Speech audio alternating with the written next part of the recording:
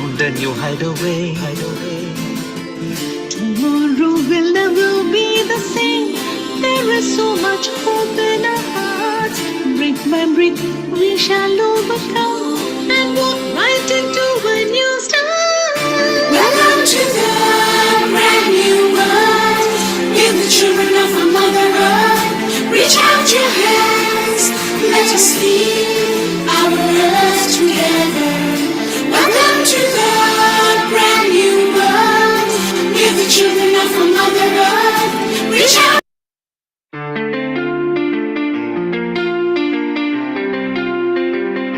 Namaste. Please join us this Sunday on a free global online episode, International Yoga Day Special for Body, Mind and Soul.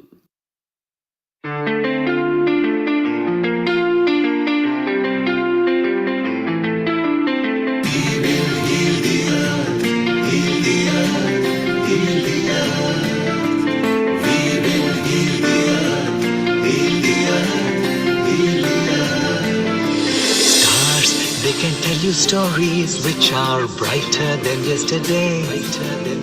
The streets have never been so quiet. The squirrels found a new hideaway. Tomorrow will never be the same.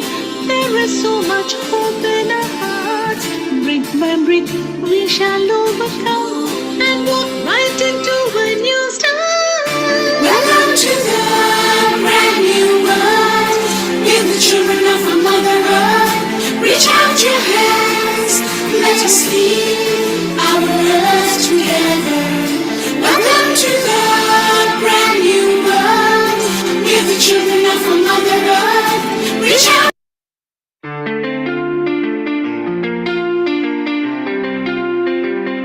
Namaste.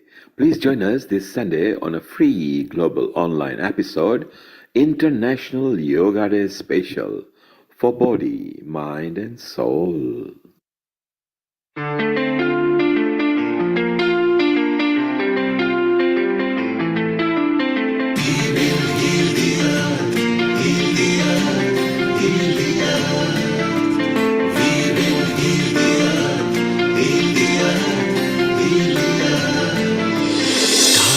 They can tell you stories which are brighter than yesterday. The streets have never been so quiet. The squirrels found a new hideaway. Tomorrow will never be the same. There is so much hope in our hearts. Brick by brick, we shall overcome and walk right into a new start. Welcome to the brand new world. Give the children of our Mother Earth. Reach out your hands. Let us lead our earth together. Welcome to the brand new world. Give the children of our Mother Earth. Reach out.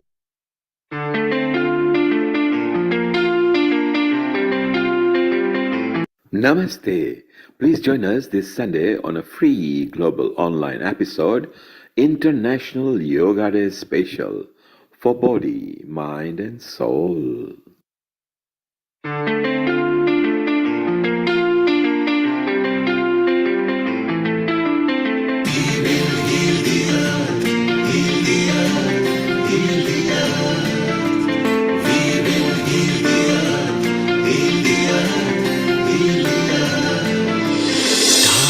They can tell you stories which are brighter than yesterday. The streets have never been so quiet. The squirrels found a new hideaway. Tomorrow will never be the same. There is so much hope in our hearts. Brick by brick, we shall overcome and walk right into a new start. Welcome to the brand new world. Give the children of our Mother Earth. Reach out your hands. Let us lead our earth together. Welcome to the brand new world. Give the children of our Mother Earth. Reach out.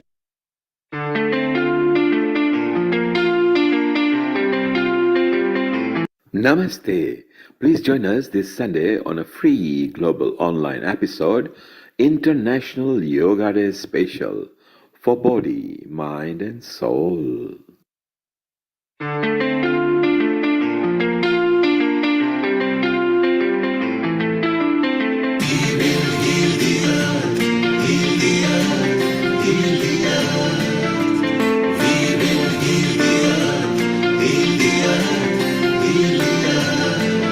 Stars, they can tell you stories which are brighter than yesterday.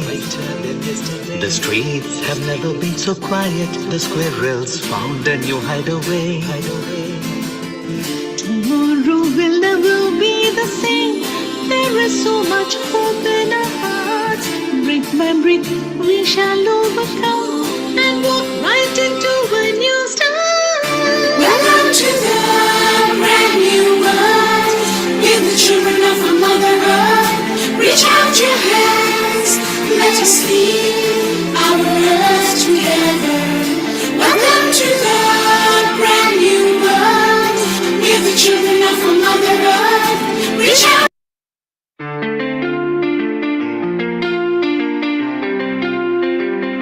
Namaste. Please join us this Sunday on a free global online episode, International Yoga Day Special, for body, mind and soul.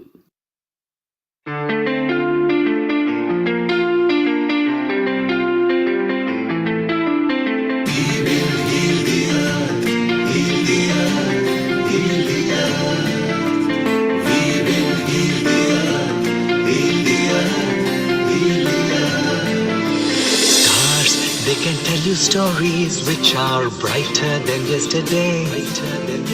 The streets have never been so quiet. The squirrels found a new hideaway.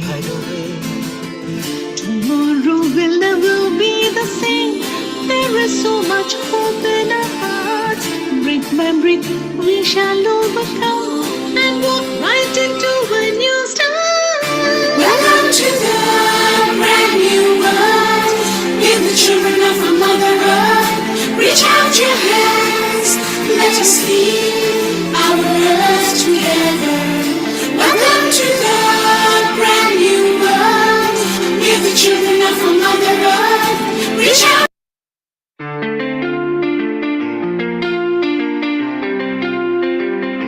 Namaste. Please join us this Sunday on a free global online episode, International Yoga Day Special, for body, mind and soul.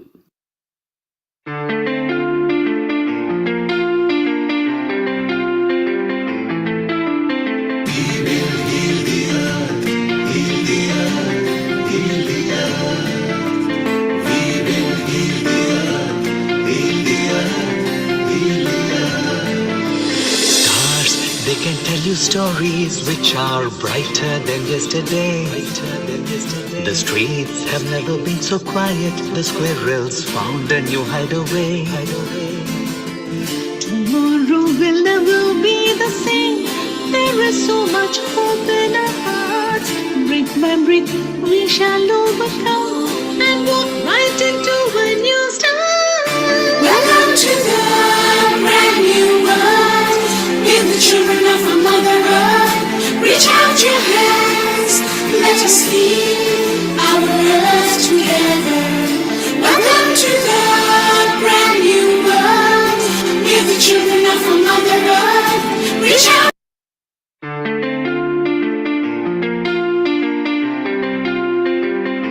Namaste.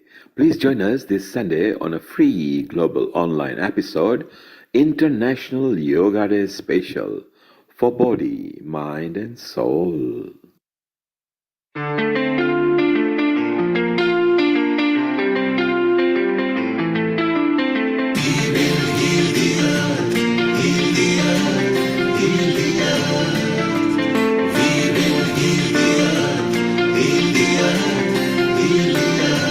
Stars, they can tell you stories which are brighter than yesterday. The streets have never been so quiet. The squirrels found a new hideaway. Tomorrow will never be the same. There is so much hope in our hearts. Brick by brick, we shall overcome and walk right into a new start. Welcome to the brand new world. Give the children of our Mother Earth. Reach out your hands. Let us lead our earth together. Welcome to the brand new world. Give the children of our Mother Earth. Reach out.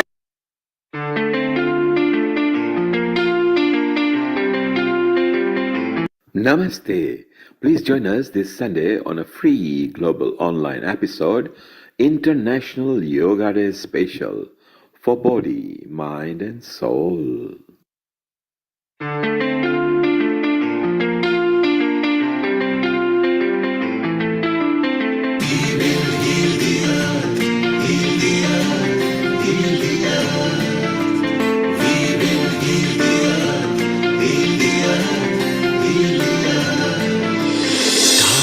They can tell you stories which are brighter than yesterday.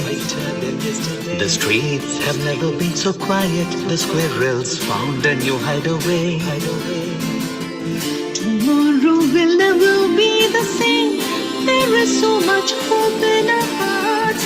Brick by brick, we shall overcome and walk right into a new start. Welcome to the brand new world.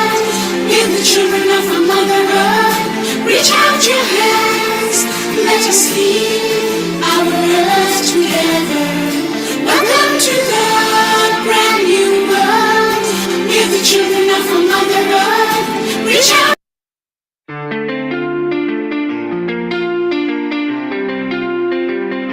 Namaste.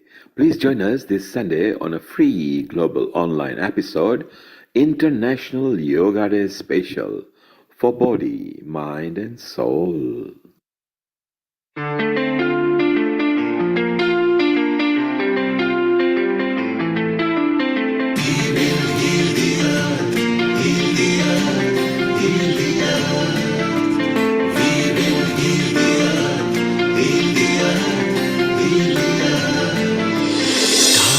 They can tell you stories which are brighter than yesterday.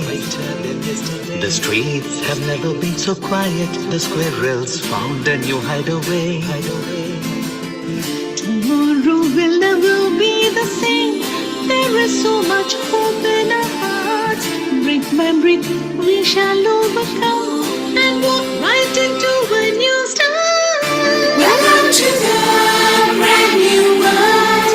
Give the children of our Mother Earth. Reach out your hands. Let us lead our earth together.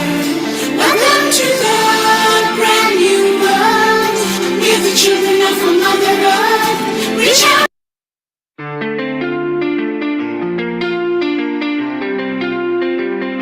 Namaste. Please join us this Sunday on a free global online episode, International Yoga Day Special for Body, Mind and Soul.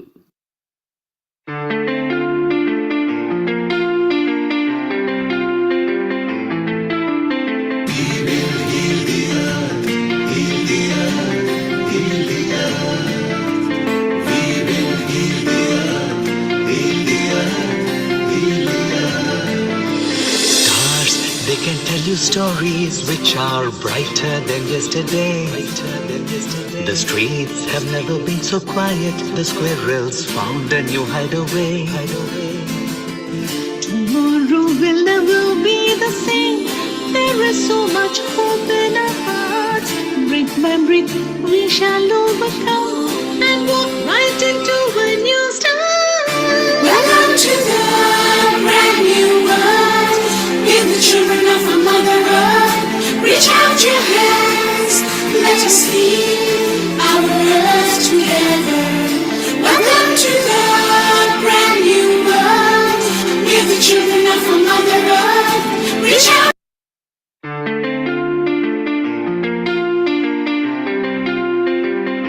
Namaste. Please join us this Sunday on a free global online episode, International Yoga Day Special for Body, Mind and Soul.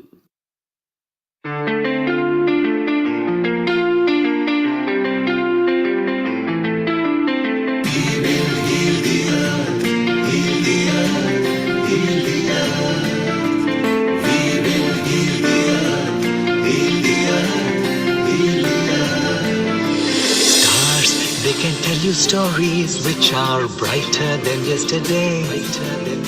The streets have never been so quiet. 10, 9, 8, 7, 6, 5, 4, 3, 2, 1. A global namaste and welcome to the International Yoga Day special. This is really going to be a unique event where we've got a whole panel of experts joining us to share their wisdom. Being the 10th International Yoga Day, it's going to be a very special episode. So without further ado, I'm going to invite Amrita to take over and to share the Gayatri Mantra. Thank you, Riddhi. A very global namaste to you Global namaste. and happy Yoga Day as well. Happy Yoga Day. Let's start with Gayatri Mantra. Joining your hands, closing your eyes, taking a deep breath.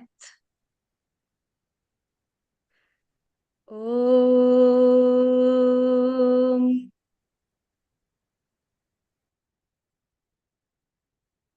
Om Bhul Bhuva Swaha Tatsaviturvarenyam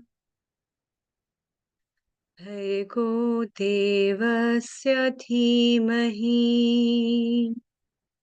धियो यो न प्रचोदयात् ॐ भूर्भुवः स्वः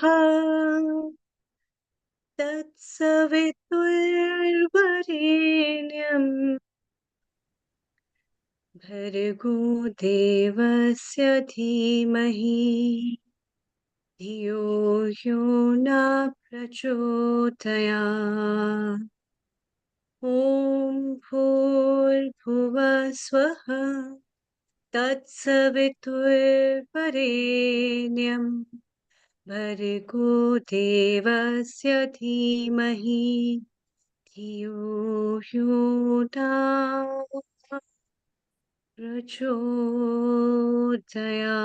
प्रचोदयात् ॐ शान्ति शान्ति शान्तिः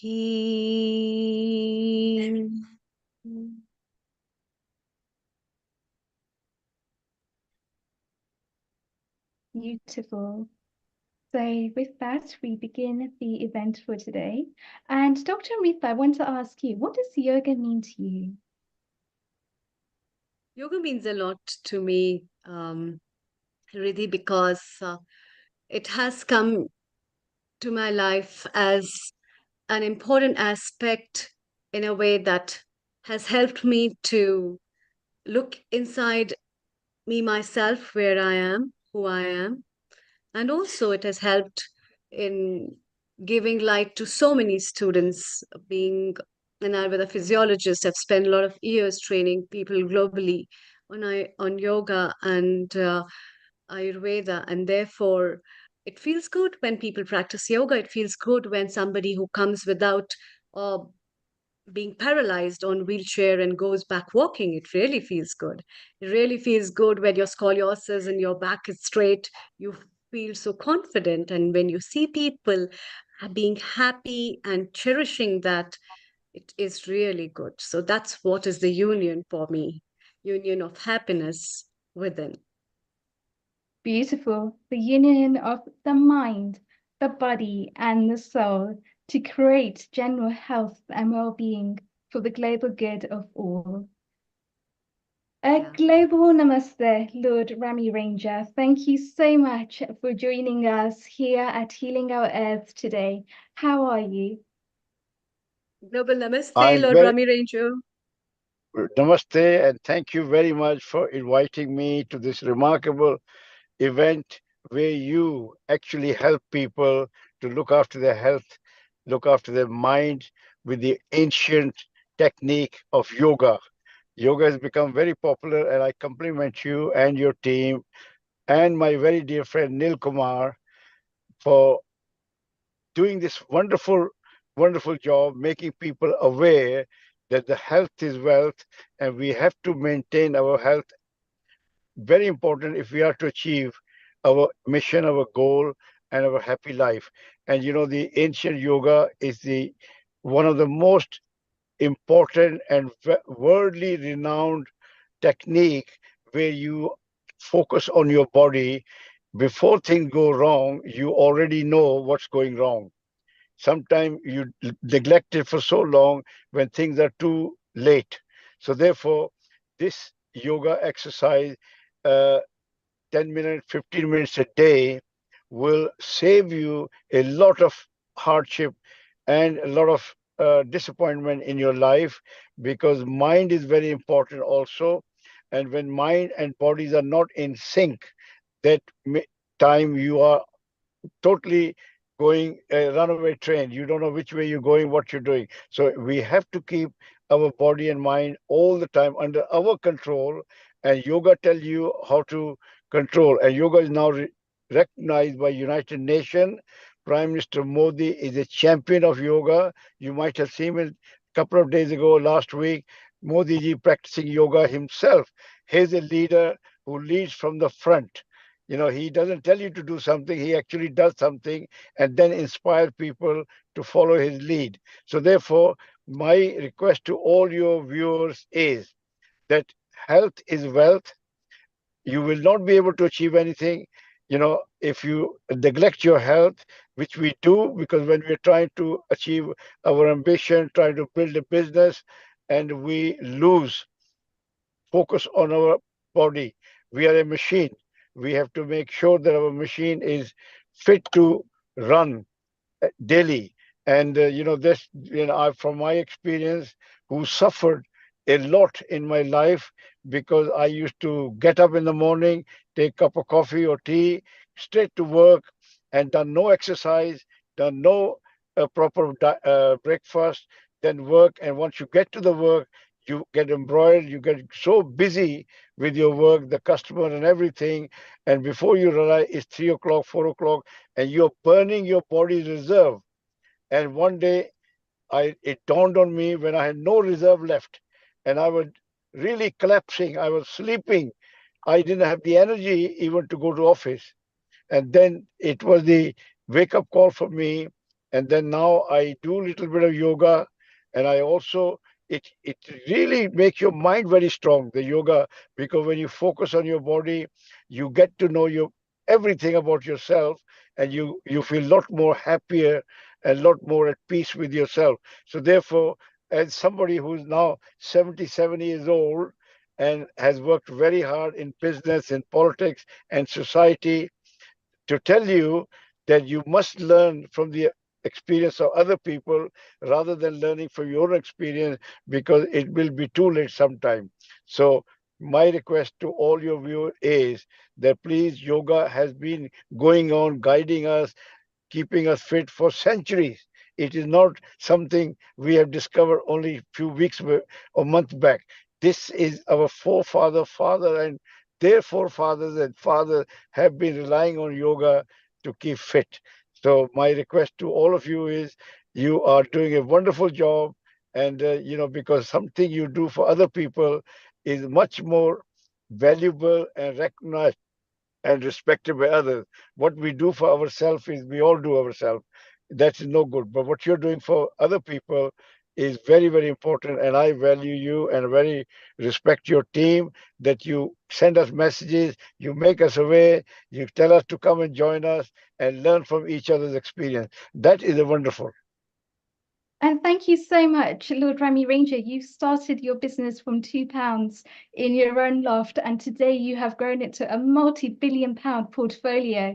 And a lot of that is to do with keeping a strong mind, keeping a healthy body, and being able to get out there and do the important work, carrying out your dharma. So we want to say a massive congratulations to you as well for being such a sparkling light of dharma for us in society as well. And Riddhi, not only Lord Ranger does that, he also supports the Sanatan Dharma. He actually outreaches so many Indian diaspora as well.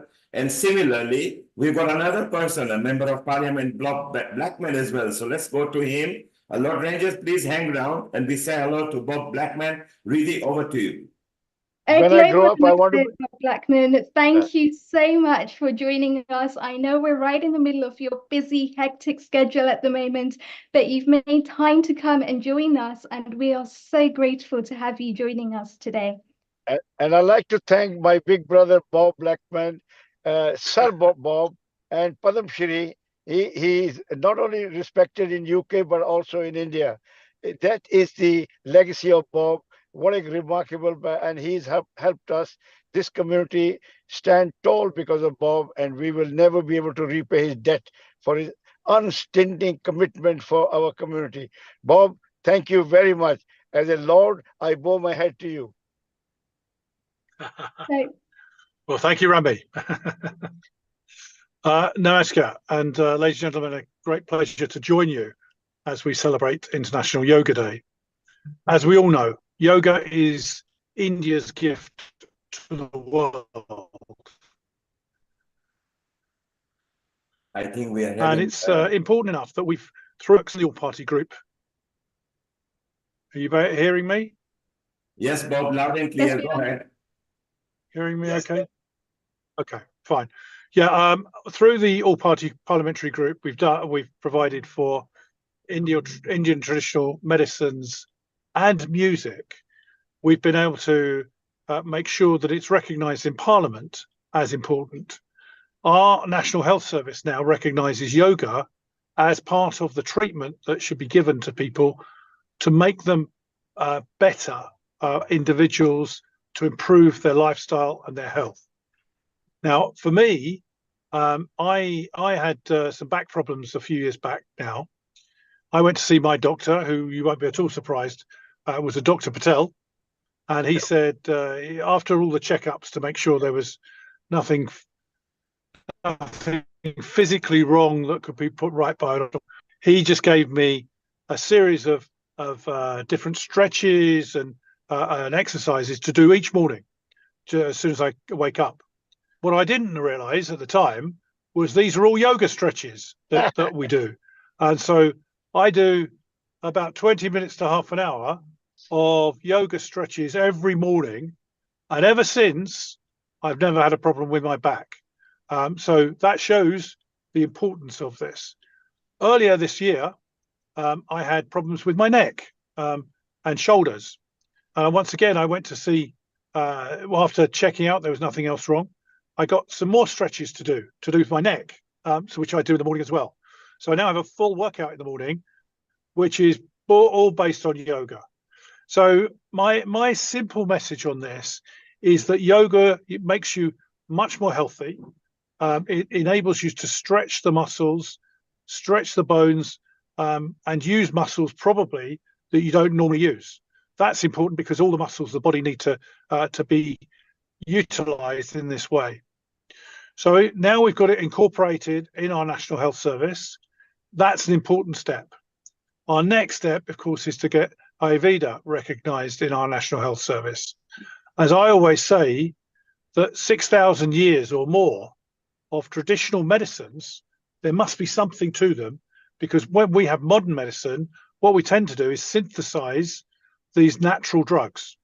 So far better to have the natural drugs that are growing in our fields and our bushes and so on. Far better to have those than having these synthesized drugs that are not necessarily the best thing for you. I've had the opportunity when I visited India to open a new Ayurveda center which was alongside a traditional centre, so that people could get the best of both worlds. And I think that's something that we all should recognise. And of course, we should remember now that more people go to India for health treatment than any other purpose. And the health centres we have down and yoga centres we have down in the south of India are, of course, the most visited of all the states. That demonstrates that actually people recognise the beauty and the advantage of these traditional ways of helping and assisting people. We've obviously, during Parliament days, we've tried to get MPs, we've tried to get members of the House of Lords into the habit of using yoga. And it, Rami, some rather elderly men and women experiencing yoga for the first time.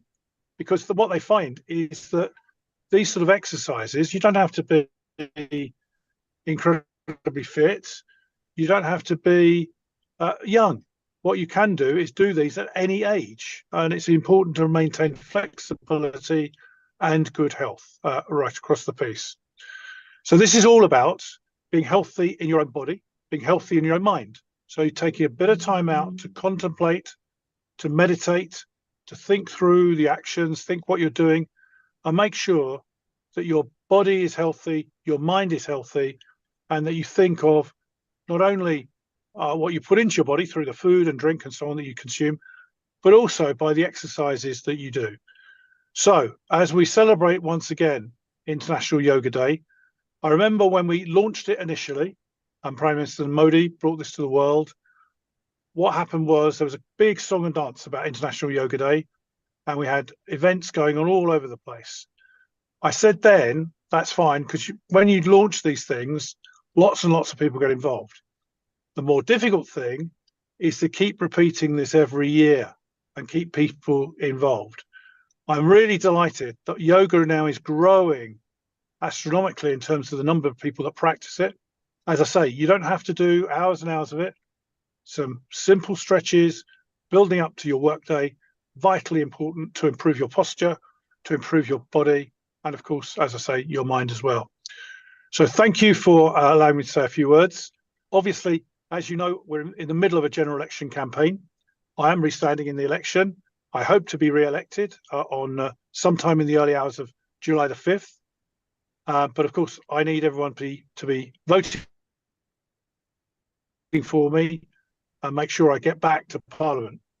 Rami, of course, is now in the House of Lords, and the great advantage they have is they don't have to be re-elected. But can I just say thank you all for your contributions. Thank you all for inviting me. And I hope you have a very successful conference. And I trust you'll excuse me, but I'm going to have to duck out so I can get back on the campaign trail. Namaskar. Thank you so much, Bob Blackman Padmashri, for your initiative today as well to join us, to be a part of this amazing event, and also for supporting us at the APPG Indian Traditional Sciences and SHAM. We are absolutely grateful for the work that you do for our community, and we wish you the very best with your elections. We want to see you come back fit, strong, healthy to support us again in Harrow East. Thank you so much. Thank you. Best wishes. Thank you. And Lalit Sethar, Doctor, thank you so much for joining us. What are your thoughts on what Bob Blackman had to share with us? He basically told us about his journey and how yoga has supported him through doing those stretches, through waking up his body in the morning, through being able to move through certain elements to be able to fix his back, to be able to fix his neck, to be able to fix his shoulders. You yourself are a doctor of chiropractor. You've done massive work in this area. You've also opened up your own place in India to be able to support with these issues as well. Please, can you give us, our audience, a little bit more of an insight? Thank you, Riddhi. Just before Lalit speaks, shortly in a minute, we'll be going to Israel, where Rena is giving us a 9-minute session. And Lalit, over to you. You are our official reporter and a senior anchor at Healing Our Earth. What a wonderful news Bob shared with us and the support and Rami Ranger. Your comment for a minute and over to you. Absolutely. Thank you very much. A global namaste and a happy International Yoga Day to all of you. This is outstanding. Yoga I believe everything that our MP Bob Blackman has said, Lord Remy Ranger has said, yoga is the core. Yoga is where everything rests in your body. I think if you have no yoga, you shouldn't be having a body. That's how strongly I believe in yoga. Because if you're going to keep your body flexible, if you're going to keep your body healthy and you want optimal health, then good food is important, good sleep is important, but good yoga is equally and probably more important, because anything you don't use, you lose. So this is where yoga comes in, keeps a very happy, healthy spine, happy, healthy body. And I think Yoga International Day should have been invented many, many thousands years ago. But I think when Prime Minister Narendra Modi introduced it at the UN, I think it's been the best introduction, and that has gotten many, many people involved. So from a chiropractic viewpoint, yoga is the way to the healthy posture, healthy spine. And that's my slogan for Happy International Yoga Day. Thank you very much for giving me this opportunity to give my 1 minute word. Thank you. Thank you so much, Dr. Lutzoda, for summarizing so well. And I have to come over now. We're flying over to Israel to join Rena for her amazing session. And I can't wait to hear what you've got to say about the 8 limbs of yoga. Tell us, where do we start? Thank you, Global Namaste. It's always a pleasure and an honor to be a part of this community. And my name is Rena, and I'm excited to teach you all about the 8 limbs of yoga in daily life. I made a little PowerPoint, so I'm sharing my screen just so that you can see each limb as I speak about them.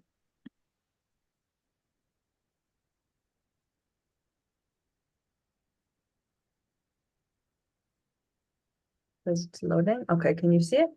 Yes. The 8 limbs of yoga in daily life with Rena Shoshan.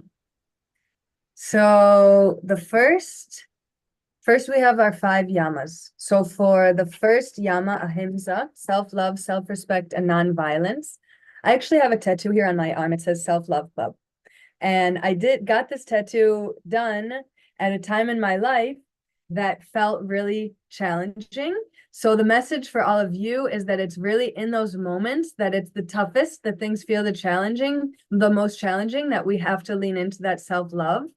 And what's beautiful about the yoga practice is that it's really most effective when we keep up with it all the time, especially in good times, so that when we get to the more challenging times, we can show up with self-respect, we can keep up with that self-love, and then there's no reason for violence to be a part of anything, because it's in those moments of challenge when sometimes violent words can come out, and if we're keeping on top of our practice, there's no reason for it.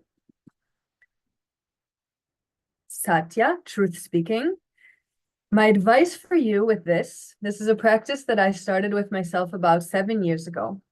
The intuition, which is really our truest voice, is often a very quiet little voice. You could almost miss it. So a practice that I started with myself that I'm teaching you all is to listen to that little quiet voice, the one you almost want to say no to, the one you could almost pass over. And the one but it like has this profound message, like it feels like there's a push and you want to resist it, okay? The first time you hear it, don't do anything and see if it comes back. And if it comes back 3 times, then take action or commit to taking action. Asteya, self-sufficiency. So this I understand as you being responsible for making sure that you have all the things that you need. So as a personal story, I went through a divorce about 2 years ago, and it was really inspiring for me and really awesome to see the self-sufficiency that I had to have, and to see, like, in the past, my former husband would build a shelf and maybe I wouldn't even be home to watch it happen. And suddenly there I was needing to be self-sufficient and watch how all my stuff went from being on the floor to suddenly a shelf appears and the things go on the shelf. And the same thing could even go with groceries for people who've gone through divorce and are dependent on maybe someone else doing groceries. And suddenly that's on you to be self-sufficient and make sure that you have what you need. Brahmacharya. So this is traditionally translated as celibacy, but I prefer to think of it more as clarity of thought and speech and action. And I want to bring in here a Jewish concept as being a representative of Israel, acknowledging that there are many peoples that live in this land. But in Jewish culture, there is a similar concept. It's called lishmor negi'ah, and it translates to like protecting touch and keeping touch something that's only between a married couple or the nuclear family. And it's actually a tradition, a practice that I started observing this past November. And it's been really fascinating for me. I actually took it on more out of protection for myself rather than from the religious point of view. But it's been really eye-opening for me to observe and experience in myself. Like, it forced me to be more clear with my speech, with my boundaries, with my energy. And it's just an interesting thing for people to be aware of, the way that we interact with other people, how we're using our energy, and to be as intentional as possible with our energy and with our boundaries. Aparigraha, non-attachment. This is something that takes me right back to when I was in India studying yoga, and I was in the midst of international moves and had some items with me that were really near and dear to my heart. And I had no choice but to part with them in order to make space and weight in my suitcase for books and for other things that I was learning. And it's been really, since then I've moved more times than I want to admit. And this notion of needing to be light and not attached physically is something that I've been able to really see how quickly it allows space for new things to come into your life. In Hebrew, there's a saying, it goes, Mishaneh makom, mishaneh mazal. When you change your place, you change your luck. And it's often said to people when they move.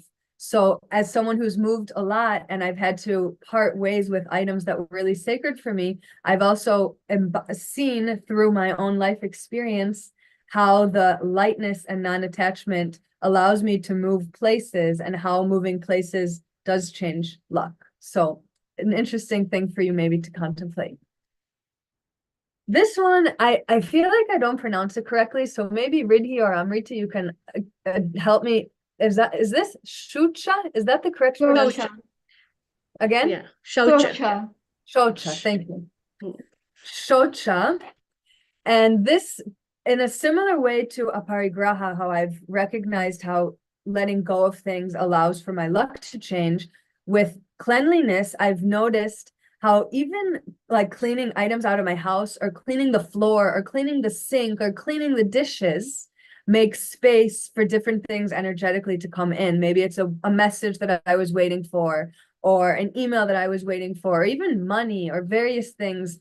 So I find that makes it easier for me to understand the importance of cleanliness in a deeper level. So that's the 5 yamas. Now we have the 5 niyamas, starting with Santosh. And this concept of self-contentment, I really understand as acceptance and compassion, and those things being the foundation for all healing. This is a picture of me. And we have did I miss something? No, I got them all. Okay. Tapas. So the reason I chose this picture is because in this picture, I'm doing a posture where one must be very strict with the neck, keeping the gaze, the neck centered. And that's a strictness of a physical posture with a good intention of protecting and being safe and being in proper alignment. Now we have Swadhyaya, self-study. And this is interesting because I actually interpret, I don't know if this is accurate, but I interpret this in 2 different ways. There's number 1, making time for your own self-study. And then also self-study, going inwards and looking inwards on yourself, which is something that can be done alone. And it's also something that can be done with supervision or guidance from elsewhere, but it's internal work. Ishvar Pronidhan. Did I say that correctly? Yes. Yes. Thank you. So unconditional faith. This is something that, having been living in Israel since the war broke out on October 7th, I've had to really lean into, and I'm really grateful for the opportunity to have unconditional faith that as a human, I have a limited capacity to understand the scope of what's happening, specifically with the war, but with everything in life. And that I have to choose to have unconditional faith on some greater power, whether you call it God or the universe or spirit or whatever it is that you identify, that there's unconditional faith in something that's bigger than us, and that whatever it is has good intentions, and that we have to have unconditional faith that there is a bigger picture here that's leading us to something that's positive and light and good, and that us as humans don't have the capacity to see that. We have to have faith in the bigger and that it's good. That's our 5 niyamas. Now we have the third limb of asana, the posture practice. And again, I'm emphasize the importance of having a daily explicit practice so that you can lean on it as a tool when you need, and keep the practice simple. We just heard the Lord said, you practice for 10-15 minutes a day. It will save you so much disappointment. And it really can be that simple, of 10-15 minutes a day. It could be the same postures every day, even better. Keep it simple. Pranayama, breath control. And just like asana, you want this to be a daily explicit practice. You can use it as a meditation. You can use it as a tool as needed. You can use it just as a daily technique as part of your self-regulation practice. And there's a number of different techniques. I'm not going to get into the specifics right now. Limb 5, pratyahara, returning home to oneself and withdrawal of the senses. This I have found is particularly important in transition periods in life, or perhaps right after a transition when you're in an integration period in your life, to create a sort of cocoon for yourself, or almost like a womb type energy for yourself, to feel really safe and nurtured, and to give yourself an opportunity to be in this space regularly. And I understand. Yeah. Rina, can you just now quickly flip over all the rest 3 of them? We've run out of time. We need to go to Mumbai, please. So just flick the 6th, 7th, and 8th so people can capture it, please. Sure, thank you. So Dharana, as you'll see, focusing here on the mudra, keeping the hands. Perfect. Next one. So the audience can capture it. Yes. Yeah, Dharana, meditation. So here you can see there's many different types of meditation. And then the final limb, samadhi, super consciousness. And traditionally, all you have to do is follow these scientific steps and you will reach samadhi. You don't have to try, you don't have to intend. It's just an effect of following this method. This is brilliant, Rina. Now this is captured on the recording, so people will go and visit it over there. And let's go from Israel to Mumbai live now, Rina, where our resident yoga guru is there.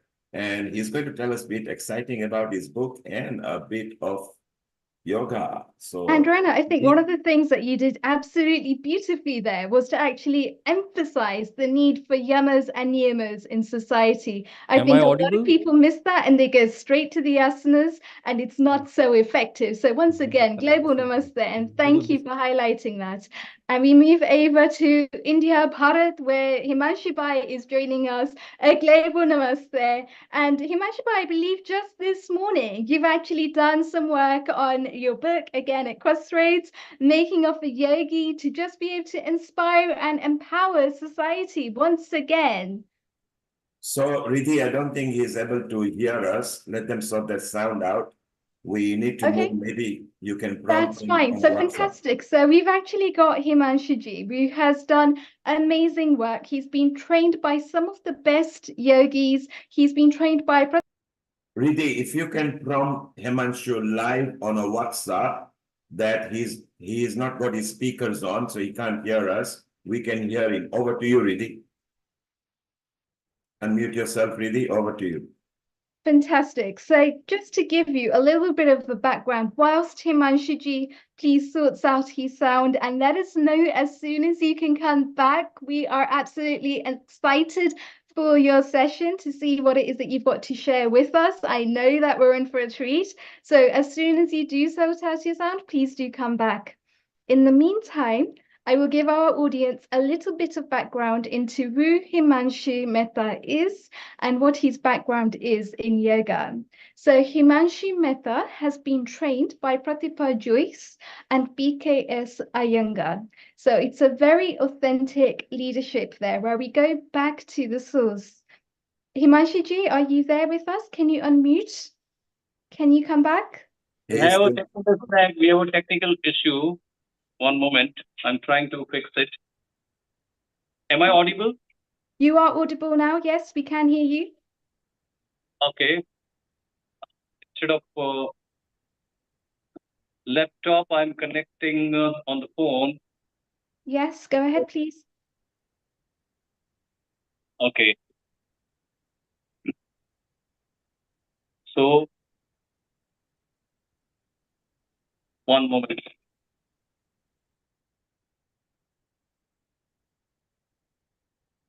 So for those of you that don't know, Saturday mornings are very special in Juhu Beach, where Himanshuji does Kar Seva. Kar Seva is the word for it. And this is where he basically shows us yoga and meditation at its deepest root, moving through chakra meditation, through something as simple as Surya Namaskars, which work out the whole body, enabling the whole body to be flexible, enabling the mind to be healthy and strong, to be able to work through whichever issues we have to face in life. Sometimes life circumstances aren't so effective, but he's always got a solution. We see him being a bright, smiling, happy yogi, which is so important in these days now as well, to be able to link the mind and the body together. And the way to do that is through our breath.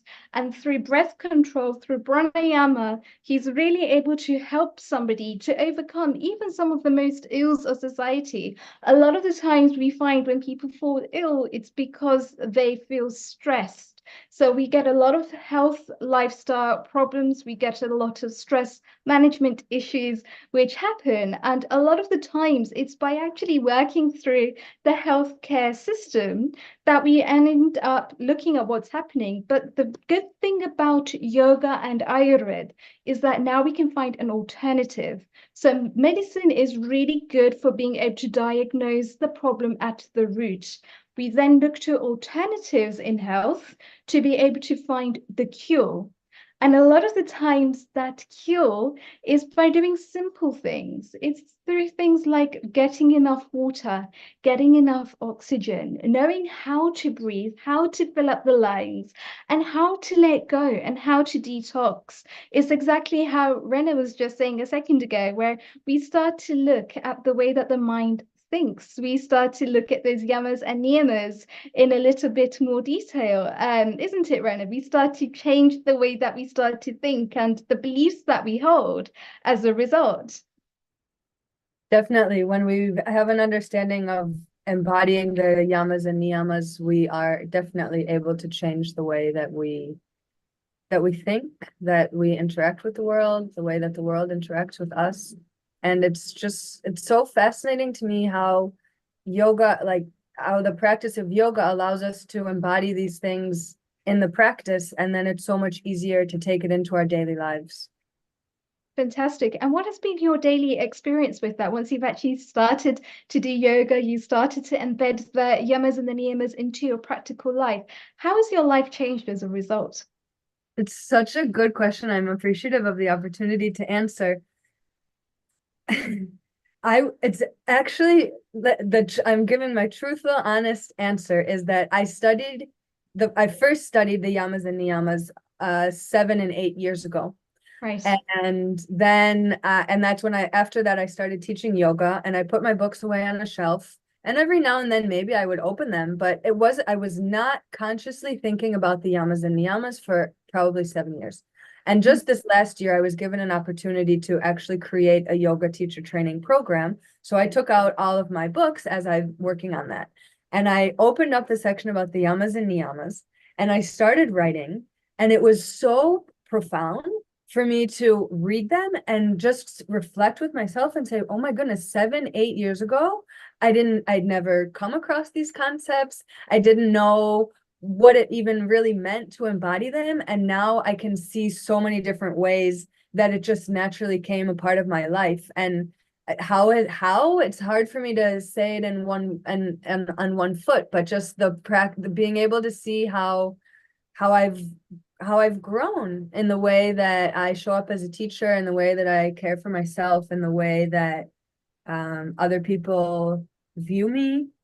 Yeah, absolutely. I mean, we've just actually had a practice ourselves at Yokulam. So Yokulam is an organization that is being built up for yoga teachers to be able to expand their practice. So what we find is a lot of the times when people come to yoga, they're really good and really established in the asanas, but they don't have the background theory. They don't have the background philosophy to be able to fulfill those needs of society. So a lot of the times it's about taking a step back and looking at things on a ground level, and exactly how you've just done there, to be able to delve into the Vedas, to be able to delve into those books, to be able to pick out what are the links there between the Eastern psychology and the Western philosophy, or the other way around, Eastern philosophy and the Western psychology, to be able to then start to find the trends. Really, thank you. That's wonderful. We have Professor Ish Sharma here as well, who is going to be there in a couple of hours doing his own session with meditation and millets. But let's see what yoga means to him and to Kenya. So we've got Israel, London, Mauritius, India, Kenya right now over here. For a minute or two, let's get their opinion while Himanshu is trying to sort the sound out. Over to you, Riddhi, Amrita. Yes, absolutely. So a global namaste, Professor Ish Sharma ji. How are you today? Very fine, Global Riddhi. Thank you very namaste, much. sir. Global namaste, Amrita, Neil, all the team. Such a small, close group. Wonderful seeing you all. Thank you so much. And I know you do a lot of work with Ayush Ministry in Mauritius as well. Tell us, how have the International Yoga celebrations been? Yeah, we had a long series of functions which was stretching over 8 weeks. It was not the yoga day, and we did many things for last 1 month, and we'll be continuing for the next 1 month as well. Wonderful to see Miss Rena's presentation. Wonderful work at Israel. Maybe if you allow me, your first slide would require a little correction where you included the yamas and niyamas. So yama, there were ahimsa and non-violence, which is a translation, and you had both separately. So you can just double check that once more. Ahimsa and non-violence, you can keep one only.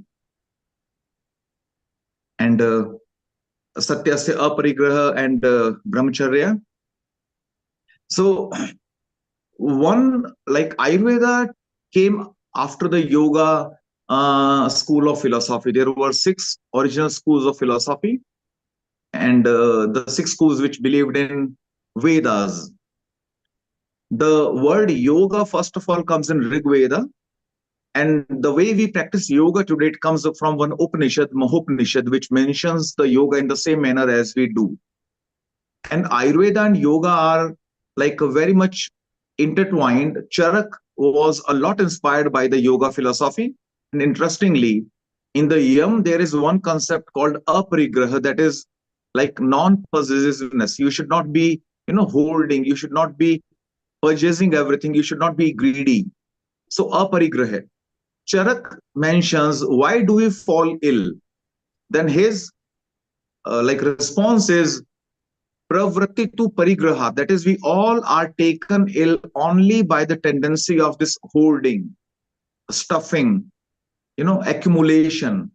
That is where, if we let things go, if we don't if we are not greedy for, or we are not overly possessive, we will not be taken ill, because our mental strength will be much higher, stress level will be much lower, and we'll really enjoy the life.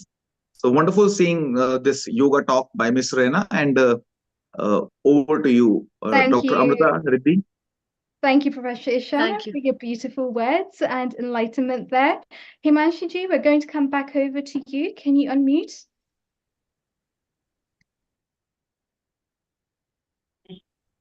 Himanshiji, we still can't hear you. Can you hear me now? Yes, we can. Go ahead, Yes. please. Okay. A lot of technical chaos here. Global Namaste, Himanshu. Can you landscape your video? We still have 15 minutes, so just chit chat about your book and everything. That's good enough for us. And Shubha in Kenya, Namaste, and wonderful to have you. Global Namaste, Shubha.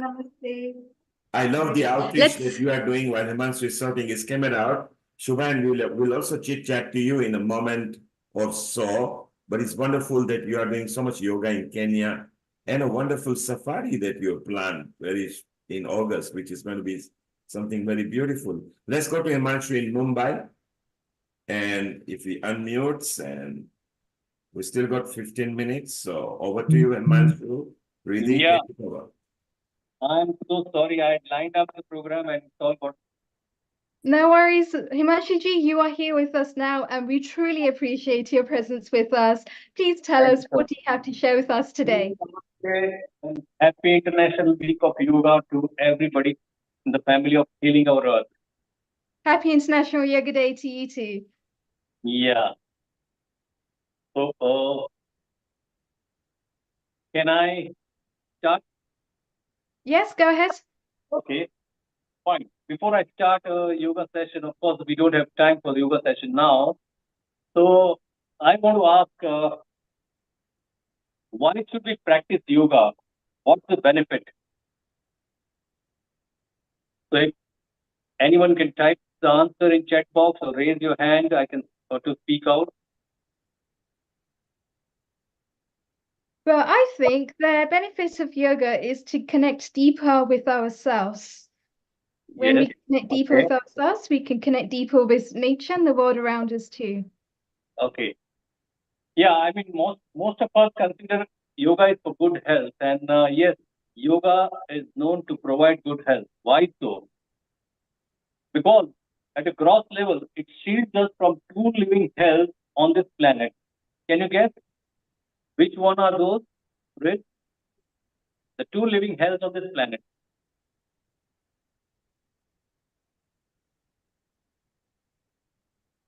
Go ahead, Himanshu. Tell us what they are. Let's educate our people. Thank you. Okay, it's hospital and judiciary or the police, what we say. Why so? Because they take over the charge of us and our body, and with no choice, we have to helplessly accept whatever way they mess up with us. Isn't it right? During COVID times, we saw many of our friends and relatives got admitted, but never to return. There's something known Vivek Khyati in yoga, which means power of discrimination between what's right and what's not. It can help us to create a well-balanced lifestyle. You see, this body is capable of functioning for over 100 years, but we sabotage this body. All we need to follow is a yogic lifestyle. These days, as we observe, heart attacks have become very common, especially among the youngsters. And we see the youngsters. The latest news I heard was a 12-year-old girl getting a heart attack and she died. We hear of the many of the youth celebrities suddenly passing out in the gym, but we never heard of anyone having a heart attack while practicing yoga in a proper way. So actually speaking, 25 or 30 years ago, heart attacks were suffered by people of 45 and above. The third reason for me to practice yoga is I practice for my own ego crash. We all have ego. Ahankara is one of the 25 tattvas of what we are really made of. But ego principles should mean identity and not pride or arrogance. Abhiman is detrimental. but Swabhiman, self-respect is good. We all know about Ravana, a super intelligent and super scholar of Vedas who was on the verge of becoming God. But his superhuman arrogance destroyed him completely. I have mentioned in my book that buddhi, that is intellect, and ahankar, they play seesaw. You know, when ahankar goes down, the buddhi goes up. And when the ahankar goes up, the buddhi goes down. As we say, vinas kale viprit buddhi. So this So, is actually really amazing. I think you're touching on something very deep here, Imanshiji, because if I may say that actually, if we look at what's happened in the West, we can see a very much a discrepancy here of the healthcare system. What we're seeing is a decline in health over time, where the healthcare system cannot put up with the demands of what's happening in society. Now, if we look at the Eastern world, where people have been practicing yoga, they've been practicing meditation, but not only that, this lifestyle as well is completely different. The way that they conduct themselves in society is completely different. So, for example, they'll be sitting in Rajasana, having their meals on the floor. They won't have comfy chairs, they won't have comfy tables. Rajasana, as we all know, helps their system to be able to digest the food better. It helps to light up that Agni within ourselves. So these kind of things basically show us that in the West, whilst people have just been practicing physical exercises for the sake of practicing physical exercises, yoga goes a lot deeper. And that's what the Eastern philosophy has shown us, is that where we basically connect with our energy, where we connect with the centers, and where we're looking beyond just the physical. We're looking at a connection between the physical, the mental, the spiritual, the energetic. We start to see a whole different dimension opening up. People are starting to be a lot healthier. They're starting to be able to not just food for the body, but also food for the mind, food for the energy. And it has such a beautiful effect in society because they've come to the conclusion to put dharma first. So then it becomes dharma, artha, kama, moksha, and not the other way around. And how beautiful is that? Is that something that you can expand on, please? yeah. So the time is quite short. So I wanted to demonstrate the yoga asanas, but we can skip it for this time. I'm sorry about that. But let me conclude the talk with excerpts from my authored book, Making of a Yogi. So my book is unique, presenting variety of flavors of yoga unknown to general masses. It is like micro encyclopedia of yoga, covering 360 degrees bird's eye view of entire yoga science. My book is academic as well as pragmatic. Readers will find education and solutions for each and every problem that they may be facing, be it fitness, strength, flexibility, weight loss, mental peace, meditation, improving eyesight, getting rid of spectacles. I got rid of spectacles wearing 3.5 number in 1 month's time by just reviving Chakshu Yoga, which I had learned years ago. Then jet lag, better and meaningful sex, progeny of superior breed, philanthropy, karseva, metaphysics, philosophy, psychology, mystic and supernatural powers, brahmacharya, kundalini, etc. And finally, liberation from suffering. This book works like a Google map for the practitioner to assist whichever level or destination of yoga a practitioner would like to reach. When you read, it will be like a treasure hunt. So now we see India is in the forefront, and India has given a gift of yoga to the world. India is now preaching the world for solidarity with its powerful mantra Vasudhaiva Kutumbakam, meaning, of course, this entire world is one family. When we embrace the concept of the world as one family, selfishness dissipates and selflessness prevails. Let us practice selfishness, let us practice and promote selflessness, eradicating ego ego and greed. If yoga philosophy becomes a way of life for humans, then our blue planet will surely become heaven on earth. Healing our earth will be yoga se hi hoga. Yeah. Beautiful, Himashuji. Yoga Sehi Hoga, absolutely. And isn't it just incredible to see even how in the healthcare system itself, during COVID, because I know you were quite instrumental to help people during these times as well. Whilst people actually had COVID happening, it was a lot of the underlying problems behind it was stress related. So a lot of those things, by actually practicing yoga, by practicing meditation, by coming to a center, feeling centered within themselves, they were able to let go of a lot of the stress related illnesses. Is that something that you found too? Yeah, of course. I mean, we have given sessions to some of the corporates, and they were really amazed that it worked pretty well for them, the stress part of it, and their productivity has increased a lot. Amazing. And even at Crossroads, I saw actually a video of how you're helping the workers to be able to stretch their body, to be able to stretch their minds instead of just being sitting at a desk for long amounts of time, and to do things like Gurumukhasana and to be able to stretch the arms, stretch the shoulders, stretch the neck. And just the beauty of actually being able to take out a few minutes. It's only a few minutes to do a couple of stretches. But even those few minutes go a long way, wouldn't you say? Yeah, of course. And I would say people, if they can take out just even 15 minutes, that can make a big difference in their life. I strongly recommend to take out 6.5% of their time for me, myself, for their physical and mental practices. So 6.5% comes to 90 minutes. I think that should be good enough for all of us. And that will ensure to score a century, 100 years to live on this planet.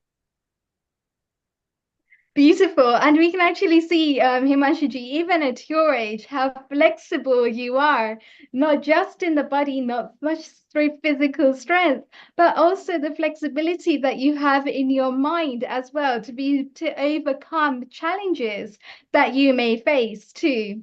Neil Kumar, what are your thoughts on this? Himanshu, your book is taking Mumbai by storm. We saw the reel, what happened at the crossword, and they actually plugged it live on their digital screen over there. How did it feel that it took you so many years and you wanted to create an encyclopedia in the modern terminology? What was going on through your mind as you were signing the autographs? Yeah, I mean, certainly, of course, our dear friend Mickey Mehta has been very helpful to me, and he has motivated me. He said, "You have got a lot of things inside you. You have done a lot of work on yoga.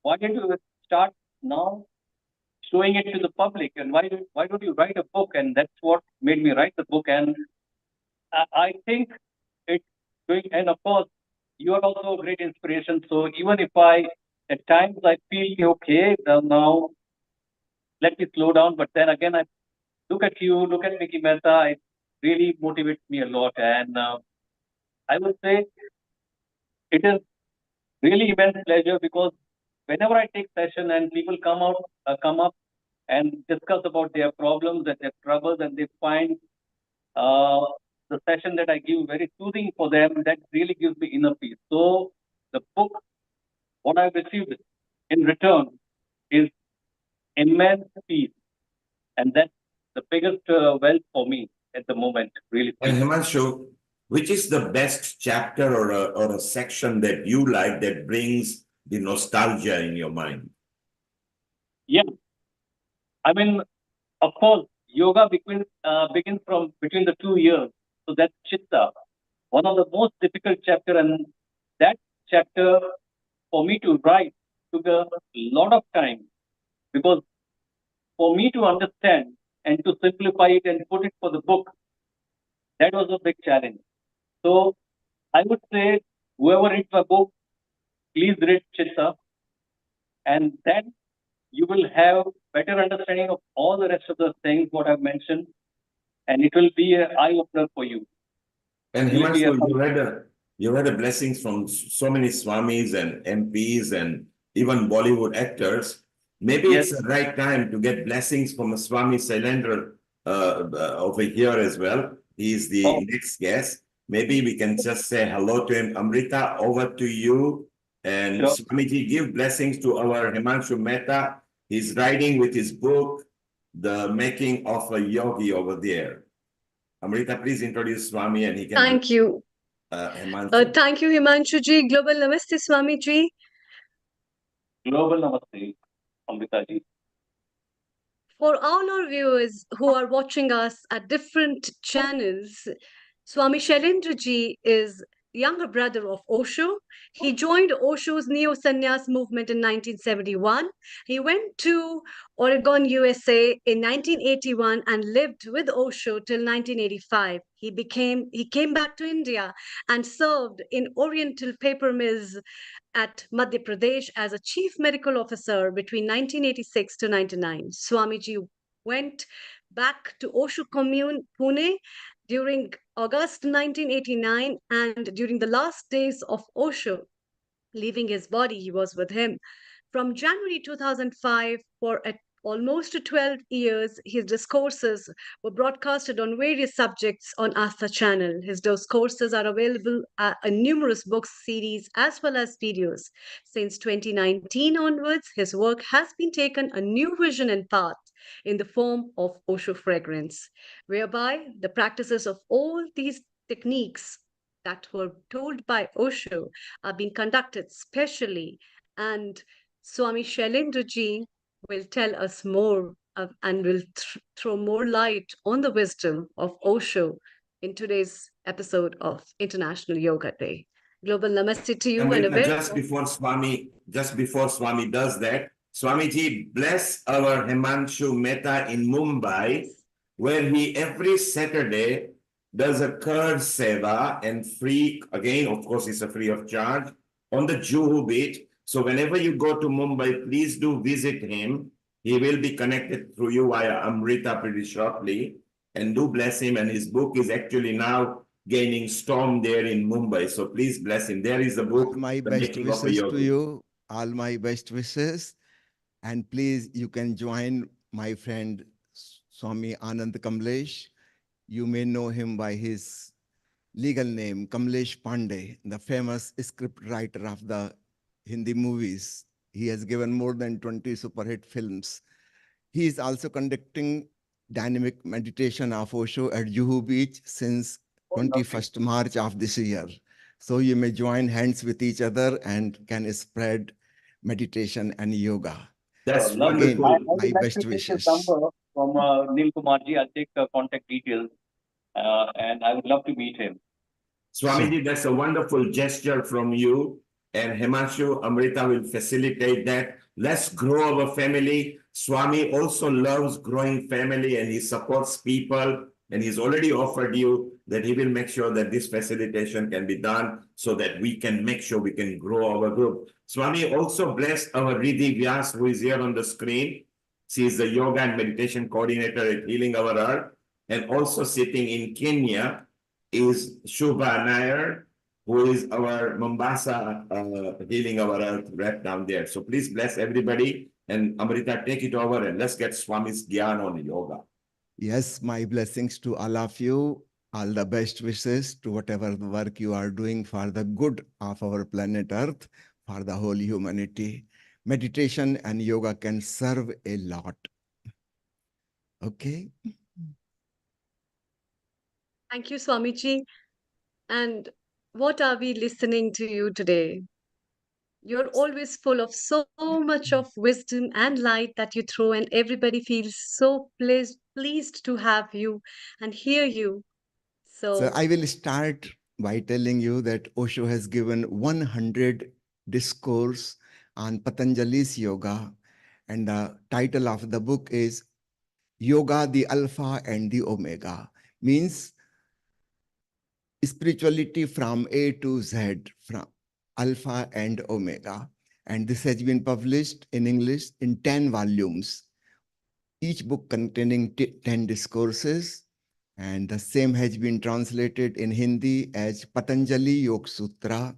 So I would like to show just 1-minute video film which covers all these book cover pages of Hindi and English titles. Just wait a minute. अथ योगानुशासनम्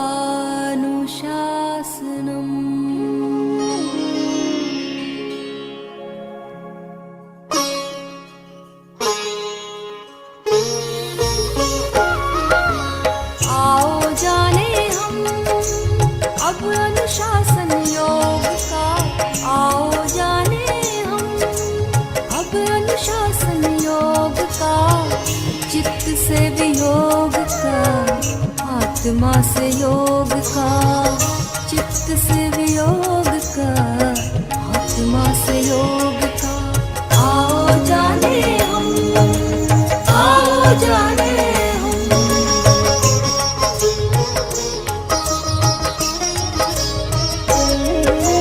जहाँ खड़े हम लहराता संसार समंदर चल हंसा उस देश जहाँ है मान सरोवर जहाँ खड़े हम लहराता संसार समंदर चल हंसा उस देश जहाँ है मान सरोवर आओ जाने हम आओ जाने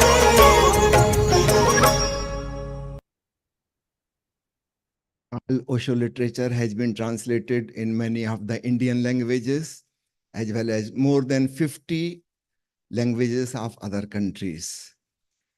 So Osho has given such a detailed perspective on yoga.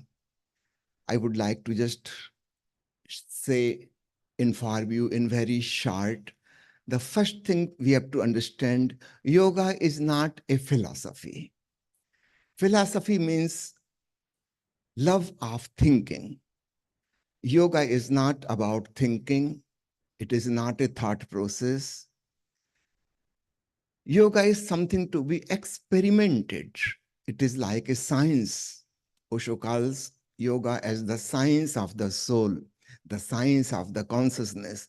So it is not a philosophy like there are so many philosophies in the world. Second thing, yoga is not connected with any nation or religion. Of course, it was discovered by Patanjali, an Indian, a Hindu, but that does not make yoga Hindu or Indian. For example, the electricity was discovered by a Christian. That does not mean that electricity is Christian or electricity is American. No, electricity is just a science. Everyone can use it. So same way we have to accept yoga as a universal science of the consciousness. Anybody can practice it. It has nothing to do with any language, country, or religion, or sect. Otherwise, we make things limited into a specific area. Third thing is to understand yoga is not a kind of therapy. Most of the people in the world think yoga as some kind of physiotherapy for having a good health and a flexible body. Of course, by practicing asana, we can have flexible body, we may have a better health, but that is not the target of yoga. The word yoga itself means a union. When the consciousness merges into the super consciousness, the cosmic consciousness, that is the union of the individual with the universal consciousness. So this has nothing to do with the physical body and its health. The health may be a byproduct. That is not the main target. So it's not good to teach and preach and propagate yoga as a practice of good health. No, it is part of spirituality. It is not part of a hospital. If it is only limited for physical health, there should be a department of yoga, just like physiotherapy in each hospital. Then it will not be part of the temple, not the part of spirituality. So please remember, it is not a philosophy. It is not a religion. It has nothing to do with any nation. And it is not just for health. It is for some higher value, union of the one with the whole. It is just like a river disappears into the ocean. The river is no more there, only ocean is there. Similarly, what I think as my soul, my consciousness, my Atma, it merges, it melts and becomes one with godliness, the cosmic consciousness, with the Brahma. I am no more there. Only Brahma is there. So this is called yoga. Now, there are 8 limbs of yoga I would like to mention in very short. The first one is yam. Yam means what a spiritual practitioner should not do. And second is niyam, the discipline the spiritual seeker has to follow. So these are don'ts and do's. Yam means don'ts, niyam means do's. Just for example, a diabetic patient goes to a doctor, the doctor gives him prescription. So there are 2 things in the instructions given by the doctor. First is what not to do, what not to eat. And second is what to do. You have to take this medicine, you have to take this injection, you have to do exercise, you have to reduce weight, come back to normal weight. So there are do's and don'ts. And if we follow both, only then we can get rid of diabetes or control the diabetes, otherwise not. If a patient says, okay, I will take the medicine and injection, but I will not follow the instructions. You are saying don't eat ice cream and don't eat sweets. I will keep on eating sweets. The doctor will say, global namaste, please never come back to me. I will not treat you. This is not possible. You have to follow both. So similarly, yam and niyam, what a seeker should do and what a seeker should not do. Third is asana. Patanjali has mentioned only 3 words, sthiram sukham asanam, a position in which you can be comfortable. There is no stress, no tension, no pain. So you can forget the body. Sthiram, you can be static for a longer period. You can be static, non-moving only when you are comfortable. If you are feeling some pain or discomfort, you will like to change the position and again and again. So asana is simply defined in 3 words. Be comfortable so you can be in a non-moving posture for some time. That is called asana. What I see on television screens and YouTube channels, yogis are doing so many kinds of asanas. You cannot be comfortable when you are doing a headstand. You cannot be static for a long time. So that is not the posture for meditation or yoga. So please find out your own comfortable posture. It may be a little different for each individual. It depends on the age. It depends on our habits since childhood. If somebody has been sitting on the ground in a warm country like India, so it is comfortable for him. For a Western person living in a cold country who never took this asana, he always sat on the chair. There is no need to practice Padmasana or Sukhasana or any asana of sitting posture. You can do meditation in sitting on the chair, no problem. So for each person, it will be a little different, and with your own wisdom, you please find out your own asana. There is no need to learn from anybody. The fourth is pranayam. Pranayam also, we can learn few techniques, but finally you have to discover your own suitable pranayam, a particular breathing pattern which helps you to feel more energetic. This may be different for different people, different from males, different for females. It may change with your age.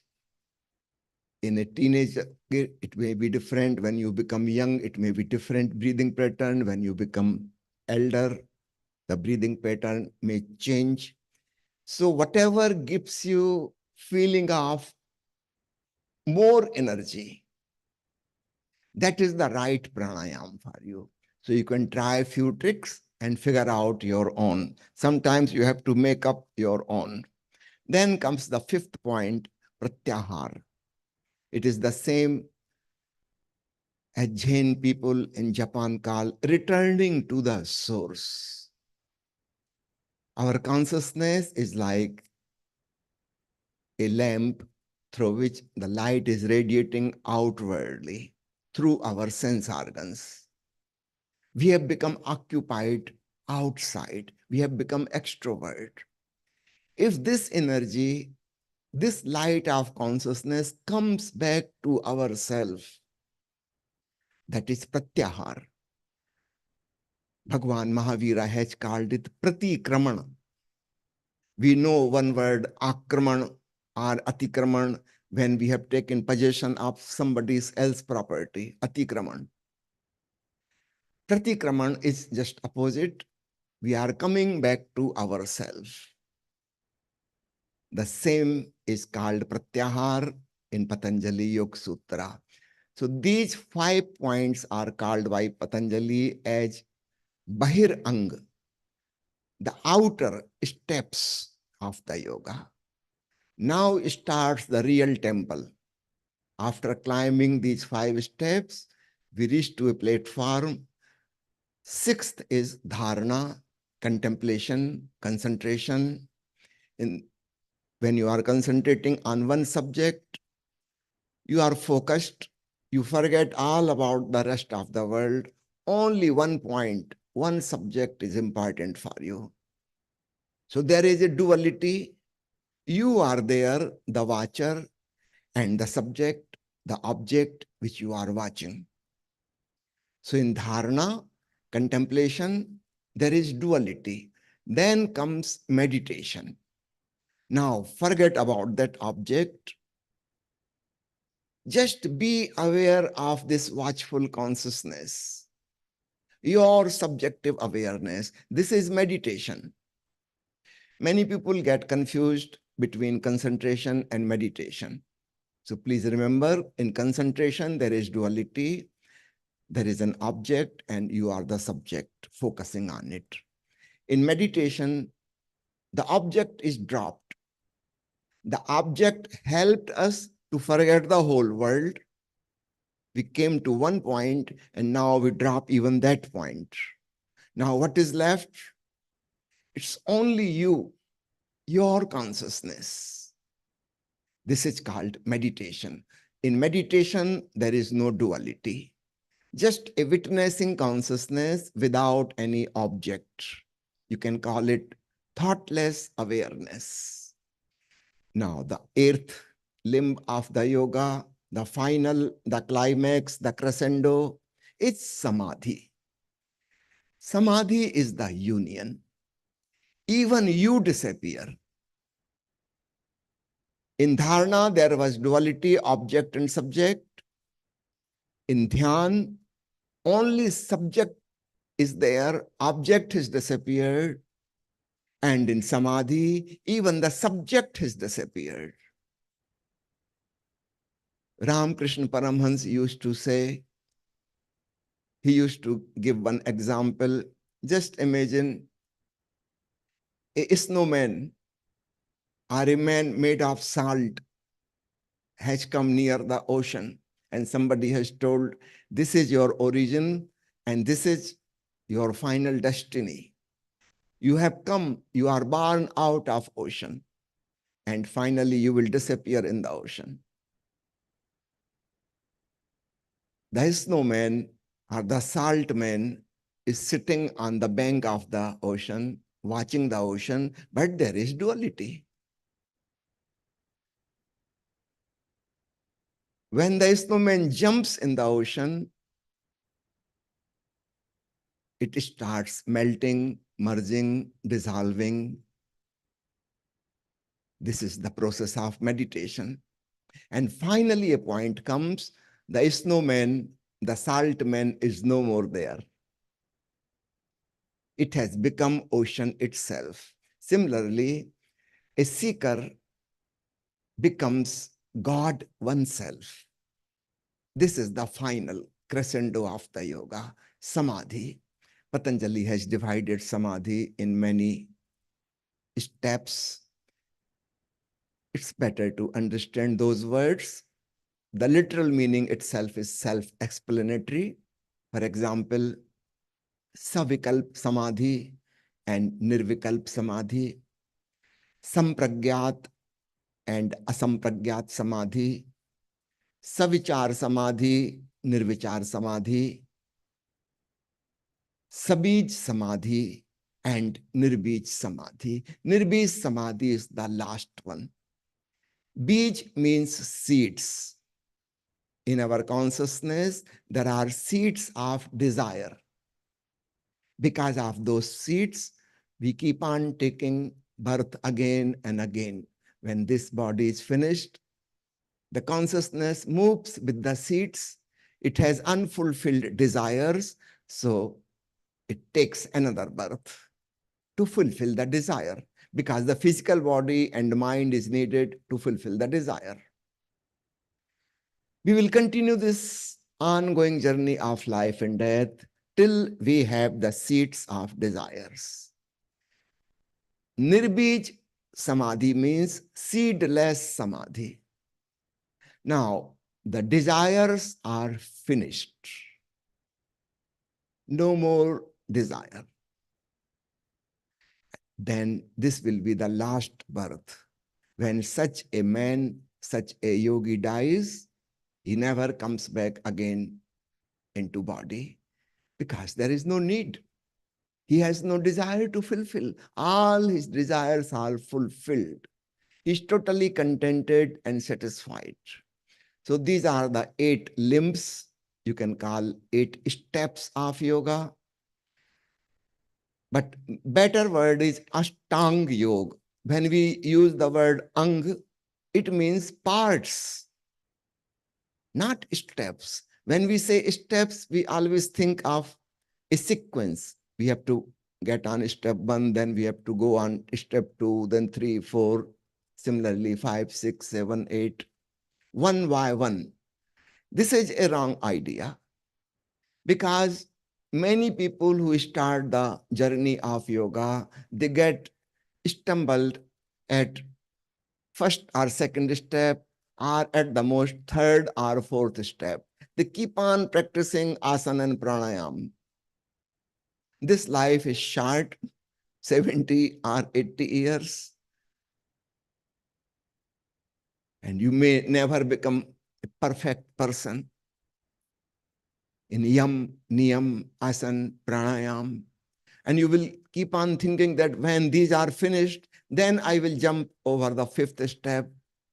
Then the antaranga, the inner parts of the yoga, dharana, dhyan, samadhi.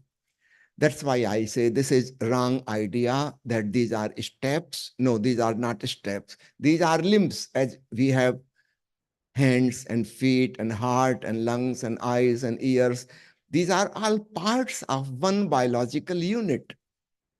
And wherever my body will go, all these limbs, all these parts, all these organs will go together simultaneously. So we have to think about these 8 limbs as one biological unit. We have to practice everything simultaneously. Sometimes people ask me why Osho teaches meditation to newcomers. It is the seventh step.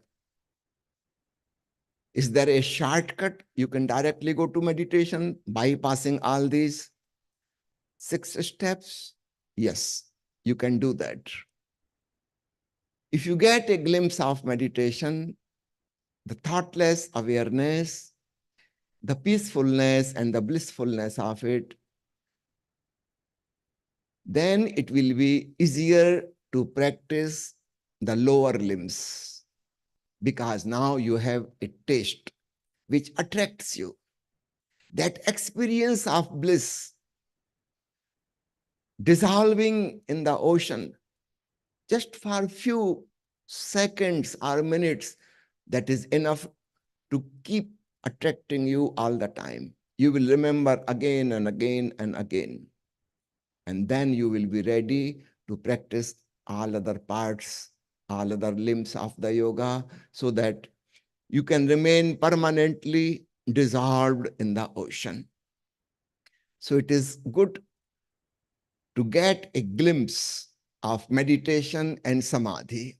That's what we are teaching here in Osho Dhyan Mandir, Sonipat, Haryana in India. We are having 2-week classes here every month. And for other 2 weeks, I just go around in other cities and teach.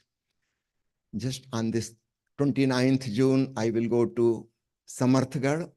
It is a hill station near Pune, about 1 hour away from the Pune, natural place, lonely place. And we have a beautiful ashram there. And there we will have 2 weeks, 1 week for practice of Vigyan Bhairav Tantra, the tantric techniques given by Lord Shiva to Devi Parvati. And 1 week we will practice Maharshi Patanjali's yoga. And combination of these two does the miracle. Yoga alone may not be so interesting for many people. Tantra alone may not be interesting for many people. But combination of both, this is something new Osho has given to us. Combination of both. Start with yoga technique and finally relax into tantric technique. Yoga is active, tantra is passive. Yoga is like masculine energy and tantra is like feminine energy.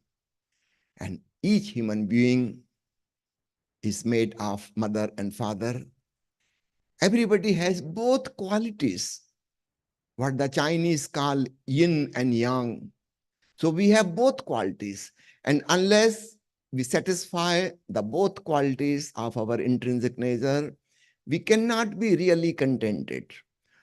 Doing only yoga is half the way.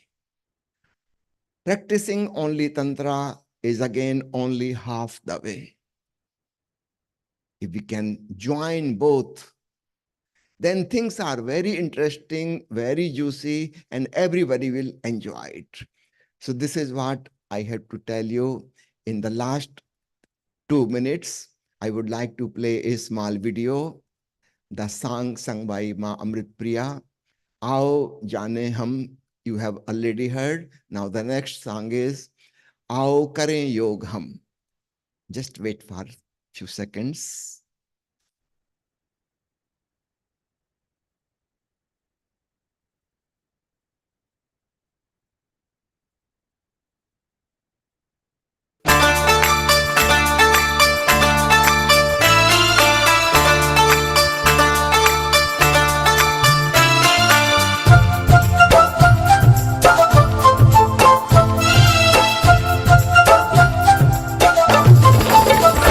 आओ करें योग हम, आओ करें योग हम, आओ करें योग हम, आओ करें योग हम, आओ करें योग हम, आओ करें योग हम,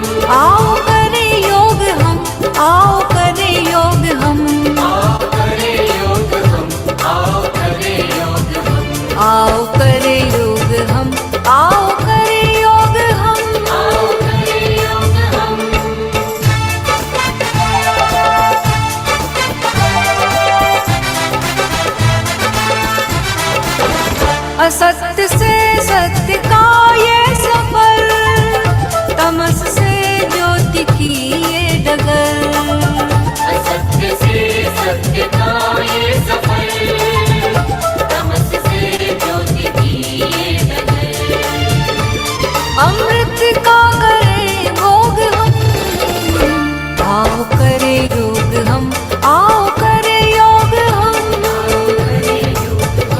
आओ करे योग हम।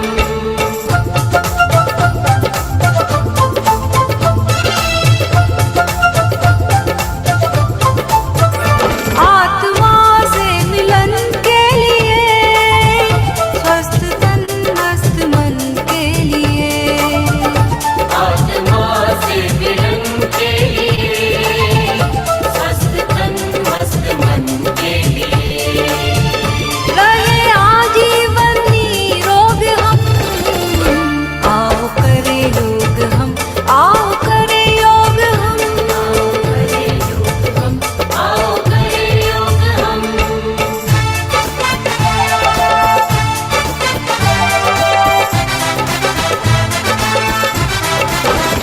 कृष्ण पतंजलि महावीर का, पथ्य बुद्ध नानक कबीर का, कृष्ण पतंजलि महावीर का, पथ्य बुद्ध नानक कबीर का, ब्रह्म से करे संयोग हम, आओ करे योग हम, आओ करे योग हम,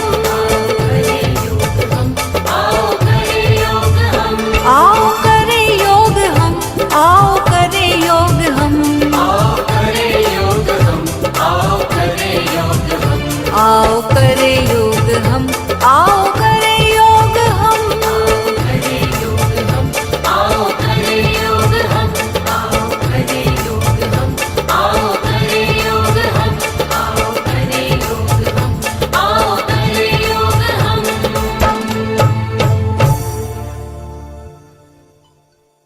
So thank you very much for giving me a chance to share my feelings with everyone. Thank you, Swamiji. This is so nice and so pleasing, in fact. And we will not let you go before you give us a small meditation tip. And in today's time, when people feel so stressed, can you tell our viewers a small relaxation tip जिसको लेके एकदम सुकून आ जाए? The simplest meditation is, which you can do anywhere, no special time is needed. Just listen meditatively. Some sound is happening all the time, whether you are in a house or office or in a natural place or sitting in the garden. Some bird is chirping, wind is blowing, something is happening. Just listen, close your eyes. You can do it just now. Whatever you are hearing, hear with great awareness, sensitivity, and lovingness. Accept it, what is happening.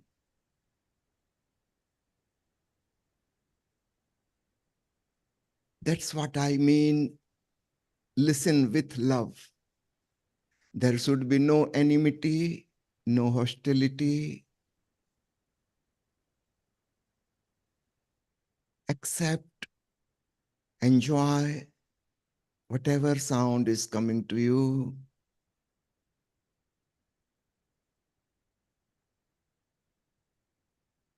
And see your mind is becoming calm and quiet. That's what Patanjali says. Yog Chit Vritti Nirodha. Disappearance of mind, cessation of thinking process is yoga. It is not a physical exercise. Cessation of mind. When you listen, your mind becomes thoughtless. You are fully aware as in danger, yet you are fully relaxed as in sleep. The combination of awareness and relaxation is meditation, And this can be achieved by listening. Continue.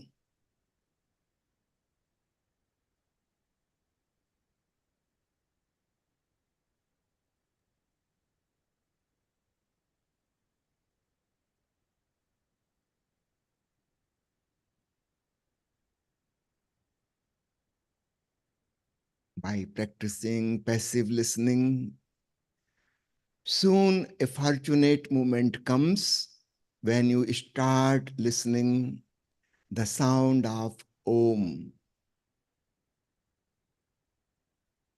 the celestial music, the existential sound, that is the sound of godliness. Maharshi Patanjali calls it Pranav, that is the Sanskrit word for sound, Pranav, and he says, Tash Vachkah Pranavah.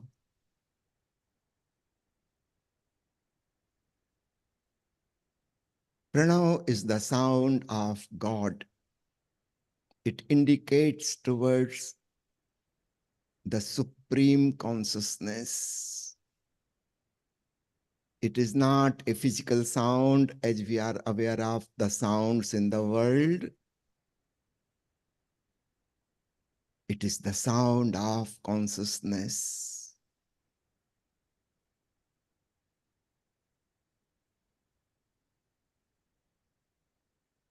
Sometimes you can just put all the electrical equipments off. For example, the fan and air conditioner, everything off just for 5 minutes and listen. And you will very easily catch hold of the pranav. And that's the entry door in spirituality. Thank you, Swami, for opening the door. And right now, we are hearing only you, which is so soothing, calming, and spiritually enhanced. Before we let you go, Swami, let's have a minute comment from each, from Himanshu, Riddhi, and Lovelina, who will be the next host over here. So, Himanshu, your comment and how you felt with Swami and the fact you will be connected to his colleague over there, which is going to be very useful for you. Himanshu, your comment, please. Yes, it was, I would say, soothing experience. And I would love to meet Swami as soon as possible. I'll Kamlesh try to Pandey. catch up Kamlesh with Pandey. his center and fix up an appointment with him. I'd love to meet him and present my book also to him. Thank you. In fact, I had one question, but if we have time, please then go I ahead. can ask. Should I? Please go ahead. Okay. Swamiji, as we say, Yam and Niyam are the 10 commandments of yoga. So you think if the majority of the population were following Yam and Niyam, would we have crime, wars, or anything of that sort? Because I'm always confused whether humans are born for destruction or creation. As we see all around, if we look into the history of human beings all over the world, it seems we are born for destruction. We are doing wars and wars and wars. That's the whole history of the whole humankind. Very few people like Patanjali or Mahavira or Kabira or Ramakrishna Paramhans or Osho. Only very few people, but these are rare people. They are not the part of the rule. They are exception of the rule. So you are rightly saying that people in majority, they are just busy in violence, in possessions, in attachments, jealousy, enmity, on individual level as well on social level and national level and international level. Only violence is going on. And the science is supporting it, all the politicians are supporting it. Rarely, exceptionally, somebody becomes interested in oneself. He turns inwards, and of course, then he's practicing ahimsa. He's no more interested in others, in possessions, parigrah, chori. So he follows the yam and then the niyam because he is interested in oneself, self-knowledge, self-realization. So he is in a way getting detached from the worldly things and moving inward. So this inner journey makes it possible to follow yam and niyam. A person who is not interested in self-realization or God realization, he can never follow yam and niyam because he is extrovert. And to be extrovert means you have to be possessive, you have to be jealous, you have to compete, you have to compare with others, and finally, all that will lead to violence. Okay. Thank you, Swami. And Himanshu's niyam is very clear. He loves spreading love, unity, and harmony. So he is on the right path there. Give him blessing. Riddhi, your comment for Swami before we move on to Lavlina, and then we've got another special guest. We're going to go to Canada for Vasa, where Jeffrey Armstrong leads Vedic Academy of Science and Arts. So we've got a lot of exciting people coming on. Riddhi, your comment with our special guest Swami, please. Global Namaste, Swamiji. So I had a question for you. And that question is, when we turn inwards, when we're reflecting on ourselves, is that truly where we form the Sat, the experiences from within, which form our reality? Is that when we are one with Bhagwan, one with Paramatma? Yes, when we were in mother's womb, we had no idea of our self, our ego, our personality. We have no name, no thought, nothing. We were one with the whole cosmos through mother. We didn't know even mother. We were not aware of ourselves. But after birth, after separation from the mother, within next 3-4 years, the ego came in. Ego means I am separate from the existence. So first, the separation was from the mother. The child became separate and independent biological unit, which can survive without mother. And gradually, particularly after learning language, it became clear that I am somebody else. The whole world is something else. They are others. I am myself. So here the separation starts from God. The more egoistic we become, more separate from the God. But if we go back, we do pratyahar, returning to the source, we will reach in samadhi into the same state as we were in the mother's womb. No feeling of I, no feeling of self. But there is godliness. Brahma is there, the cosmic superconsciousness, without any I and thou.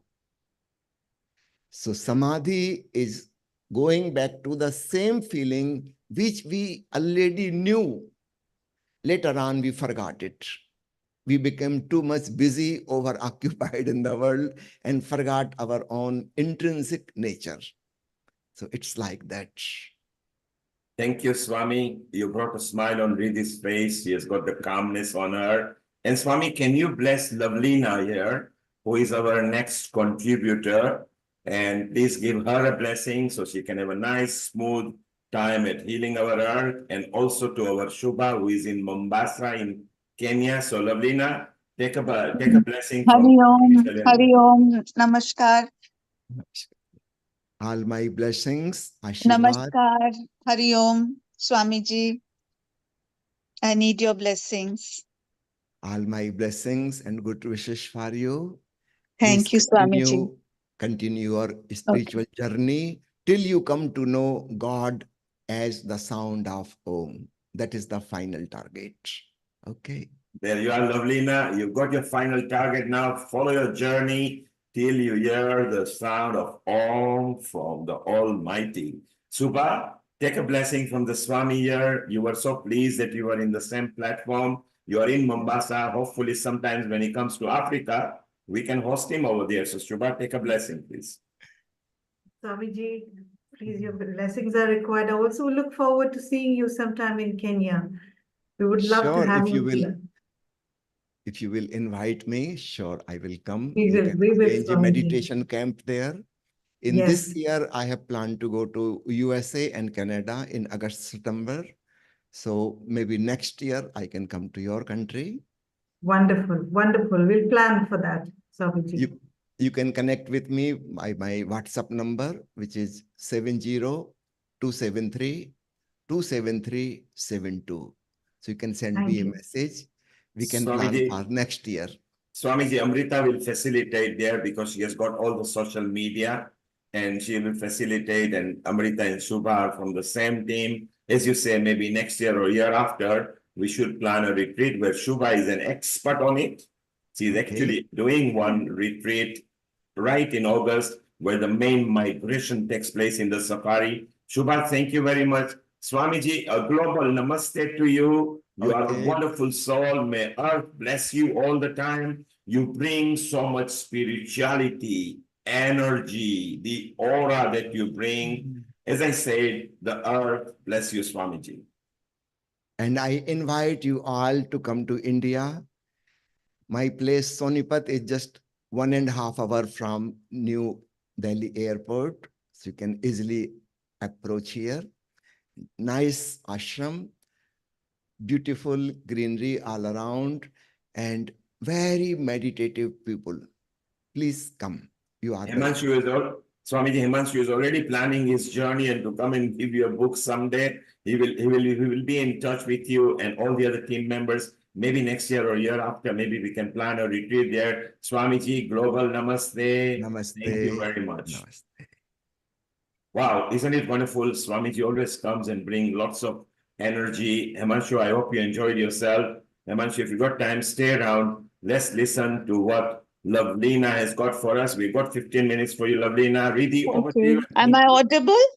Hari Yes, Om. Am I Lovelina, you're audible? audible. That's Hari fine. Om, Global Namaste. Just to Global introduce Namaste, Lavina Riddhi. first to our global audience, which I think is so important because she does so much beautiful work. She's learnt classical music over the last 10 years, a decade. She also is part of a meditation group with Brahma Kumaris, which she has done over the last 8 years, and she performs globally around the world. So a global namaste to you, Global lovely. Namaste, Riddhi Thank you ji. so much for joining us.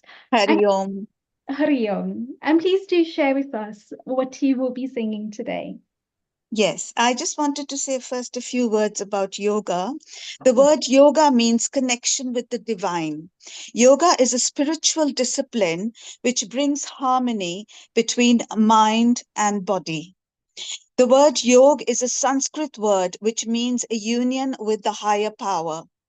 The prime objective of yoga is self-realization to overcome suffering and attain nirvana or mukti.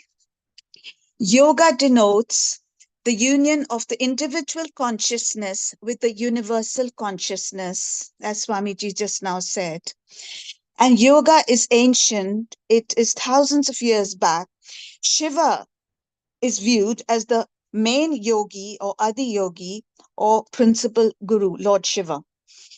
Yoga was seen even in the pre-Vedic times, 2700 BC, and our Bhagavad Gita illustrates the Jnana Yoga, Bhakti Yoga, and Karma Yoga.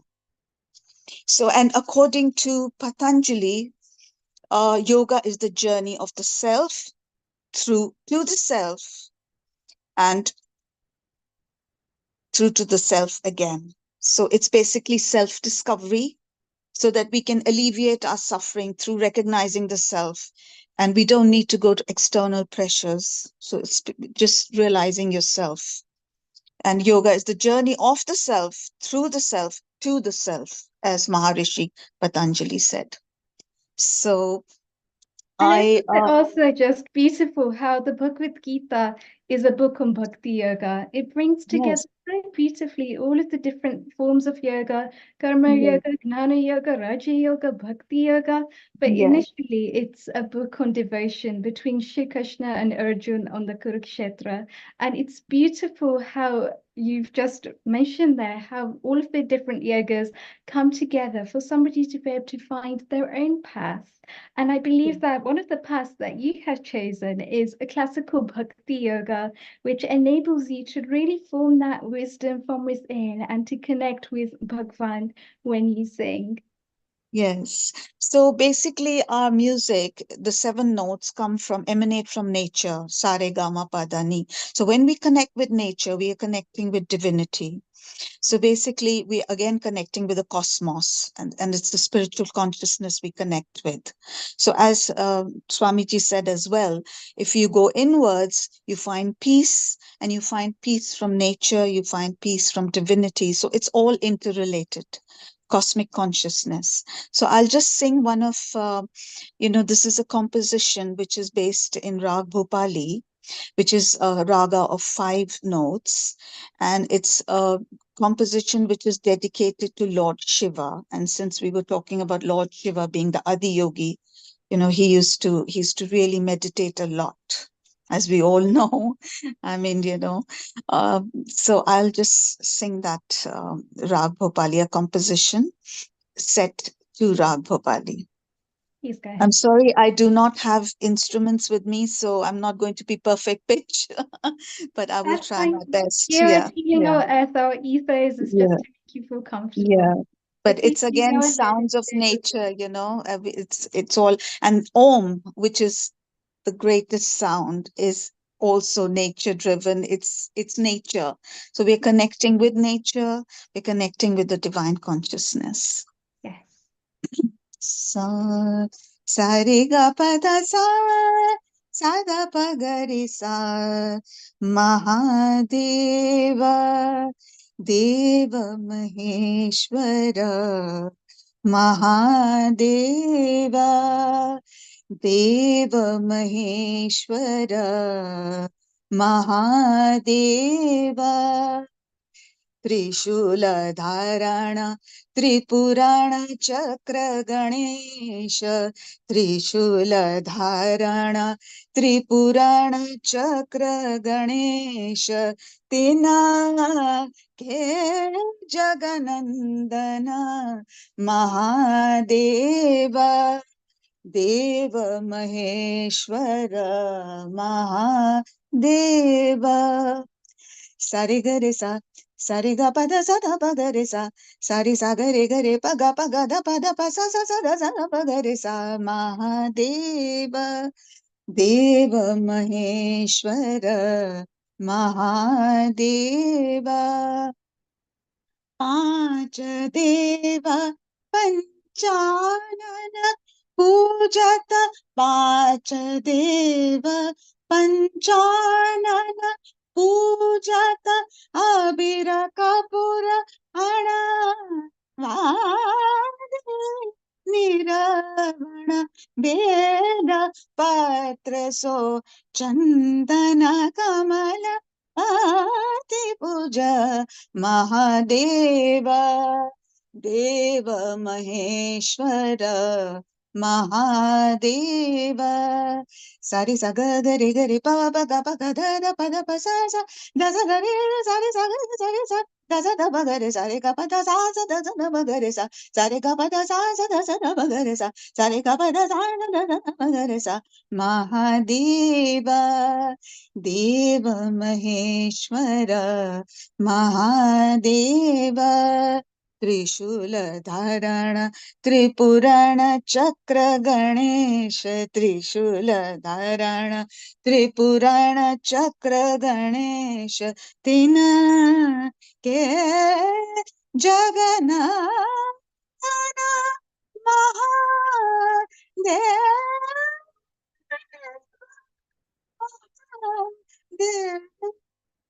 Mahadev Mahadev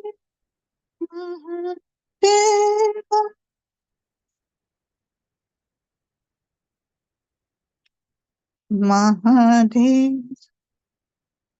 So that was Lord Shiva's composition in set to Rag Bhupali. Beautiful. Thank Really you, well Riddhi. done, Ravina ji. I could feel that meditative essence just vibrating through my body as you were singing, and it was so beautiful. And it's Thank you, Riddhi. it reminds me of Shankar Dada, as so to speak, where he is literally just sitting in his meditative posture. Yes. Yes, you know, you go into a trance. So difficult to come out, actually. I get lost, you know. Somebody has to tell me, hey, you're living in this world. You know, you just, and as Swamiji said, you can sit in a forest somewhere in a garden and just imbibe the sounds and connect with universal consciousness. And then you don't need exterior factors, you know.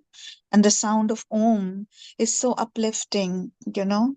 It's just, I think, it's just connection with your inner self, basically. And then we would get rid of so many, you know, vices from society and external factors that we really don't need to reach nirvana or mukti, you know. And And it, that is so true. And we can see how Saraswati just resides in your throat chakra there as well, thank you. providing you with the Vishuddhi and the strength to be able to self-express and communicate, which is so important nowadays. And even just as you were mentioning, Om being the Pranava Shakti, being the Yes. The universal cosmic sound. Om is the cosmic sound. sound, correct, and how that can just vibrate through and be meditative and carry us on that beautiful onward journey. Yes. And this cosmic sound can actually improve the quality of life globally. You know, if people listened to Om, so much suffering really would be alleviated from the world, you know, literally. And I mean, and that is what we call societal change, is when people are yes, able to be able to reflect inward, to be able to yes, feel that Shakti from within, the Nari Shakti from within, and then exactly. emanate from there, coming from a real place of dharma, and then Yes, emanating outwards into the world. yes. As Swamiji also said, you know, there's so much fear, jealousy, competition. These are all negative qualities which people imbibe, which are part of society. To get rid of this, we need to keep saying the cosmic sound. Keep repeating it. Keep saying it in your head, even in your mind, from head to toe. It has to be imbibed by us. You know, it's a cosmic sound that has to be imbibed by our soul, basically. Because I've done meditation with Brahma Kumaris, and they tell you that, you know, you have to make your soul stronger, and the soul doesn't need all this, doesn't need all these, aspirations. You don't need greed, you don't need lust, you don't need things like that, which are detrimental to society, you know. So I mean, and yoga is so much a part of alleviating suffering. Yoga will get rid of suffering, trust me. Yoga se hi hoga, Yoga you know. se hi yoga, what a beautiful motto. Yeah, Absolutely, totally agree with that. And if we just look at all of the vices that are yeah, out in society, it's because yeah, people are turned outward, they're turned at the yes, materialistic nature. But yes, as you're mentioning, when people turn inwards and they enlighten their spirituality within themselves, exactly. everything changes. Because there's divinity in every human soul. Why look outside? You don't need to. You know, you have to look inwards. And I think that would improve the quality of life, you know. I mean, since 2014, yoga has been recognized as a discipline, a global discipline, thanks to our Prime Minister Modi ji. He's introduced it to the whole world now. So it's going to improve the quality of life, hopefully. And I think it's just a discipline that has to be followed. It actually even improves physical health, you know. Mhm. It can get rid of so many diseases, you know, mental, physical, spiritual. I mean, it improves just the quality of our life spiritually, of course, but even physical ailments, it, you know, it gets rid of. So it has to be in, I think it should be a part of the school curriculum, if you ask me. School and college curriculum, really, you know. Absolutely. And we've also seen the Shakti behind that with schools like Avanti School and how Mhm. they have recently come to number one in yoga and meditation. And all Yes, of those kids are so much more emotionally aware and Yes. intelligence grows as a result because they're Yes. no longer fighting with themselves, which is very much masculine energy, but they're enabling themselves to really form that Shakti from within. And isn't it just beautiful where the two basically marry each other and these kids start to grow in their IQ as well? I call it EQ and IQ and SQ. Exactly. EQ Emotional is the quotient. emotional quota. Yeah. IQ is the intelligent quota, and Yes. SQ is the spiritual quota. So as Yeah. their emotional quota starts to improve, their Yes. intelligence starts to improve, their intelligence quota starts to improve, and then so does Yeah. the spiritual quota, just as a byproduct of everything else. And it's so beautiful. So Yeah. thank you once more, Thank you, Lavanya, Riddhi. for Thank you sharing so this much. beautiful So thing. kind of you to have me over, and please do include me. I'd like to contribute to all your panels and discussions. And thank you so much. Global namaste to everyone, and Hari Om, Hari Om, Hari Om. Hari Om. So that was absolutely beautiful. We've just had a fantastic understanding there of what it really means to embed yoga at its deepest roots, to really form the sense of having a quota there between all four of them. We see how the different paths of yoga marry up and how Lavlina ji was just absolutely devoted to Bhakti Yoga, how that basically made a massive difference in her life to be able to overcome those vices and to be able to turn inward and to be able to have the virtues. And that is just absolutely incredible. And I've got to say, we've actually got an incredible person now that is going to be joining us on Healing Our Earth. He himself is going to be doing a Bhakti retreat later on in the year, which is going to be incredible. But let's just introduce Jeffrey Armstrong G. He is a speaker, a seminal leader, a consultant, a best-selling author, passionate poet, ICCR Distinguished Indologist of 2021, and a CHCC Lifetime Achievement Award. And we can literally see how he has decolonized through his teachings. The world of yoga is so much better when we can go down to the root of what yoga actually means. And that is something that Jeffrey G has not just practiced, not just read about, but he has also experienced. And it is something that he shares so beautifully with all of his students as well. And he does amazing work to be able to spread this vidya, this yogic wisdom around the world. A global namaste, dearest Jeffrey G. Thank you so much for joining us today. How are you? Namaste. Namaste, Riddhi, and to everyone. What a beautiful assemblage. What a Sangha. This is a great pleasure. It's an honor to be with you.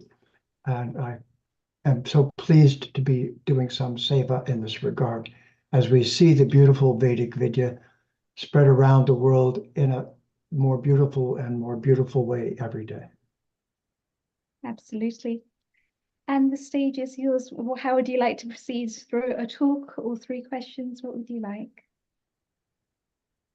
What is best for you? I am in your service, so I think you should decide. You're temporarily Ma Saraswati. So, Om Namo Devi Saraswati. Thank you so much, Jeffrey G. One of the things that has actually come to light recently is for a lot of us students that are starting to study a PhD in yoga or are currently already studying a PhD in yoga. I think the West has done a beautiful thing in terms of we now see a renaissance of yoga in the West, where we can see how yoga has transformed the lives of so many people. But I feel like yoga is more than just a physical practice. As we saw earlier on the platform today, we saw the yamas and the niyamas and how people were starting to associate with those before they went through the other limbs of yoga. I also feel, on the other hand, that we have a sense of cultural appropriation, especially against teachers which don't really come from the Indic roots, but yet they're trying to teach these subjects of PhD level. Now, you yourself have done beautiful work on Karseva, as I would call it, in terms of really being able to distinguish there, to be able to go back to the root of what yoga means, to be able to go back to the root of what yoga really is, and to be able to decolonize all of these teachings, and then be able to have that sense of knowledge and experience, which you so passionately share with all of your students and the world at large. Tell us a little bit more about this journey. What challenges have you faced, and what do you feel are the steps to take forward?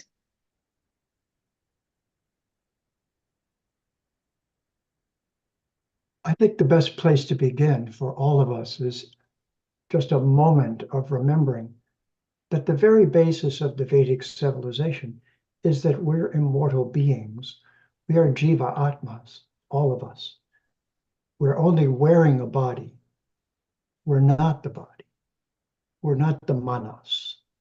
We're not the elements of Prakriti. We're here visiting. So each of us awakens after each previous life in a particular context that has been devised for us to move to our next step in the evolutionary process, if we've proposed to take those steps, as all of us have, as many people have. In a very real sense, the crisis in our planet shows us that the bell is ringing to wake us up that something is wrong on a planetary level. And I am convinced, after so many years of benefiting, that the medicine, that yoga is in fact the medicine. And the best way I can say this is that it's necessary, if you have a computer, to have a user's manual. So though the Vedas are a library, there is a user's manual. There are actually 3 of them: the 10 principal Upanishads, the Vedanta Sutras of Veda Vyas, but the one that is for everyone, the Bhagavad Gita. Because the Bhagavad Gita is the daily user's manual. And where was it spoken? On a battlefield. Well, that makes sense. To whom was it spoken?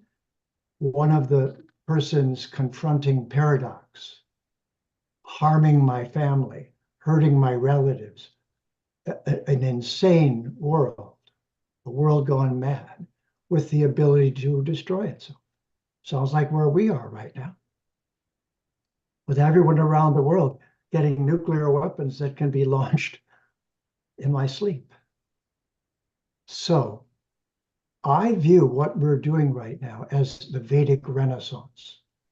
This is the rebirth, and rebirth is followed by finding a guru.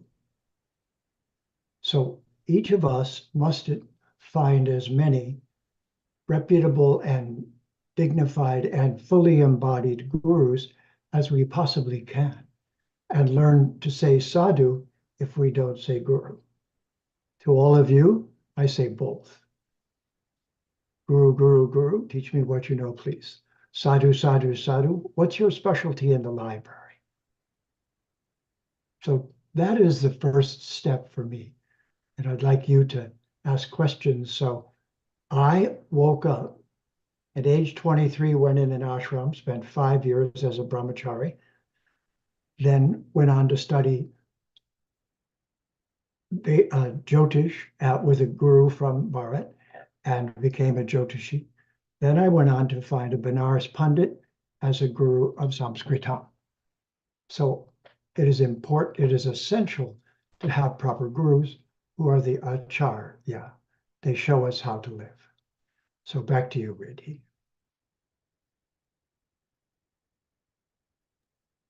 Amazing. And I think one of the things that you do actually say, Jeffrey G, is a guru is so important to be able to dispel that darkness, to be able to dispel those thoughts that are practically keeping us stuck.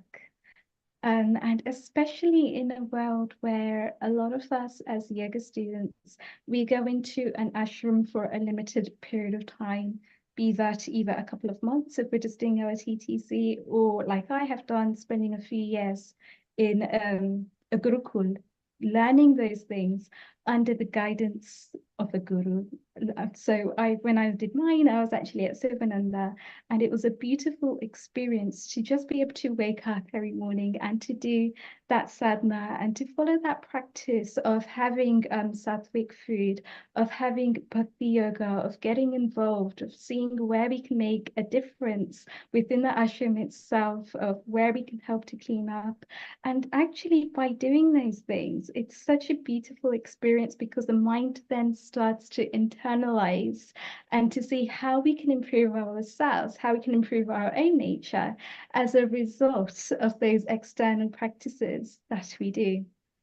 Now, the challenge that I actually find is when we move out of a Gurukul scenario, when we move out of that setting and back into modern life, how do we manage to integrate the two? It seems like it's a play where on one hand, we've got this nature where we identify ourselves as yoga students, where we identify ourselves as people that want to go on and do good in the world. And then on the other side, we see the whole modern lifestyle and the situation, the play, or the rhythm of life, as you would say. How do we find a balance between the two?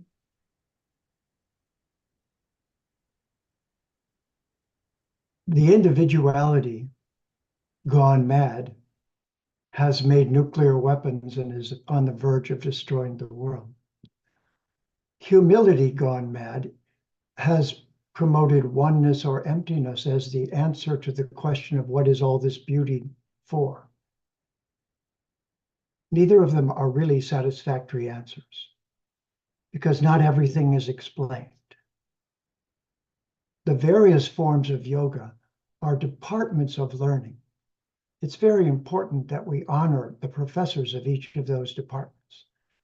So whether it's Shankaracharya or Ramanujacharya or Madhva Acharya or Nimbarka or Vishnu Swami or Chaitanya Mahaprabhu and the other acharyas who have led sampradayas, it's very important that diversity not be enmity, that it not be oppositional, but department heads, departments of learning. This is the Vedic way. So with this mindset, Jivera Swarubhaya, Niter Krishna Das, it's important we become Brahman again, but not that we lose ourselves in the process. Throwing individuality out is throwing the baby out with the bathwater.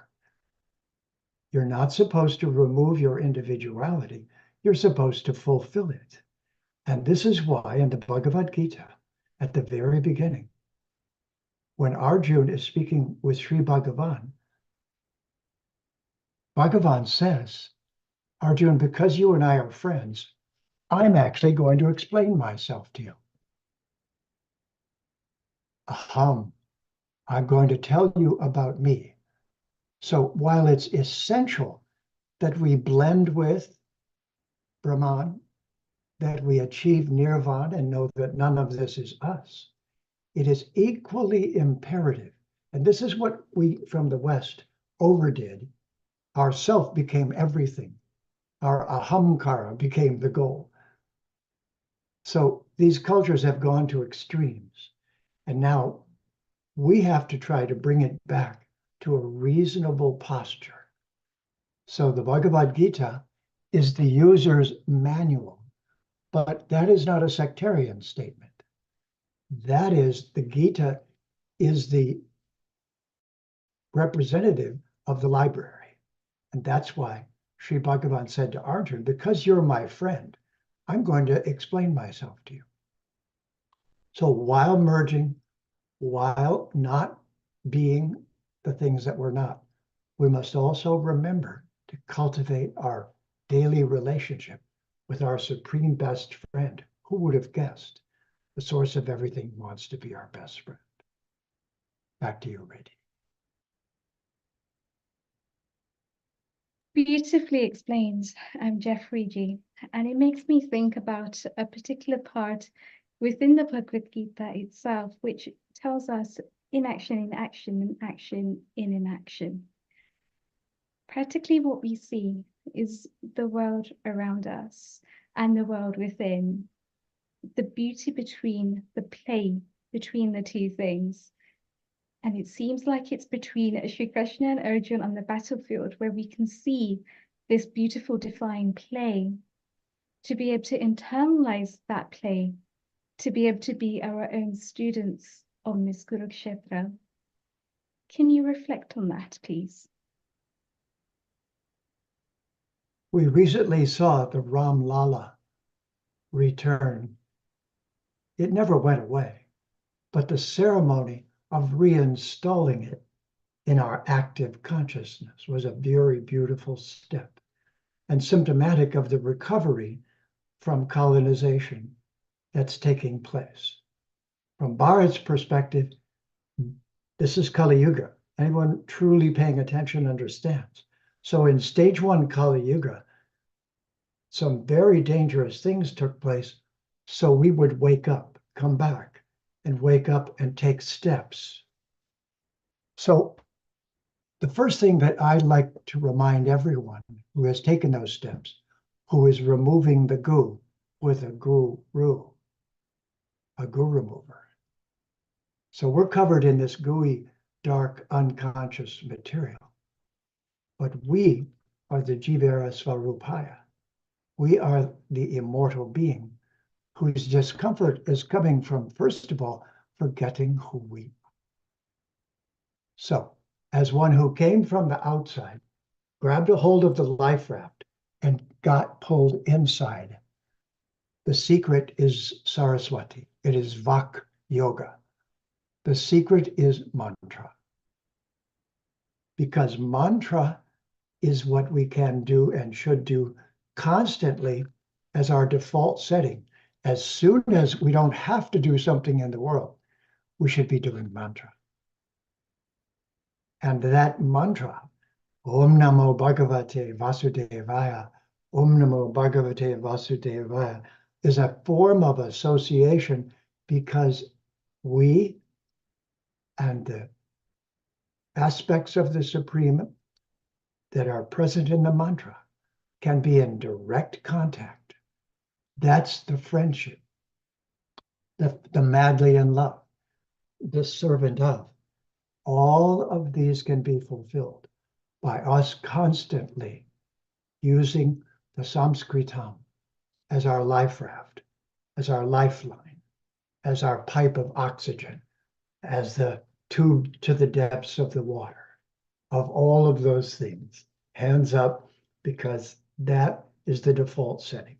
Back to you, Reddy. Absolutely. And it's those mantras which help us to free the mind. It's those mantras which help us to really connect within. And when we connect within, we're also connecting back to Brahman, which is the beauty behind it as well. How would you say for a yoga student who wants to go on and be a leader in this world would be an authentic and undiluted practice of sadhana? Where did they start and how did they build? Yad yad acharati shveshtas, tatad evetaro janaha, sayat pramanam kurute, lokas tad anuvartate. The best teachers teach by personal example. We watch them. We watch every detail. And we see something that we want to become. Acharya, teaching by example. Precept is preserving the Vedic library. It must be done very meticulously. We must not become sectarian because we have a large library. That's why I put it up behind me. I have one like that, not quite as big as you see behind me, but I wanted you to feel that the Vedic library is behind us. but don't let it make us quarrel and fight against each other. Simply say, oh, so you're enamored by this book right now. And so you're chanting to Shiva and Durga. Oh, wonderful. Love Durga Ma. Prathamam Shailaputri Cha. Dvitiyam Brahmacharini. But we in return ask, and which of the wonderful books are you enamored of? Oh, Purnamada Purnamidam Purnat Purnamudachate Purnasya Purnamadaya. I'm in love with the Upanishads. The Isha Upanishad is what I'm madly in love with right now. We need to make this exciting, enjoyable, delicious, a feast of sadhus, of beings, each feasting upon a part. Not say mine is better, say, aren't we fortunate that what we have in common is we see each other as Jiva Atmas. We ask, may I get to know the real you better? Guru, please help me remove my goo. If you see any on me, I'm about to go to the dance, please remove the goo you see. I'd like you to, and so on. What I'm hoping to see in this Renaissance is a world culture of friendliness with a platform of us as Atmas, as immortal beings, having an opportunity of savor right now on Mata Bhumi. And by the way, human comes from humi. So does humus, or earth, the dirt. But it's actually Mata Bhumi. Prathamam Shailaputri Cha Dvitiyam Brahmacharini Ditiyam Krishna Pigaksham Gajavaktram Chaturthakam. Let us serve Mata Bhumi together. Let us make this world beautiful and safe for future generations. Let that be our samadhi. Within, always remember and never forget. Beautiful. So I totally relate with that as well. I think it's so important that we go back to those practices of the Vedas, we go back to the Bhagavad Gita, and we enable ourselves to form our yoga practices from there, going really back to the roots of yoga, because that is how we will form the societal change in this world. And as you mentioned, all of the different sampradayas coming together, because there's so many different ways. We look at Hindu identity and we look at the way that they wear the tilaks, and there are a gazillion different ways in which they wear the tilaks, depending on the natures. Absolutely, yes, that is so true as well. So really what I'm getting at here is, how do we bring all of these different sampradayas around the table to have these intellectual discussions? The principle is called framing. The Vedic culture was framed by the colonizing British and so forth.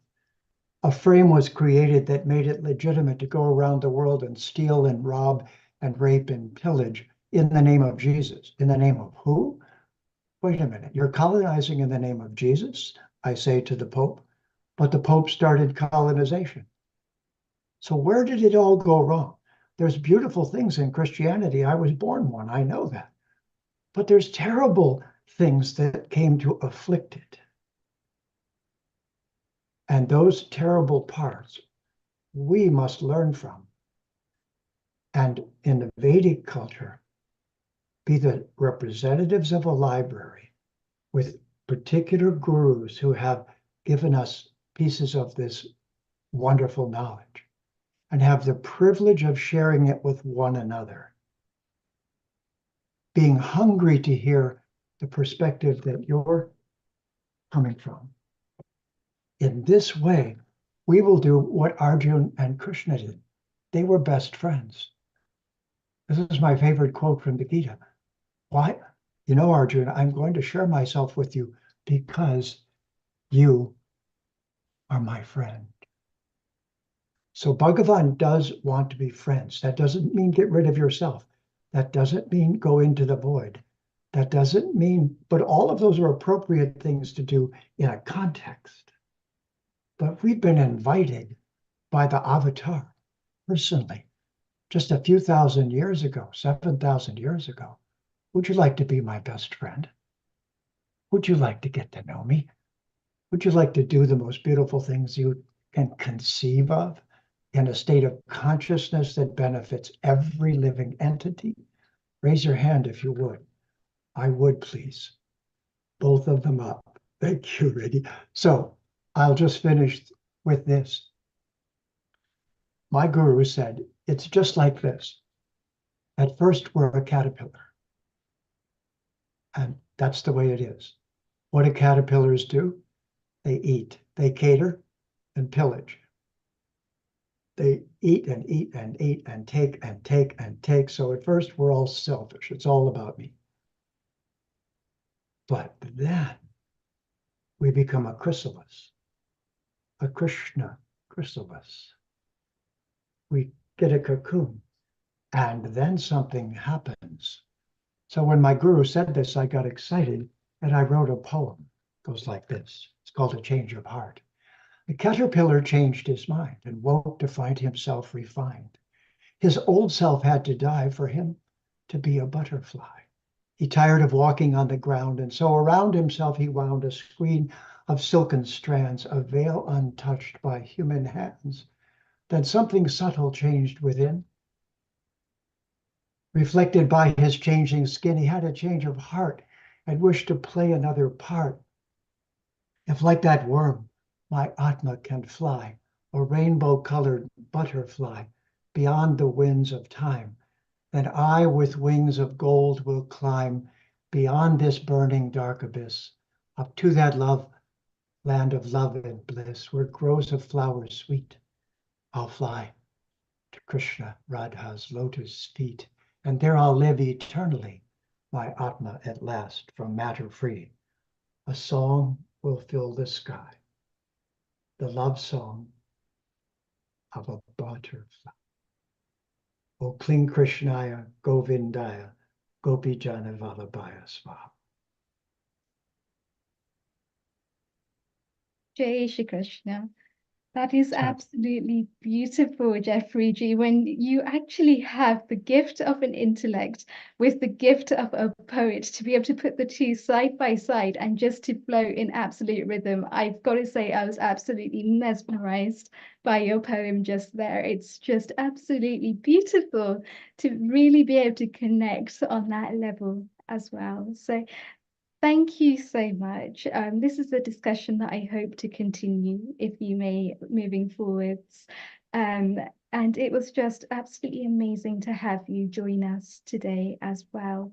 If anybody else does have any questions for Jeffrey G. Ross, he's here with us today, please do raise your hands or type it into the chat box. But I've got to say, Jeffrey G, being an Indologist, being able to decolonize the teachings the way that you do, and to be able to use the real Sanskritam words that sometimes there are no replacements for in English, goes a long way in the field of yoga to really start to decipher what everything means and to bring it together in a way that's so harmonious, in a way that's just beautiful and rhymes and rhythms, which just enables us to really go deeper and to be able to connect within as well. So thank you so much, Jeffrey G, for joining us today, being a guru of yoga in very many respects. It's very much appreciated to have you with us here today. And Global Namaste, Vaishali Ji. Global Namaste, Riddhi. Global Namaste, Jeffrey. Global Namaste, Vaishali ji. Global Namaste, Amrita. Global Namaste, Neil Kumar, and the whole Healing Our Earth family. And a very happy International Yoga Day to all of you. Happy International Yoga Day, Vaishali. Looking beautiful and stunning as always. To you. Exactly. Thank you so much.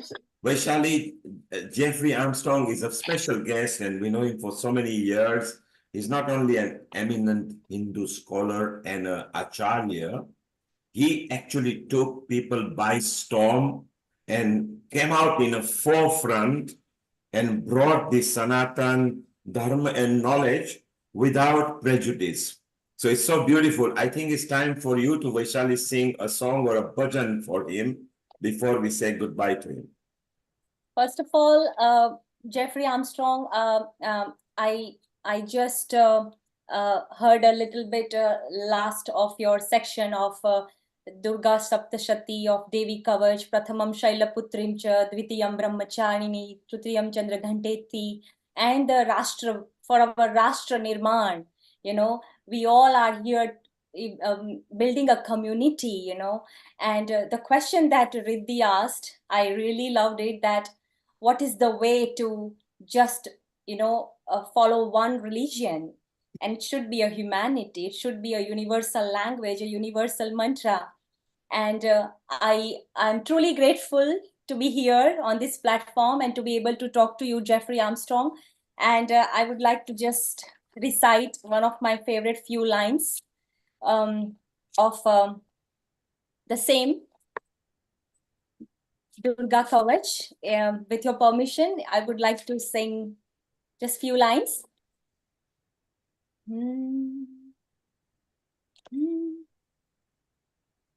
Yad guhyam paramam loke sarvarakshakaram nunam yanna kasya chidakyatam tanme bruhi pitamaha brahmovacha अस्ति गुह्यतमं विप्र सर्वभूतोपकारकं देव्यास्तु कवचं पुण्यं तशृणुष्व महामुने प्रथमं शैलपुत्री च द्वितीयं ब्रह्मचारिणी तृतीयं चन्द्रघण्टेति कुष्माण्डेति चतुर्थकं पञ्चमं स्कन्दमातेति षष्ठं कात्यायनीति च सप्तमं कालरात्रीति महागौरीति चाष्टमं नवमं सिद्धिदात्री च नवदुर्गाः प्रकीर्तिताः उक्त्यानेतानि नामानि ब्रह्मणैव महात्मना. So these are the now Durga names of Devi Kavach, and today I want to pray by reciting this to all our Healing Our Earth family, to the world. The world needs peace at the moment, and by praying now Durga, we are evoking, we are calling the divine, the divinity, the divine Shakti into the universe. And I'm truly grateful. Om Shantihi, Om Shantihi, Om Shantihi.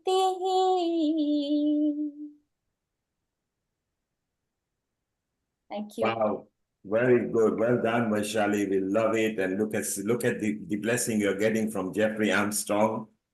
And actually what you are doing right now, Jeffrey brought the same vibes here just a couple of weeks back in Bali.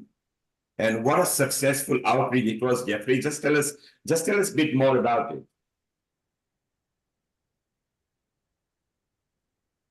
We are in a moment in history right now that is truly, as the saying goes, pregnant with possibility.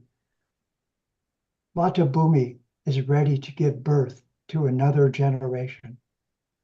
And we're looking for that tone of voice.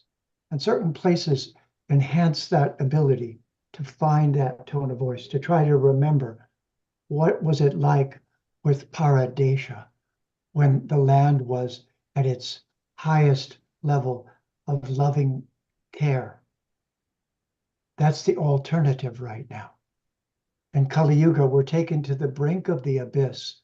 Look and see where we could go. And next, the Vedic Renaissance of Vedic Vidya with loving and embracing arms comes forward and says, why don't we work together? In every one of you, I see that, I feel that. I feel a flower grown in a different garden, that fragrance is just like that. And we need to somehow, to me, this is the lotus of the heart on which Paramatma is standing with his beloved. We need to find that heart space at this moment in history and let the medicine of the Vedic Vidya flow through us. Vaishali, thank you. That was just beautiful. Wow, what a blessing from Jeffrey. Jeffrey, say hello to Rotarian Lal Gohel in India at the moment. He is also a producer and a senior anchor. He is the founder and a chairman for Rotary for organ donation. So a very influential person, not just in India, but also worldwide now. He's part of Healing Our Earth. Maybe in Canada, we can do something jointly with your organization, Jeffrey. First of all, I was raised wearing a baseball cap. I know it means the person has a sense of humor, but they're really telling you, I'm a player in the world. Will you like to play? Shall we really do something?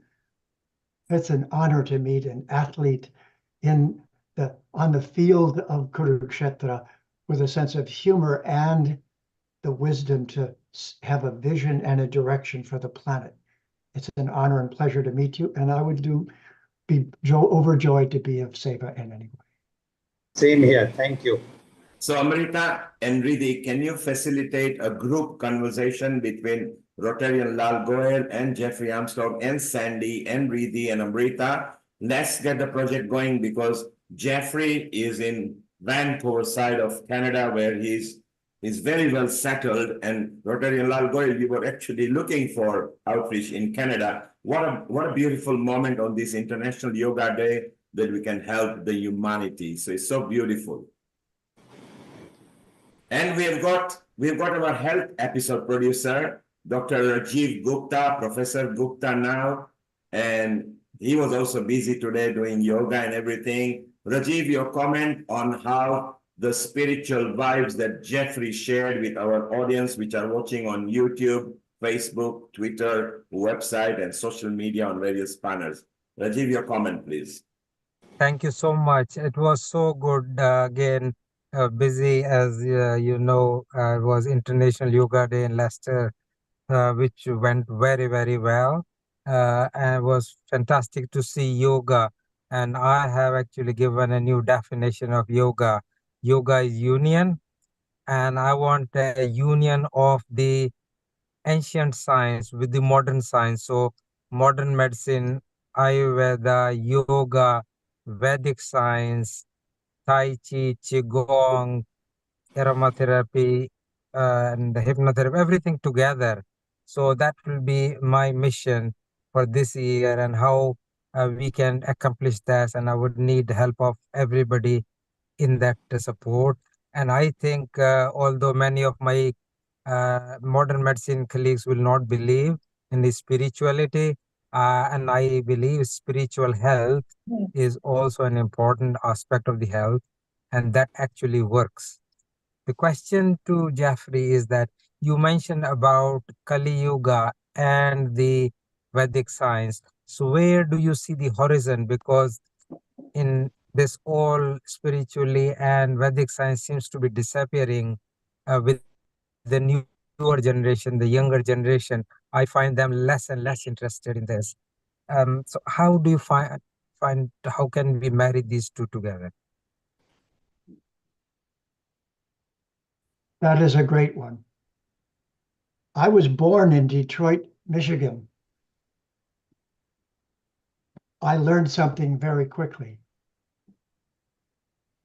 You are either eaten by the problem or you redirect the problem itself. It's an invitation.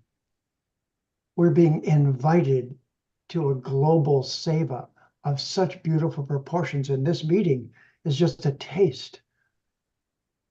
Feel the beauty flowing through each person as their resolve and their voice and their vibration and their commitment are available to us. What darshan, what a wonder. And the media right now can put insanity around the world, which it does about 90% of the time. Or we can use it and fill it with beauty, with songs, with poetry, with drama, with the arts. This is Bharat, with beautiful ideals for the world to pursue. I believe this is like the orchestra getting the moment ready, and now we're ready. And speakers like you, Rajiv, get on and say, let me talk about health to a world in need of it. And everyone goes, yes, please tell us. So here we are. This is just a taste of the nectar that could come next. So it's an honor to meet you. Thank you, Jeffrey. What a wonderful, you brought a smile on Rajiv's face. Amrita, Riddhi, and Vaishali, can you please keep Rajiv in a group as well with Jeffrey? Let's expand our family. The whole purpose is there. We thank wholeheartedly to VASA, the Vedic Academy of Science and Arts, led by Jeffrey Armstrong. VASA is an acronym: V for Victor, A, S for sugar, and A. Just look up and just connect. Jeffrey, may Earth bless you. You have been bringing so much spirituality for so many years now. May Earth always bless you. Thank you very much, Jeffrey. Thank you, my friend. And may I add one thing to that? I want you to know that I am a team. 27 years ago, a wonderful lady named Sandy Graham and Jeffrey Armstrong got married, taking a yogic vow that the only children we wanted to have were the children of the Vedic Renaissance. And she is Sandhya Devi, and I am Kavindra Rishi by my other names. And together, all that I am doing is done with her. We are Dharma Patni. We are partners in this enterprise. And I would love to see more and more and more. We decided this was all that was worth living and doing. This was it. There's nothing more important or interesting, nothing else we want. We don't want to go on vacation. We want to vacate what's not good for the world. So I know all of you feel that way. I feel it in your presence. It's so inspiring. So thank you. And Rajiv, your words are wonderful, and the lights go on when you speak. Thank you. And what a beautiful name, Kavindra. You heard a poem from Jeffrey earlier. So what a Kavi he is, and a Kavindra. Well, thank you very much. And thank you so much, Kavindra Rishiji, for joining us today, for making this such a special Sangha, for making it such a special occasion, and also for the work that Sandyji does almost unnoticed behind the scenes, but she does it so beautifully and so elegantly. So thank you, both of you, for all that you are doing for humanity and mankind. Well, Riddhi, time to move to Amrita and welcome Rotarian Lal Goyal. Rotarian Lal Goyal, I hope you pursue that for organ donation in Canada. Let's bring it from Healing Our Earth. And you are a Daminor who travels the world. You met Vaishali in person just a moment back.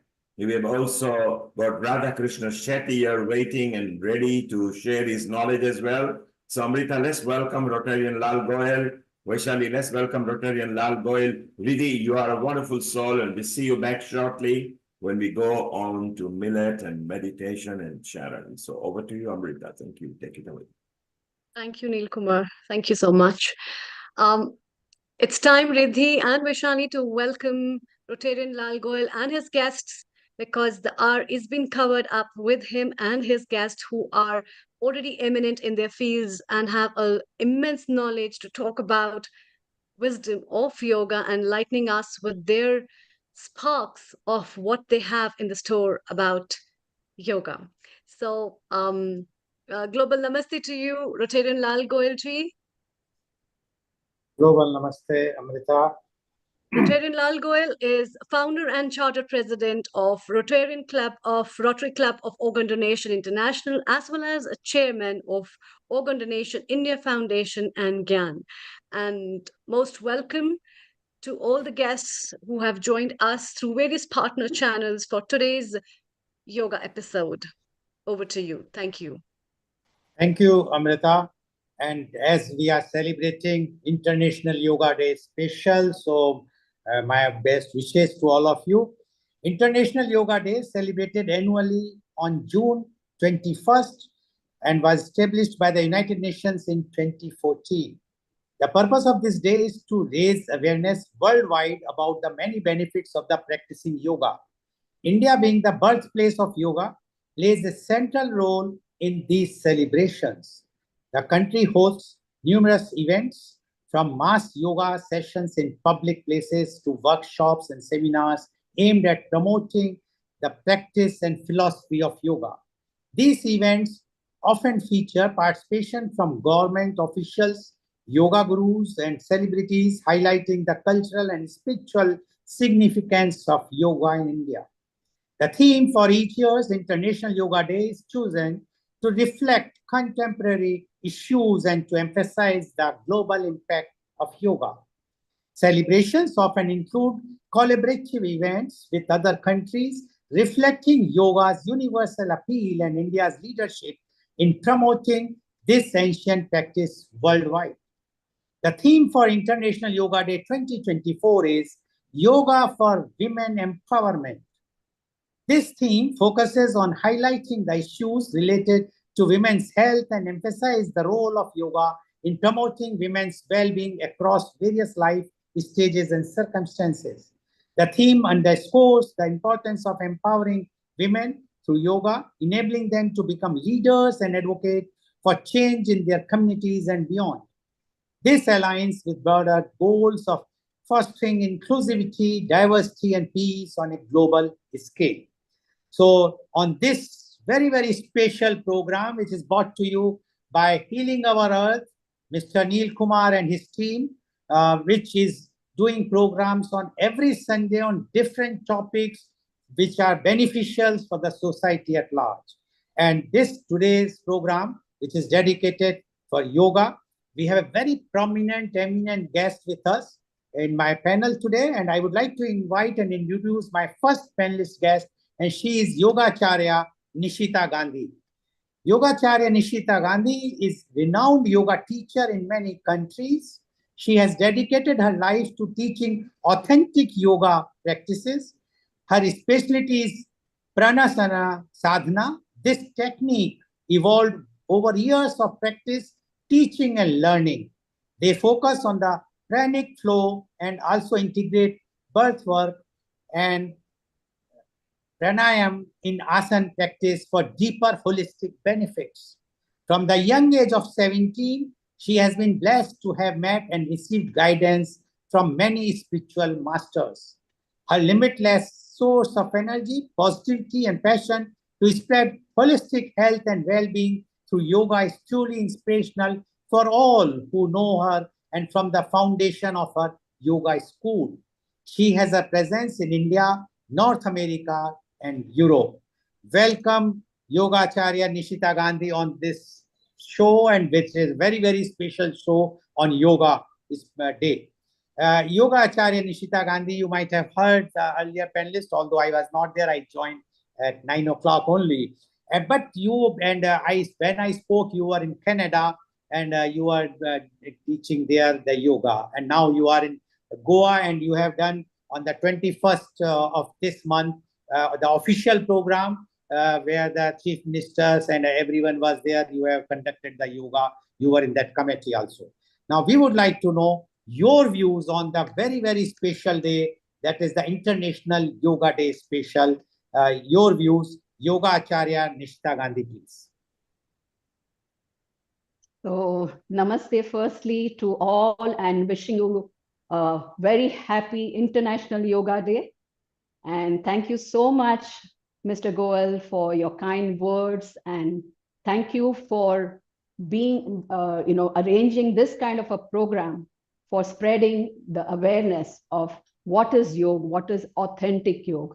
I will use the word authentic because, a lot of dilution is happening today. And that is why I use the word authentic to differentiate between what is actually possible and what is the true way of doing the yoga.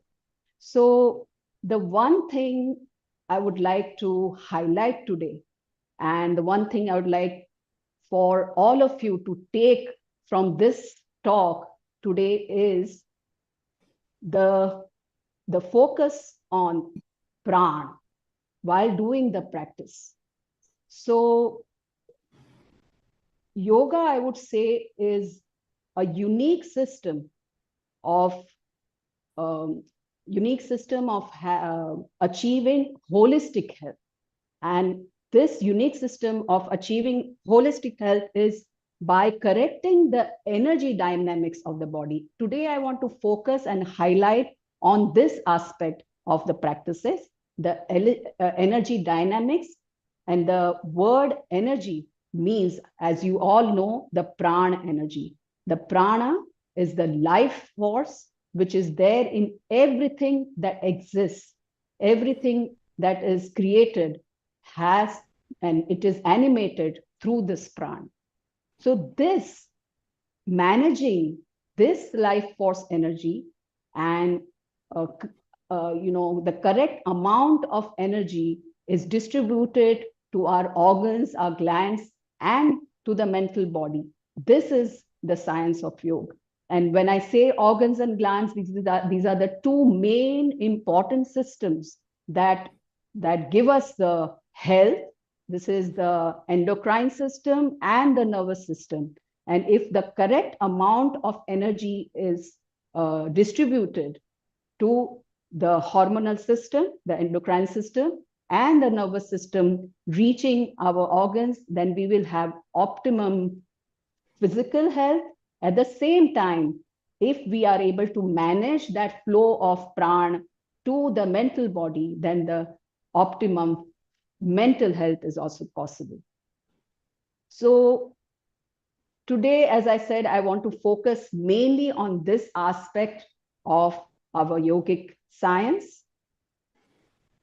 The body and the mind, when I say holistic, it is not just at the level of the physical body, but it's the physical and the mental, emotional body. And the link between the two is our breath. So what we do in the yoga practices, we are manipulating this breath to achieve a certain flow and to channelize the prana energy to the different benefits, whether at the physical level or the mental emotional level. So this is done through the different techniques of yoga practices. The beginning level, we do the asanas and the pranayams, which is part of the Hatha Yoga practice. So in the asana practice, if we can integrate our focus on the pranic flow and integrate the prana aspect in the practice, it can take it to another level, which can give us much deeper, much higher benefits at both the levels of the body and the mind. So let me just elaborate more on this. We are structured in a way that we have a prana body, and the prana is distributed and to the different parts, that is the endocrine system, the organs and the glands. The problem is that when the flow of prana is blocked, these blockages are mainly caused because of our mental state, the state of mind. And that starts blocking the flow of prana. And when that is blocked, the correct amount of energy does not reach, the correct amount of prana does not reach that particular gland or organ. And over a period of time, we don't have that functioning to its fullest capacity. And that is the reason for most of our diseases today. The most of the diseases, when the correct amount of prana is not supplied to that particular organ or the gland. Now, what is the cause of this? The cause is at the level of the mind. When we experience certain negative emotions, these negative emotions release a debris, and that starts blocking that flow of prana and the channel of the prana. And that blockages in the channel will then one fine day give you a body which is not healthy. Certain glands are also imbalanced because of that. And these are the two main systems which give us good health. So how to manage this mind, how to manage these negative emotions? This comes especially in the practices of pranayam. So pranayam practices were mainly designed to control the mind. So usually what happens is the negative emotions like anger or fear or anxiety, they take you over. And when they take you over, we are not in charge. The emotion is in charge. So if we want to take charge, then what we need to do is have a mind which is more controlled, a mind which is more calm. And these pranayama practices are designed mainly to control the mind. So what happens here is the tension in the nervous system is soothed, and those nerves which are tense with certain kind of practices are soothed and they are calm, and we have a calm mind. We have the thoughts are reduced and the mind is also calmed. So this way, if we can address the mind which can be calmed through the pranayama practices, through the managing the pran, then over a period of time, you will see that your physical health is also at the maximum. You will have a good physical health. So the root cause lies in the mind. That is what we believe in the yogic science. The root cause of most of the diseases lies in the mind. So one more very important part of the technique of pranayama, which I'd like to highlight, is the main part of the pranayama is not the inhale or the exhale breath. It is the pause in the breath. This pause is the key to calm the mind. So after the inhale breath or after the exhale breath, when you pause, that is the time when the mind starts calming. We are not giving the supply of air, the supply of oxygen to the mind.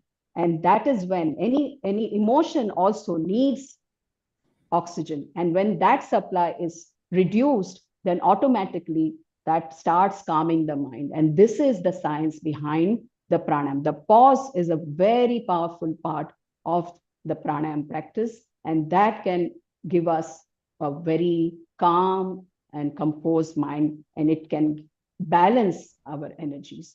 So to just give you in a nutshell that the way we are designed, the mental body, the pranic body, and the physical body, these are all connected.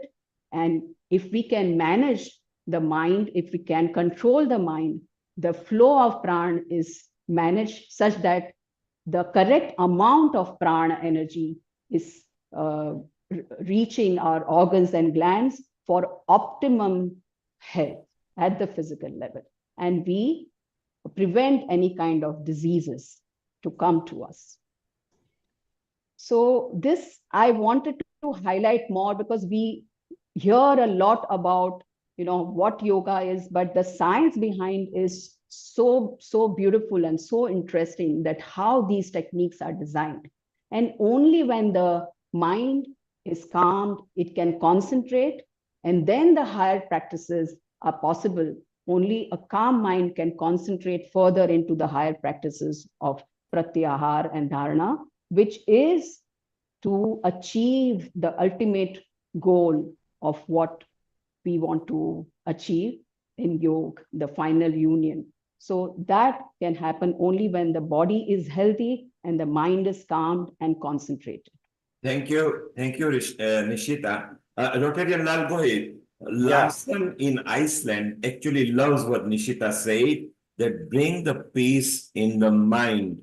So he wants to ask her a question and maybe confirmation. That is mind over matter. Is that what you are saying?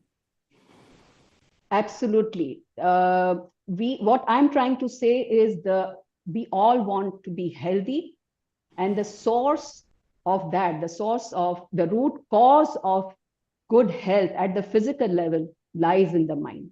So if we are able to keep our mind calm, the negative emotions like anxiety or anger or envy, they are the constant block. They cause the constant blockages in this flow of prana, which eventually, leads to an organ or a gland which is not functioning.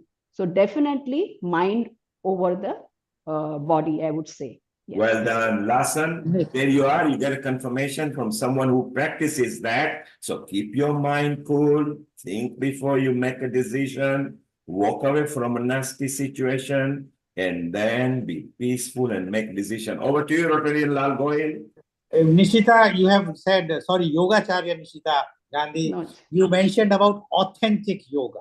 Can you just, in a nutshell, just tell what is authentic and what is unauthentic yoga?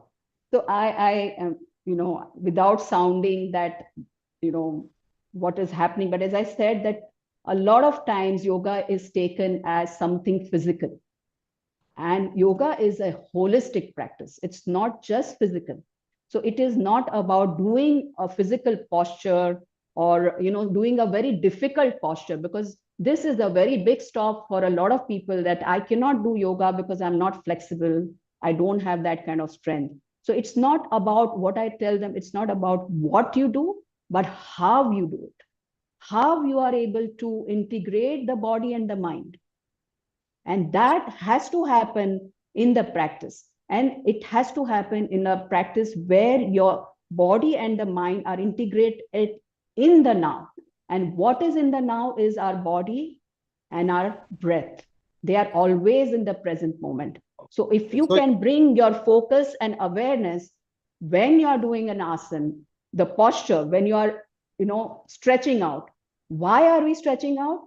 The main purpose is, again, to have a body which is flexible, allowing the flow of prana energy. A stiff and a tight muscle will block the pranic flow. So I just wanted to highlight more and more on that aspect. Besides, there are many other things that others have already highlighted and will be talking about. But pran, I feel, is the key.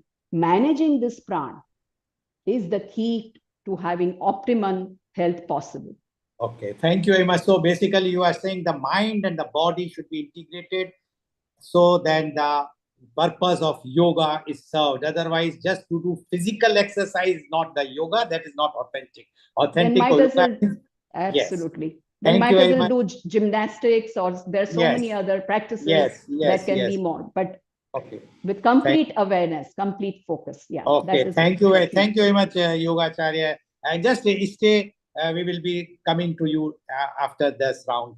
Thank you very much. Now I would like to introduce my second panelist guest, and he's Guruji Sri Radhakrishna Shetty. Guruji is the CEO of Prakriti Yoga Kirta at Mangalore. He is a trained and professional yoga guru of yogic science from SVYASA, Swasa, Bangalore.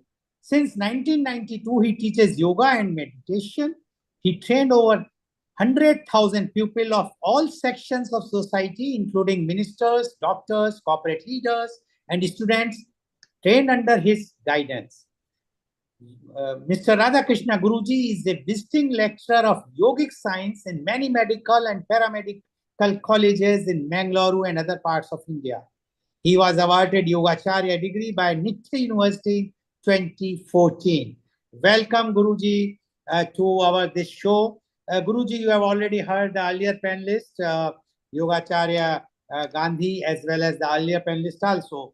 Now, being you are a guru, yoga guru, and teaching for last so many years, definitely on this very, very auspicious day of International Yoga Day, we would like to know your views on this. Guruji Sri Radhakrishna Shetty, please.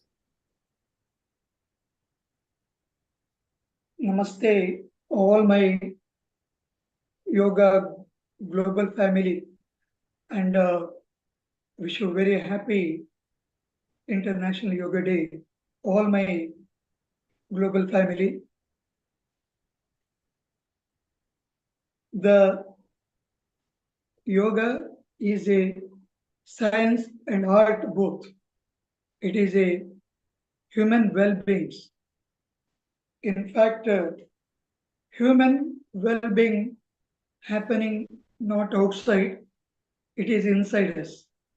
That's what the wellness of the body, the wellness of the mind is most important, especially present days. And we are mentally distracted a lot. For that, one should know about the depth of yoga and explore himself and find the solution within us. In fact, modern problem is searching solution outside. It is never happens. Never. It is all we have to create ourselves. Happiness should be created. It is not happening. Peace should be created. That is the human wellness. So, when we are practicing regularly with the dedication, with the determination, with the discipline, yoga iti anushashanam. Yoga is not a just physical exercise, as ma'am said. It is a methods, anushasana. It is a discipline of the mind and the body. Dedication, determination, and devotion is to completely eradicate your ego and surrender yourself towards the self to the universe and become one with the universal peace or consciousness. What you say. This is what we say Vasudeva Kutumbakam. In fact, we are all connected in the form of energy and each other.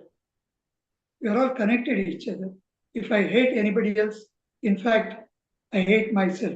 This is what is the subject we teach in the colleges called autoimmune diseases. It is very relevant practice today. In fact, we are very much missing it.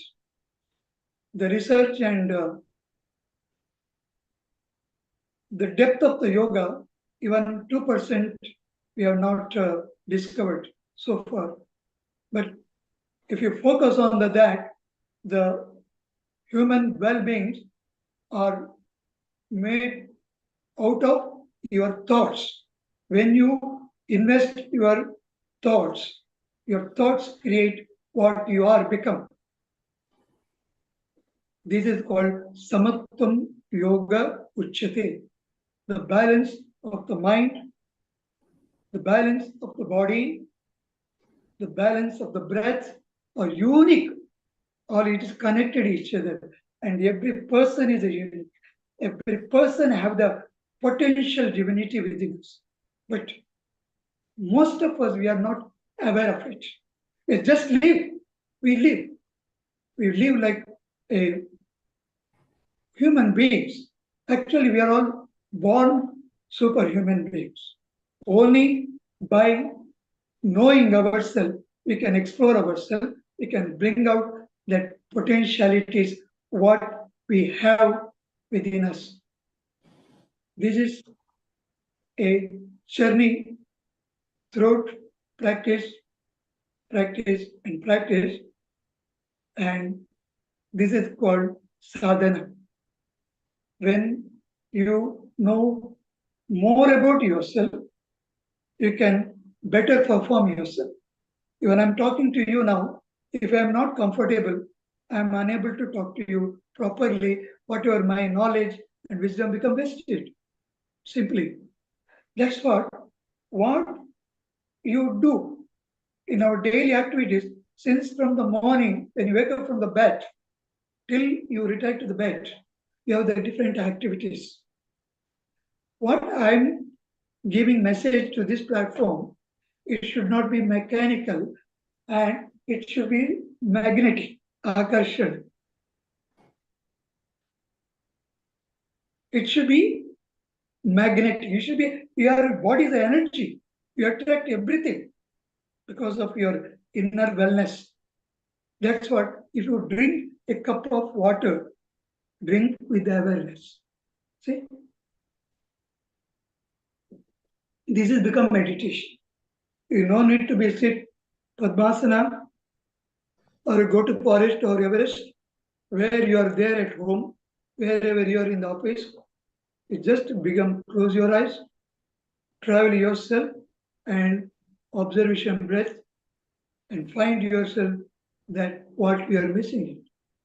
And what you are eating, what you are drinking, what you are talking to you, what you are looking, what you are listening, what you smell, all these five sense organs are simply mechanically engaged with the many objects. So what I'm telling is, when you're easy, when you're relaxed, when you're cool, in our language we say chill.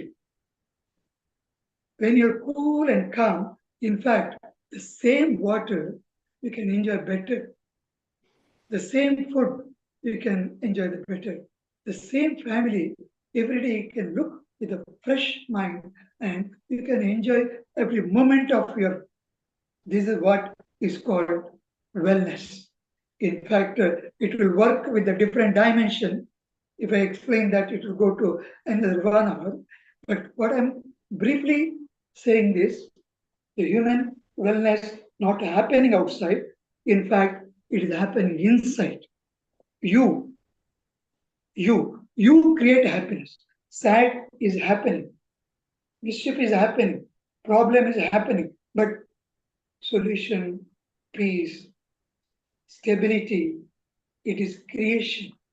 When your mind is totally under your control, it is called samachitta or mana prashamana.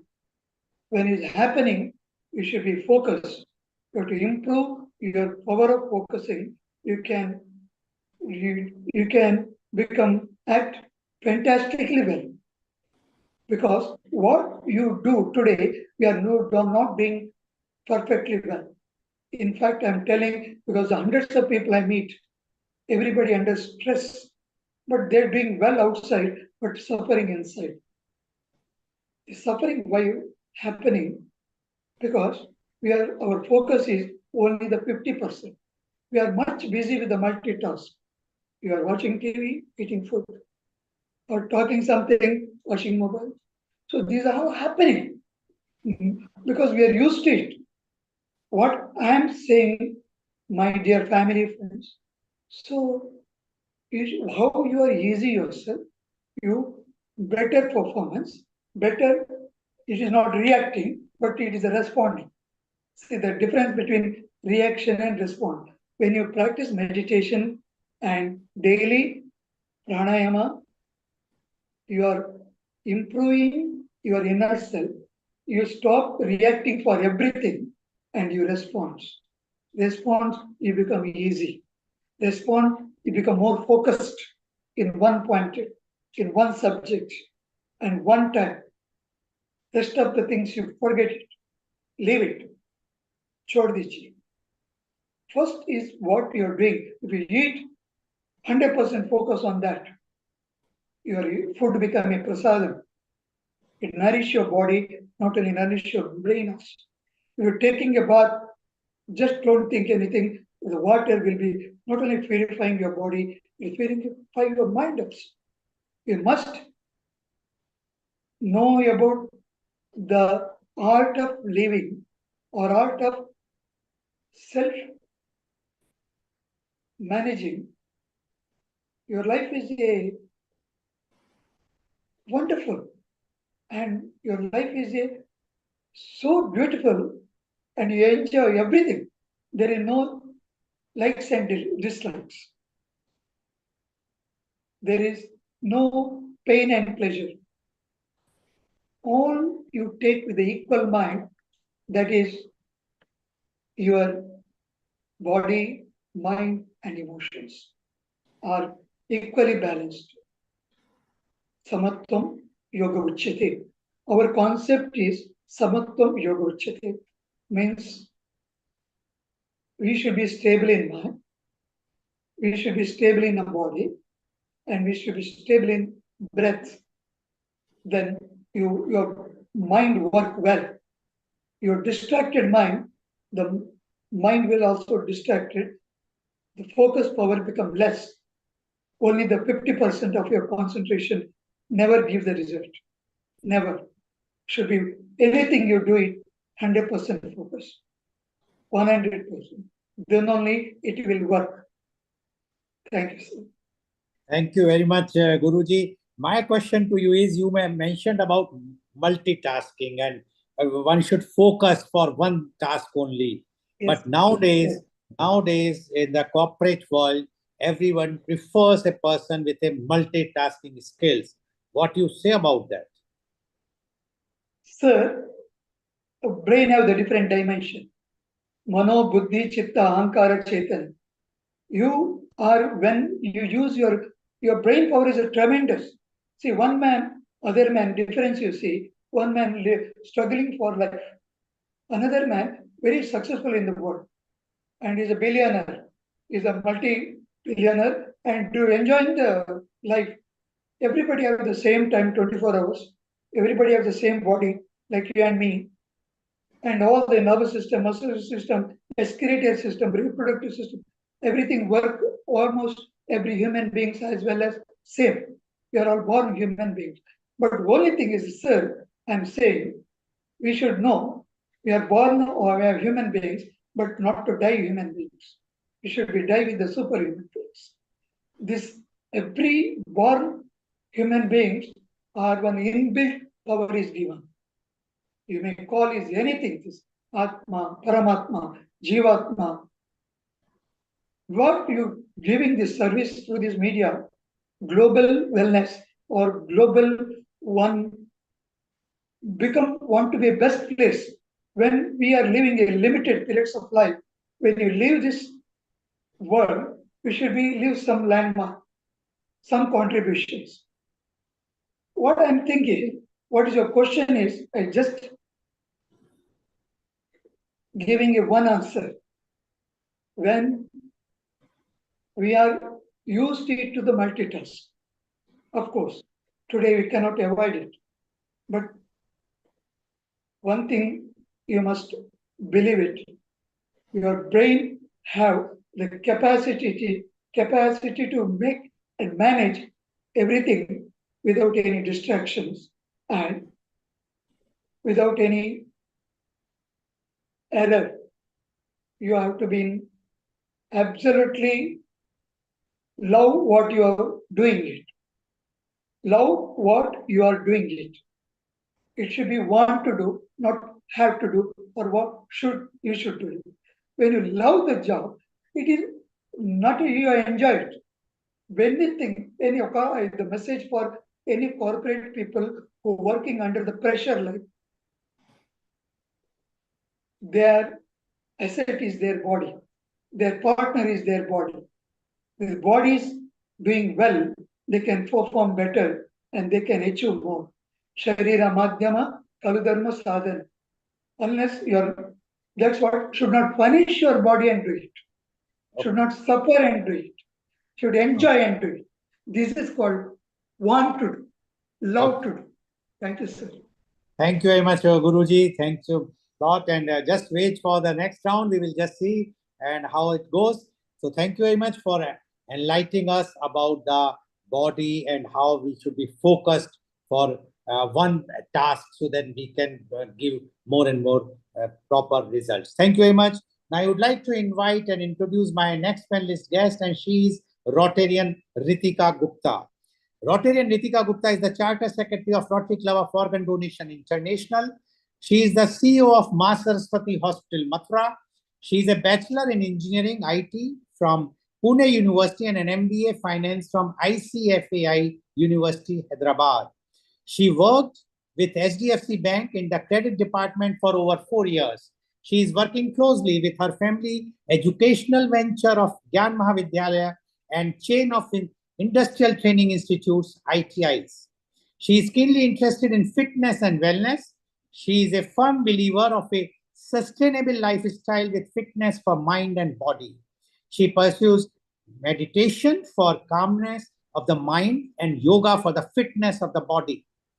She is a face yoga coach and conducts online coaching classes of clients from all over the world. She has an Instagram page with over 16,000 followers and over 4 million viewers. She has great testimonials from clients who have noticed amazing results through consistent practice of face yoga, which helps in embracing a natural lifestyle while boosting one's confidence too. Welcome, Rotarian Ritika Gupta. Rotarian Ritika Gupta, we have heard lots about yoga, but face yoga, I think it is like ENT or eye department in the medical science. So similarly, now the yoga has been also differentiated with different things. So like it's a face yoga. So we, on this very special day and the auspicious day of International Yoga Day, we would like to know your views and especially on face yoga. Rotarian Ritika Gupta, please. Thank you very much, Mr. Goel, for having me. And I am very, very happy and honored to be here. Thank you so much for being around. And yes, as Mr. Goel just shared with you my profile. So I am a face yoga coach, which I've been pursuing for since past 5 years now, and I am completely hooked onto it, to say the least. And I'm going to start with wishing you all a very happy International Yoga Day. And so I would just like to start out with saying, like, how we talk about fitness of the body and the mind, but it's never that we, actually talk about our face, or it's never that we talk about doing anything to our face. So why is it that we alienate one part of our body completely while we talk about the fitness of the body and the mind? So you would be surprised to know that our face, our neck, as well as our scalp, it consists of over 57 muscles. So it is the 57 plus muscles which are there on our face, our neck, as well as our scalp that we work on through the practice of face yoga. And as Yogacharya Nishita Gandhi had mentioned, that a body in which there is completely free flow of pran, and as I might also like to add, that the most natural state of being for the human body is where there is completely free flow of pran without any blockages and any kind of, knots inside our body, so that there is complete free flow and exchange of our bodily fluid. So why is it that, we completely discount the face? While you would notice that as in how we go through so many emotions in our day, and while you may be feeling completely comfortable in one particular moment, but in the very next moment, something that you hear or something that you listen to, suddenly you would feel the muscles of your jaw, muscles of your face strain. So that is where, again, we tend to hold so many blockages. And the practice of face yoga involves in actually loosening those knots and, blockages from your body, from your face, to allow for free flow of prana all through the body. And it is again a very holistic practice, which is also very ancient to our culture in India. While you would have seen that a newborn baby is given a massage to actually kind of make the baby strong, then why is it that, which is the similar way in which, massaging your face and massaging your body gives it the strength, as well as it helps you reconnect with your internal being. Similarly, you would have noticed for new Indian mothers, I'm not too sure about the prevalent practices in other cultures, but in Indian culture, a new mother is always recommended a massage for the hair as well as the body, to just loosen all the strained muscles in the entire body. It is similarly for the face. When you do this kind of a massage, and there are a lot of face exercises along with breathing practices which really help you in relieving all the strain from your face. And aside from having aesthetic benefits, it has a lot of benefits for your body as well, which involves, you would get amazing sleep when you practice something like massaging your face and connecting with your internal body.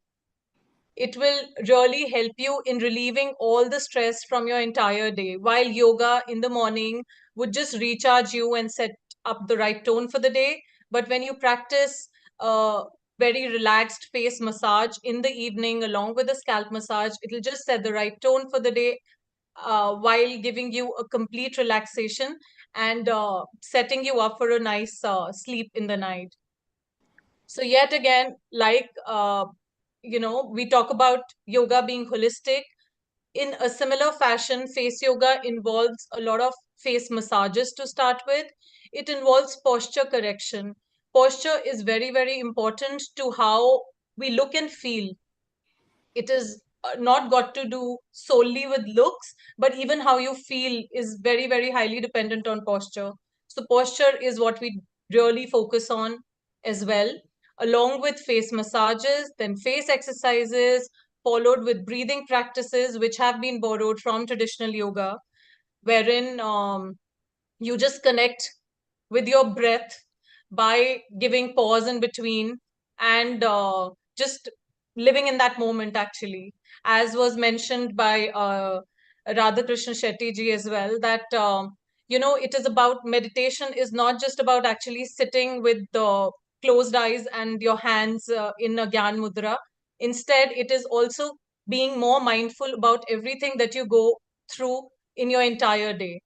So it is that kind of a practice that face yoga is. And I would say that beautification is bliss. And there are so many women that, and in fact, men as well, who go through so many challenges in their life when they feel so low on confidence, as well as, resort to even, very stricter means wherein they go into depression and they feel very underconfident about how they look. Then, if you have a means to actually attain all that while sitting at your home and not relying on any external means, then why not? So many people these days are resorting to artificial surgical procedures to actually become more beautiful and more desirable without even realizing that, your hands actually have the power to actually give you that kind of a glow and beauty while you're at home through the practice of face yoga. So that is what I had to say. Thank you very much. Thank you very much, Rotarian Ritika Gupta, for giving views about face yoga. My question to you is, what does current scientific research say about the effectiveness of face yoga? Yes. So there have been many, many studies that have been conducted over a vast group of audience over a long span of time. And it would be safe to say that through the practice of face yoga, within just 3 months of time regularly, people have noticed that they have, delayed their signs of aging. And in fact, they have reversed their age by over 5 years. Their looks, with removal of fine lines, wrinkles, boosting the blood circulation, the glow on their face, actually has given them the impression of reverse aging by 5 years within just a span of 3 months of regular practice. So if So there somebody have will been multiple practice, studies. somebody will practice for 6 months, 10 years will Well, go. you And can if I definitely will say practice that. for, sorry? I have a lot of client testimonials that testify the fact that face yoga has worked for them and how confident they feel after having embraced such a practice that gives them the confidence of, just getting over their flaws and something that was bothering them without resorting to more surgical means like Botox and fillers and facelift surgical procedures as well. So yes, client testimony as well as practice and scientific research does support massaging the face as well as practicing face exercises as well. Okay, thank you very much, Rotarian Ritika Gupta. And my question goes to Yogacharya Nishita Gandhi. Are you there, Yogacharya? Okay. See, what we have realized in the practical way that people who start doing yoga and especially doing on International Day, then after a day or after a week, the fatigue will come and then this is forget. So what tips you want to give to maintain a consistency for a yoga?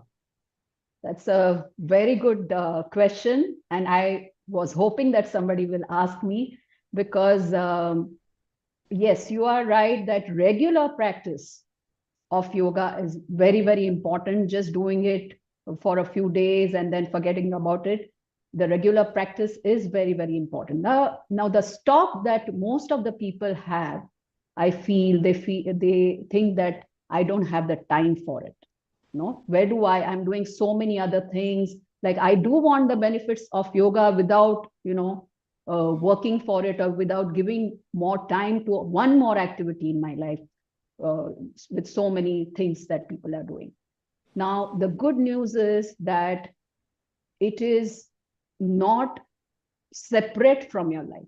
It is integrated in your life, into your day-to-day life and into moment to moment. As Radhakrishna ji mentioned, it is not just practice, but it is an attitude towards life.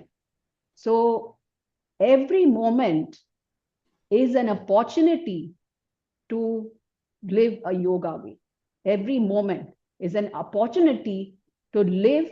What I mean to say yoga is to live a conscious life versus a mechanical life, which is our habits and patterns. Now, I'd just like to quickly highlight this. So who we are, who I am as a personality has become a mechanical Nishita.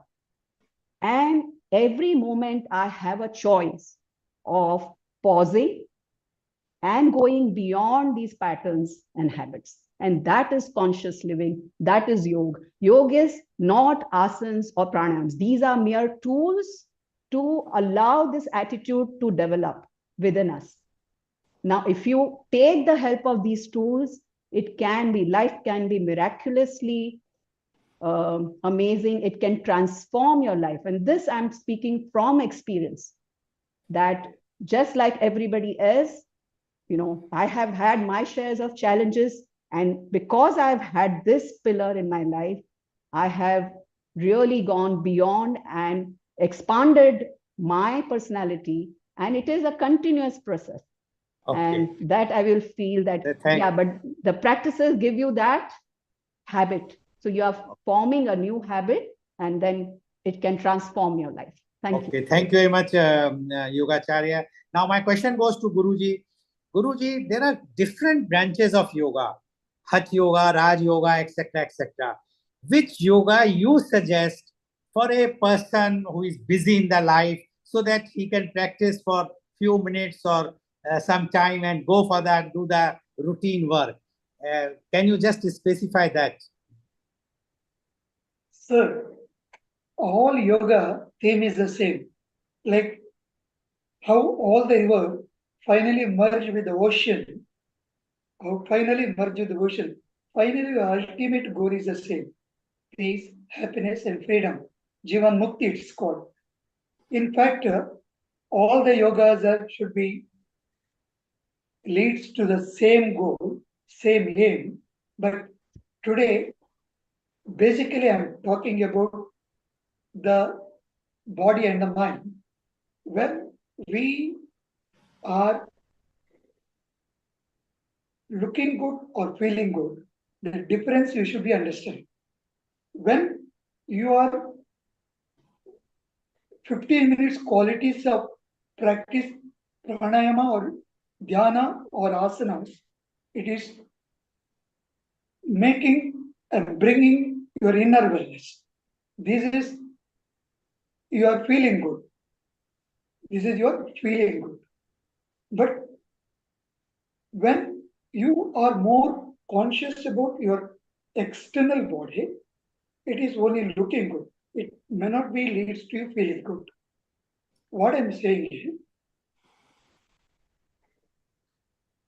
this is very simple, very, very simple. I means illness. We means wellness. When you are unconditionally and unboundedly, am a not just a physical body, I am an energy, and I connect to every part of the nature every morning, early morning, when you wake up from the bed. First, you sit a posture. If you don't have time, no problem.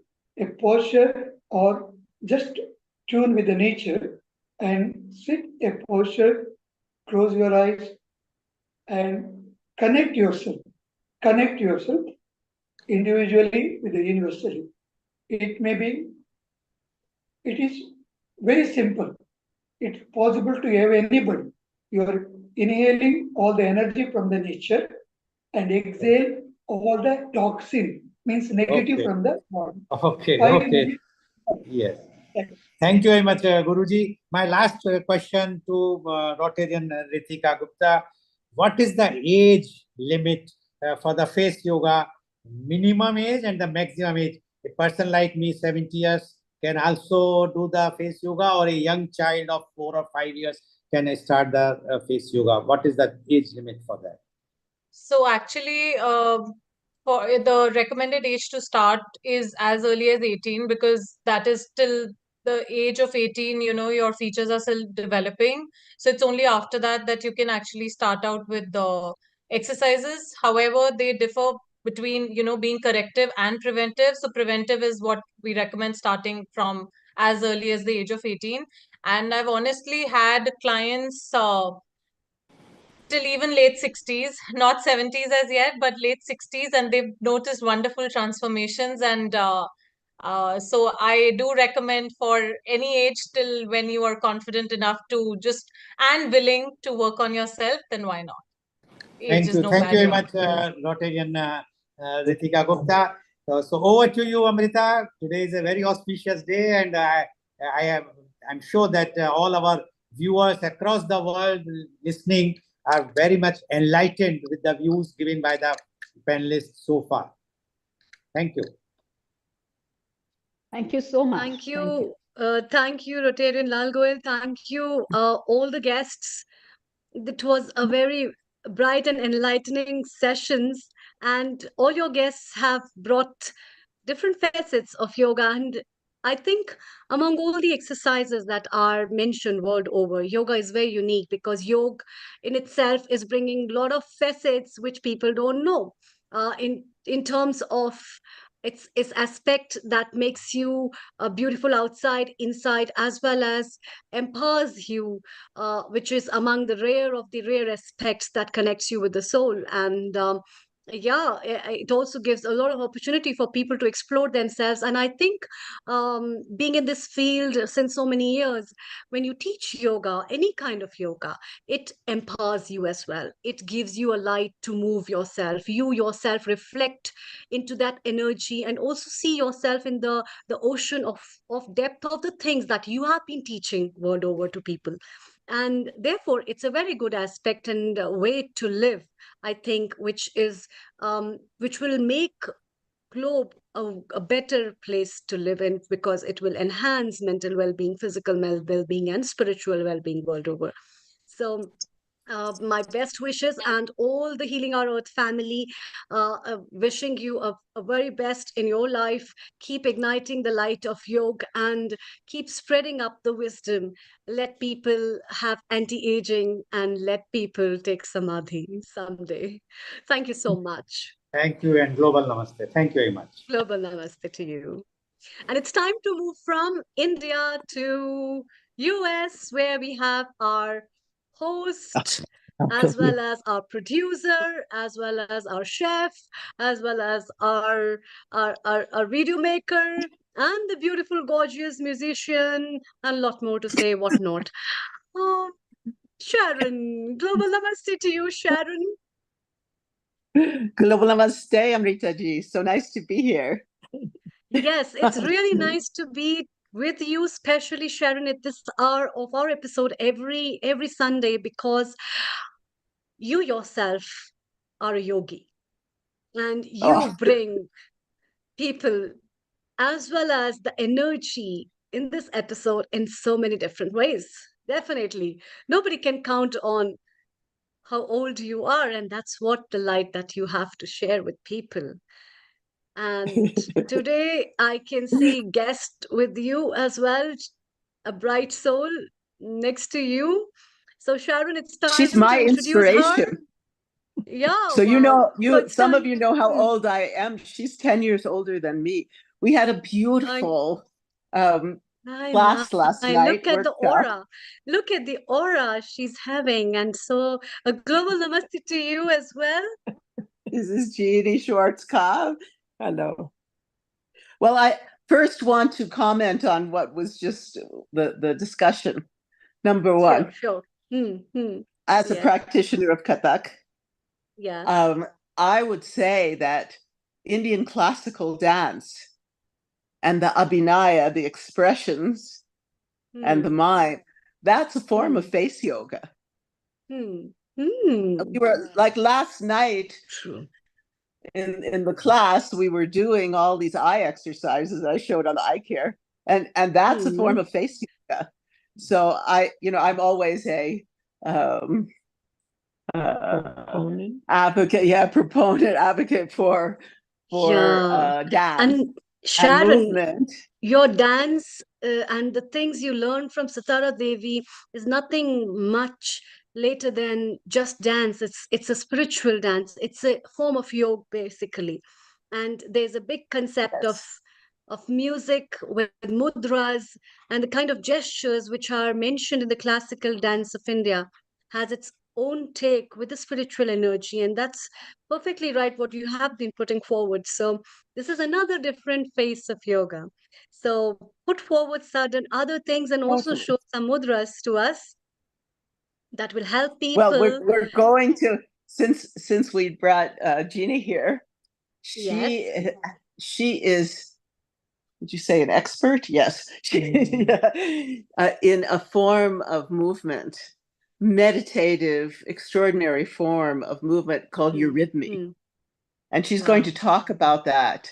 And last night she came to my class and we were just going on about the correspondences between eurythmy and amazing Indian dance and also Qigong, because the Guru just a few minutes ago, he was talking about the nature of the mind and releasing the thoughts, and Qigong, that's what it's all about. But also I'm thinking Indian dance, because if you don't keep your focus, you're gone.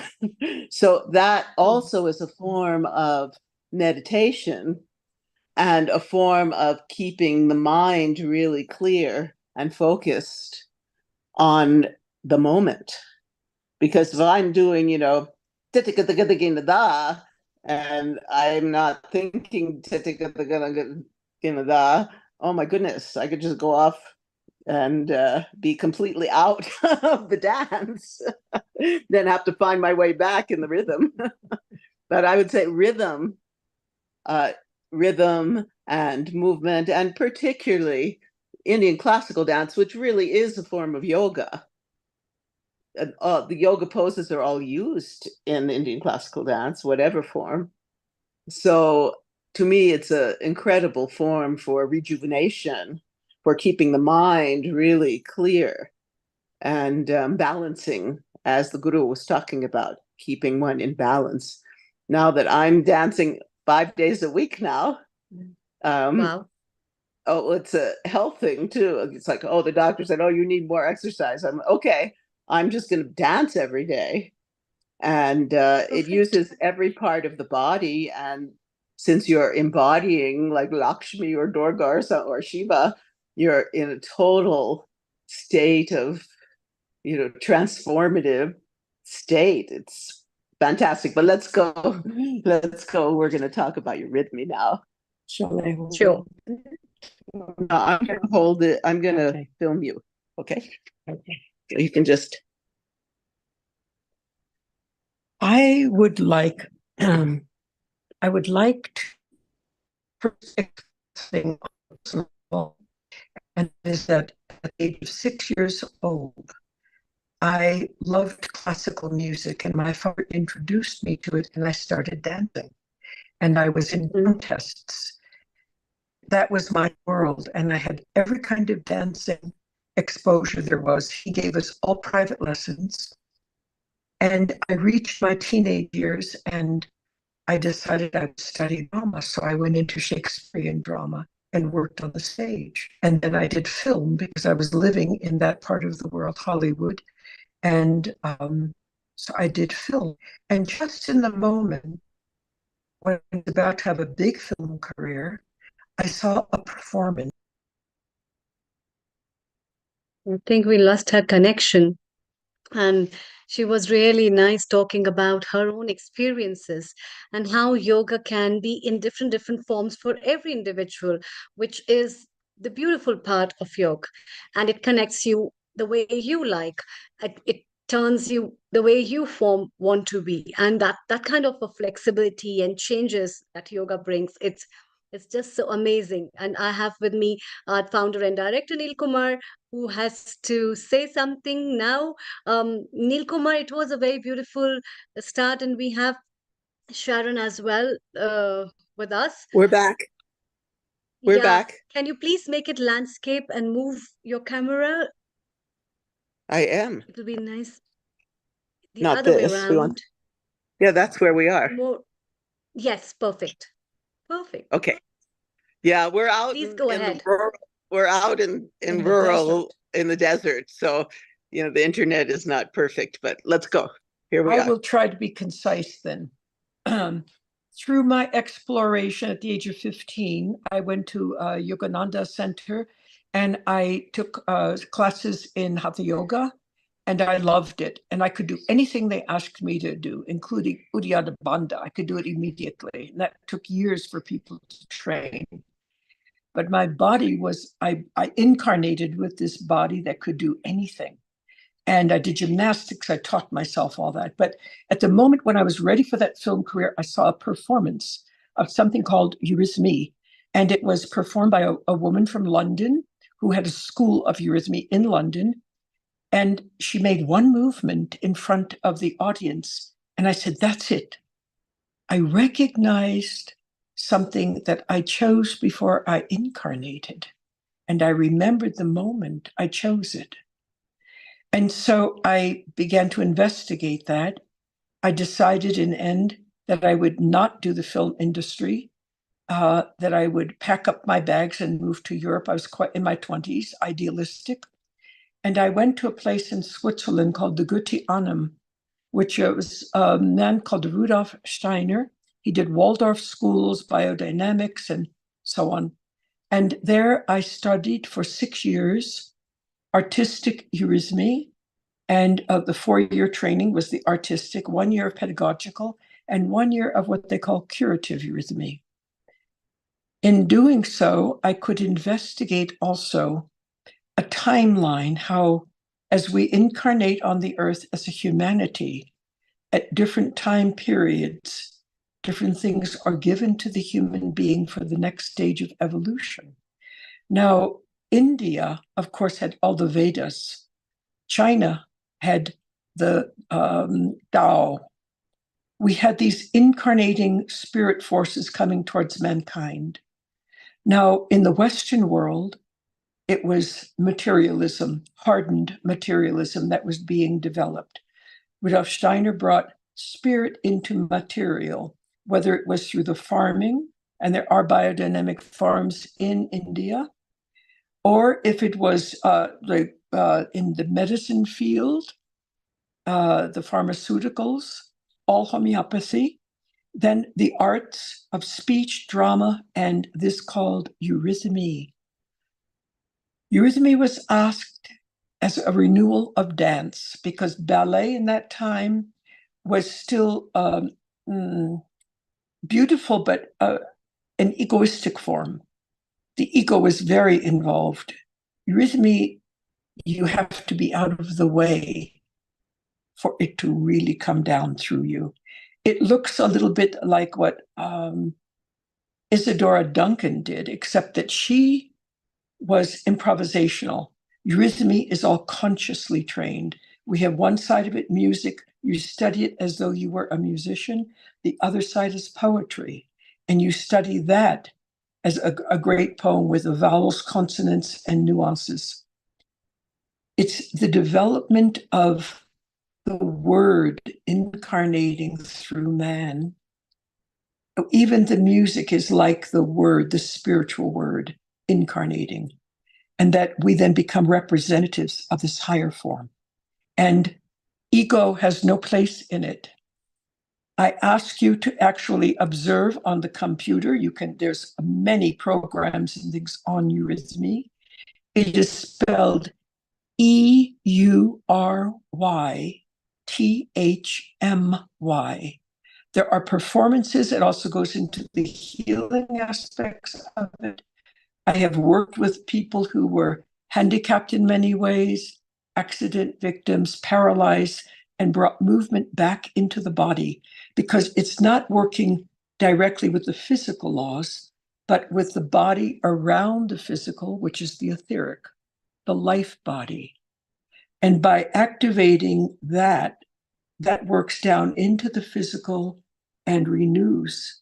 Even people who are totally paralyzed, I've gotten them to move again.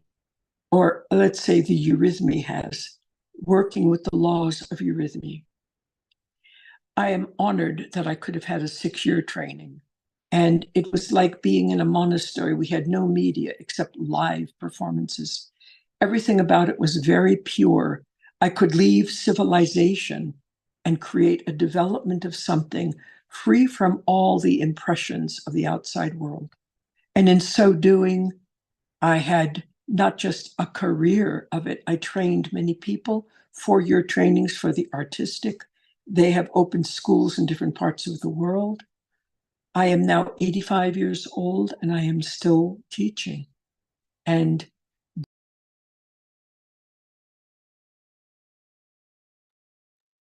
I think we lost her connection, but what a wonderful way she was telling about herself. And Nilkumar, isn't it such a nice way? She is still exploring her life at the age of 85, where people think it's time to dig in certain other things for the way to heaven. She's still Correct. in the light of the life. 85 and still going strong. So she's actually living the experience and her teaching, because she's there, she's feeling good, and she's 85, only 15 years to go to a century, which is so beautiful. They're back again. Thank you, Sharon. If you are lopsided, if you make yourself correct landscape. And we lopsided again. Yes. Can you hear the voice? Yes. Okay, then I would only like I would like to conclude that with, I have only been once in my whole life really ill where I needed intervention. I had never been in a hospital. I never go to doctor because I can heal myself. I know how to work with myself. And I have only once been ill where I needed an intervention. And I think it has a lot to do with not only the genetics, but the way I have eaten, but also the eurythmy, which is so life-building.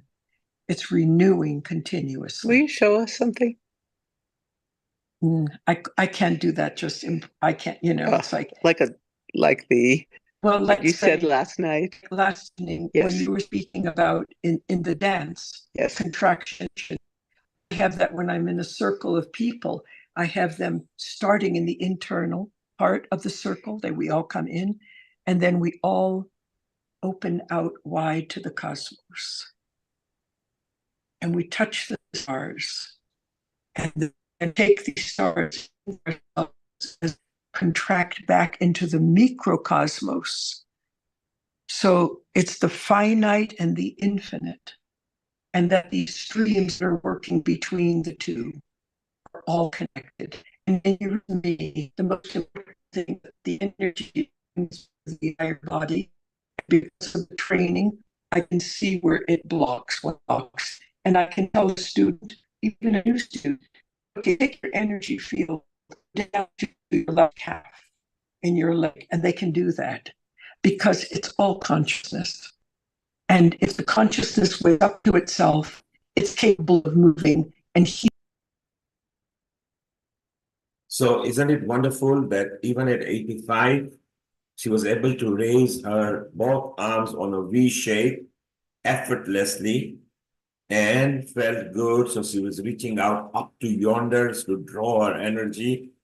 And it's wonderful. And let's see if the signal has improved. So apologies to the viewers if you are seeing a bit of intermittent. There she is. Look, now she's happy, smiling. And so as we were saying, that is so wonderful that you have reached to yourself.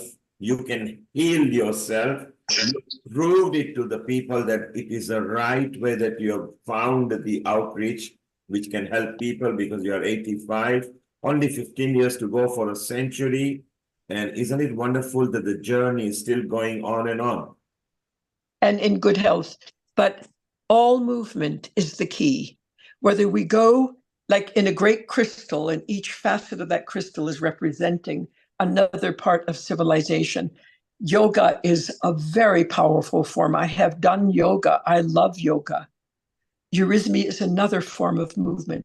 It's to move the body, especially when we get older. That's very critical.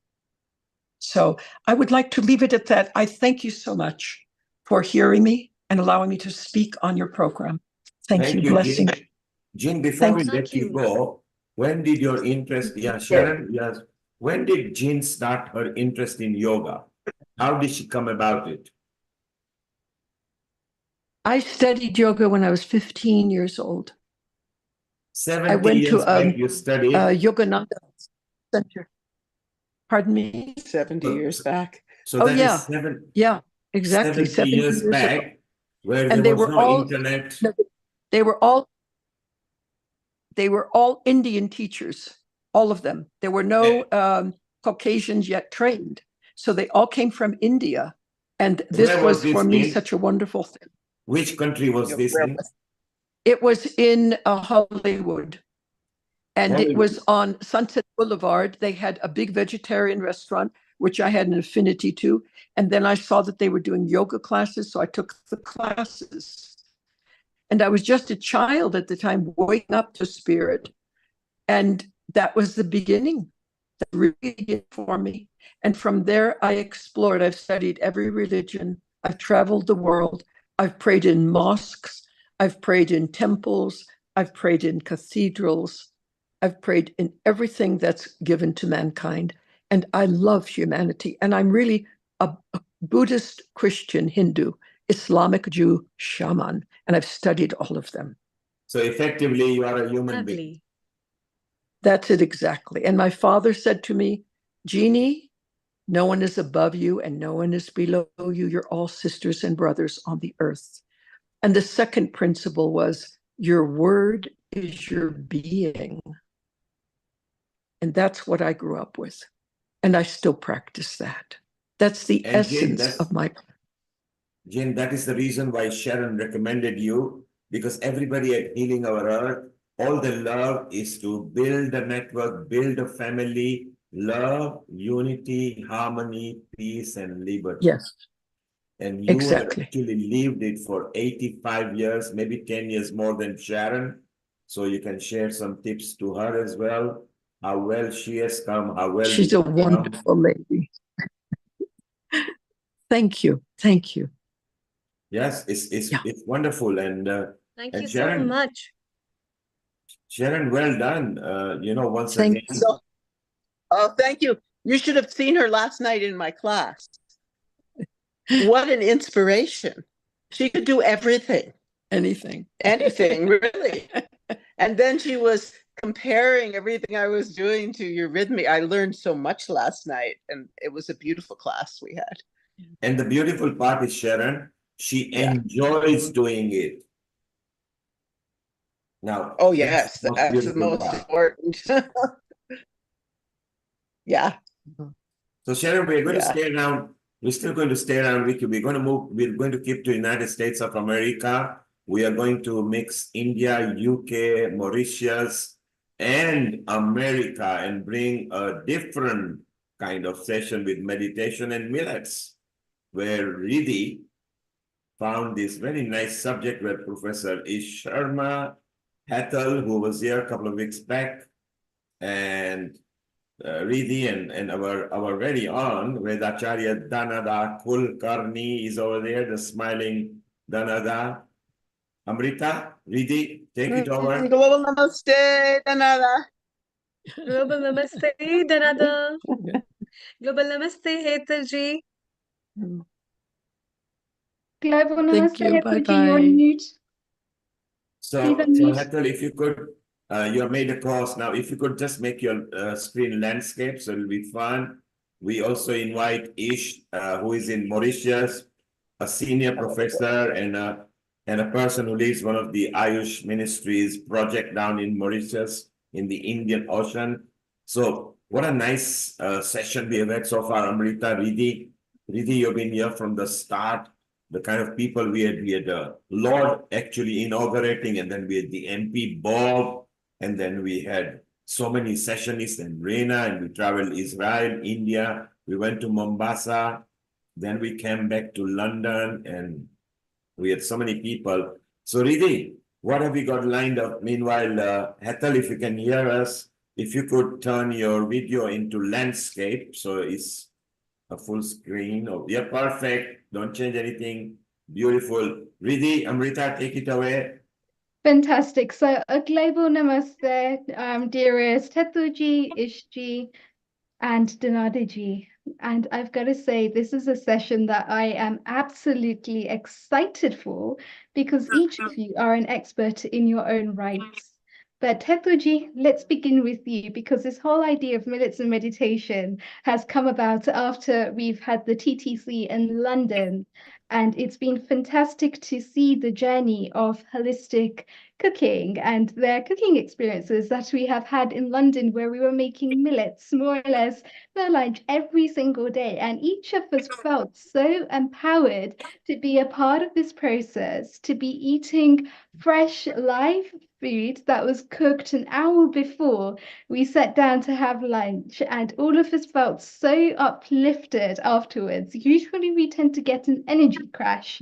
And part of that is because of the food that we're eating. But with millets, we felt completely different. So please go ahead. Tell us how the event was yesterday of Millets and Meditation. Okay, namaste everyone. My humble pranam to all of you. We had a fantastic event here in San Antonio celebrating the 10th International Day of Yoga. And this event was scheduled from morning 8 o'clock up until 1 p.m. We were hoping for about 300 to 350 people, but we got overwhelming response from the community with more than 500 participants. We started our morning with an Ashtanga Yoga class with an intense asana practice, which was followed by a gentle yoga class at around 9:30. And then we had a formal start to the event by lighting of the lamp. And our students did a yoga demo for 10 minutes. And then we recognized our volunteers and then moved on to a breakout session where we offered them 3 different options with Vipassana, pranayam practice, and heartfulness meditation. And after that, our festival started, which was the highlight. We had 30 different millet dishes from different parts of the world and also different regions in India. Those are traditional, and those were replaced from rice or wheat by millets. And so we had millet upma, millet pulao, millet tikki, millet chaat, millet idli and sambar, so many different varieties of millet. And people loved it. And we also had kids-friendly millet dishes with noodles and millet cookies, no sugar, no refined products. Everything was freshly made, served in a very sustainable manner. Compostable spoons, compostable plates, no plastic bottles, refillable water bottles bought from home. Plates that were compostable were stacked so that we use only one trash bag for the entire 500 people event. So very mindfully done. A lot of educational booths were placed on the health benefits of millets. We had displayed different kinds of millets with labels and what are the advantages of using them. So it was absolutely beautifully organized. We had 60 to 70 volunteers that put together this whole event. The whole event was for free, no cost to the people. And it was sponsored by the community with some of the sponsors coming together. So we are very, very happy and very satisfied and very fulfilled with what happened. Amazing. Ishji, what are your comments on this? I know that you've actually introduced millets on Healing Our Earth before. You've been very prominent in order to be able to advocate millets and the benefits of millets. What are your thoughts? I'm an advanced, I'm an Ashtanga Yoga practitioner, and my practice requires me to eat the best, vibrant food available. Because if I don't eat, my practices are not possible. So I was introduced to this a year ago when I was in Mysore, and the Millet Man of India is in Mysore, and my friends who are the Ashtanga Yoga practitioners introduced me to the millets. And since then, I have pretty much switched only to millet diet. Very less wheat, very less rice, but I don't get food coma. I think you gave me this word, Nidhi, food coma. And I've been using since then. And I absolutely love the energy I get after that. And so much of endurance and so much of ability to do so many difficult tasks for a long time, holding the focus of body and mind. I remember when we actually had the TTC in London, and literally it was only after the Ashtanga yoga practice in the morning, it was around 11 o'clock that we had fresh fruits, and then it was around 5 o'clock where we had a smoothie afterwards, and it was just very sustaining. None of us felt hungry because we actually had the millets for lunch, and the millets ended up sustaining us and giving us energy. It was prana shakti, so to speak, because when we look at the three gunas and the three doshas, we can actually see that millets are very sustaining. It's very environmentally effective. It's effective for our energy to be able to sustain us for longer amounts of time, as you mentioned, Hetulji, and just overall really good for us. Yes, yes. And yeah, and just bringing people together, but asking them to cook the dish and bringing it, that itself gave them the ownership. So they did a lot of hard work to research a good recipe that they could serve. And you could see the joy they were serving the food with. So I think it's something that we can easily replicate, low expense, and involve the community and spread the word. And now in San Antonio, all of our stores are running out of millets. So we're very, very happy. That's got to be a positive. And what kind of dishes did you have? What was the atmosphere like yesterday? So we had beautifully decorated the space with pallets, the pallets that you use, they throw away in the big stores. And we used the cotton ropes, and we made swings and hanging from there. And on that, we placed the serving dishes that people had bought. So we had appetizers on one side, like millet poha, millet upma, some millet dhokla, millet khaman. Then we had the main course with millet idli sambar, millet pulao, tikki the tikki chaat. And then desserts, we had millet kheer, millet laddus. Those were two of my favorite. And then we had somebody who had created a chula, like how in Indian village, we had created an Indian village here in the ashram. So we dug it in the ground, and we had a cow dung because we also have 5 cows at the ashram. So we created a fire pit in the ground, and we served traditional freshly made jawar roti.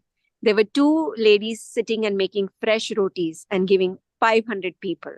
So they worked nonstop for 3 hours making those fresh rotis so that everybody could try them out. But it was just beautiful, beautifully done. So usually we say yog se hoga. I think here we say millet se hoga.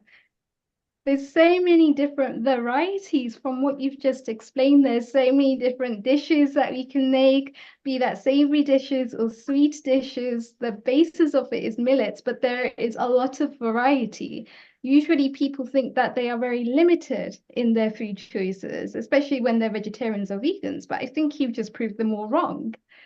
Yeah, and the key is really to cook them right. There is a technique. It has to be soaked. It has to be cooked. You have to be rotating the use of millets. So all of that has to be applied, because a lot of people come back saying, "Oh no, I have indigestion with millets," or the millets they don't suit me." But that's not right. They're just excellent for everybody. You just need to cook it in the right manner and serve it and eat it in the right manner. And very little millets, you don't take a whole lot and take very little sabji and dal. A lot of lentils, a lot of pulses. We follow the solilunar calendar of Ayurveda on which dal and which pulse to cook every day of the week. So at my home, we have the dals and pulses labeled as Monday, Tuesday, Thursday, according to the week and the solilunar calendars. So ample of those dals and lentils and pulses, and lots of vegetables, and then you put them and mix it with millet well, make it soupy, and you eat. And you also have to soak them. And then you don't throw the water you soak it, you cook it in the same water. All these are very important points. So when it's more soupy, does that make it a lot more digestible? Does it mean that the agni is higher in the stomach? It is. And we also ferment them, Riddhi. So typically in my house, we soak it in the night. I cook it in the morning around 4:30 and we eat it at 4:30 for our dinner. So when you leave it for about 10 to 12 hours, they also get fermented. And I cook my millets in clay pot always. That's the best utensil to cook your millets in, traditional clay pot, because it has the pores for the bacteria to get in and ferment it well. So it is really high in gut microbiomes that are healthy for you. It's just absolutely gives you so much energy. Yes, I'm 50, but I have more energy every single day to do my advanced Ashtanga practice because of the food. Fantastic. And that is very hectic because you yourself have learnt from BKS Iyengar and Pradeepa Joyce. So just the tenacity with which you do your yoga asanas at the Om Ashram there in San Antonio, and the way that you teach the students how to do it requires a certain level of flexibility, but it also requires a certain level of willpower. And now when they're giving themselves the right kind of foods, they're sustaining themselves properly from the outside, because those are freshly farmed millets, they are freshly produced ingredients, and they're actually sustaining those and eating those. Their practice starts to automatically become better, not just on the mat, but also off the mat. And I had a personal experience of that after you told me how to make millets dosa, which is very exciting. So I tried that with the poha that you mentioned and the millets, and just mixed it all together, left it overnight, and then made it first thing in the morning. And it was absolutely amazing. I don't think I've ever had dosa like that before, but just to actually start to experiment with all these different ingredients in itself. I was trying the foxtrot millets, and it's just incredible to start to experiment and get the palate used to different types of millets, because each millet will have a different type of taste. Yes, Riddhi, there's audience asking which millets. So there are positive millets, neutral millets, and negative millets. And you should increase the intake of positive millets. They're also called as Shri Dhanya in India. But those are foxtail millets, barnyard millets, brown top millets, little millets, kudo millets, and proso millets. These are all the positive millets. So you can search up, because there's tons and tons of stuff. We know 2023 was declared as International Year of Millets, just so that we could promote this. And it's not only just good for us, it's very, very good for Mother Earth, because it requires very less water and it actually nourishes the soil you grow the millets in. So it's absolutely sustainable and good for us, good for the Mother Earth. Absolutely. And Ish, Global Namaste, can you tell us more about this Millets initiative that happened in 2023? I think you were at the heart of this. Surely. Ayurveda has mentioned at length about millets, and interestingly, like in that context, Ayurveda called it by the name Kudhanya. Kudhanya means like not the very superior kind of food. You know why so? Because you can imagine 10,000 years back, millets were not or are not providing as many calories as we get from wheat and rice. So everyone had to work hard. Kings had to walk. There were no cars, you know. So by default, everyone was like physically exerting a lot. And they wanted a high calorie food where wheat and rice were at the top. And, like those who were not very rich were, ending up with eating millets. Now the scenario has changed. Now we all are suffering from calorie overload, and we require a grain, a class of food which is depleting our calories. Millets being hot, dry, and light as per the Ayurveda properties, they are the best against non-communicable diseases. They being hot, dry, and light, they reduce your body weight because they are light. They reduce your cholesterol because they are so dry, they would just absorb your fats. Whatever fat you eat, they would absorb it. And being hot, they promote your metabolism, and they promote calorie burning. They end up giving you lesser calories than wheat and rice. And being not being calorie intense, this is the best quality. They have the best quality of complex carbohydrates, which is the term of the day. Complex carbs is the one answer against all NCDs. We cannot go by like to take carbs or proteins or fat or to avoid 1, 2, or 3. Complex carb is, like I believe, is the best reply to all NCDs. Cancers, diabetes, hypertension, high cholesterol, liver, kidney problems, and whatnot. So millets are really wonderful. There is such a wide array of millets, like 10 are so common and popular millets. You can have such a variety of dishes you can prepare. Rajasthan, and I come from Rajasthan. I remember when I was a kid, the only sweet dish we would be getting maybe once a week would be like bajra chapati mixed with a lot of jaggery and cow ghee. So that was the ultimate day we used to wait for. And laddus would be made out of bajra chapati, which is very, very dry, mixed with a lot of jaggery and ghee. So now we are, since like 2023, this becomes a responsibility. We being in government positions to promote millet, and we did promote millets, and they are really wonderful. As Ms. Hetal informed, they require very little water to grow. And there are a few things we keep repeating in every talk. Rice, 1 kilogram of rice would be taking 3,500 liters of water to grow. Now, 3,500 liters for 1 kilogram, and millets will practically require no irrigation. They are seedy grasses which grow by their own. They do not require a proper methodical cultivation. They do not require protection with the fertilizers and pesticides, because the innate immunity millets have got, no bacteria can commonly harm them. So if we consume those millets, our immunity goes up. Water requirement is so low, which is again like a blessing for Mother Earth. If all the 8 billion people in the world are going for rice, and rice, the only 1% fresh water being available to us, it will be depleted. We are going to leave nothing for the future generations. If we switch to millets, maybe, you might not be a pure millet eater, 10%, 20%, 40%, whatever you can. If you can replace your rice particularly with the 5, 10, 20% of millets, you will be doing a great, service to the mankind.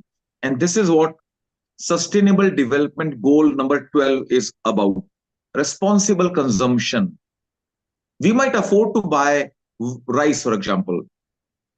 If we can buy, then this is not the case that we should buy. We have to think, if I'm consuming 1 kilogram of rice in my family, I am consuming 3,500 liters of water. And if I replace it with millets, I'm saving 3,500 liters of fresh water. So health benefits are wonderful. Environmental benefits, we spoke last month, like this is a C4 crop. It would be consuming more and more carbon dioxide, and this is a top crop to release oxygen. That is where it is such a benefactor for the environment. And zero hunger. The sustainable development goal number 2 is zero hunger. The world will get food to eat only if we consume more and more millets. If everyone is going after like wheat or rice, then many brothers and sisters will not get food to eat. We cannot ensure zero hunger. So apart from health benefits, zero hunger, it can deliver climate change, it can control responsible consumption, it can ensure.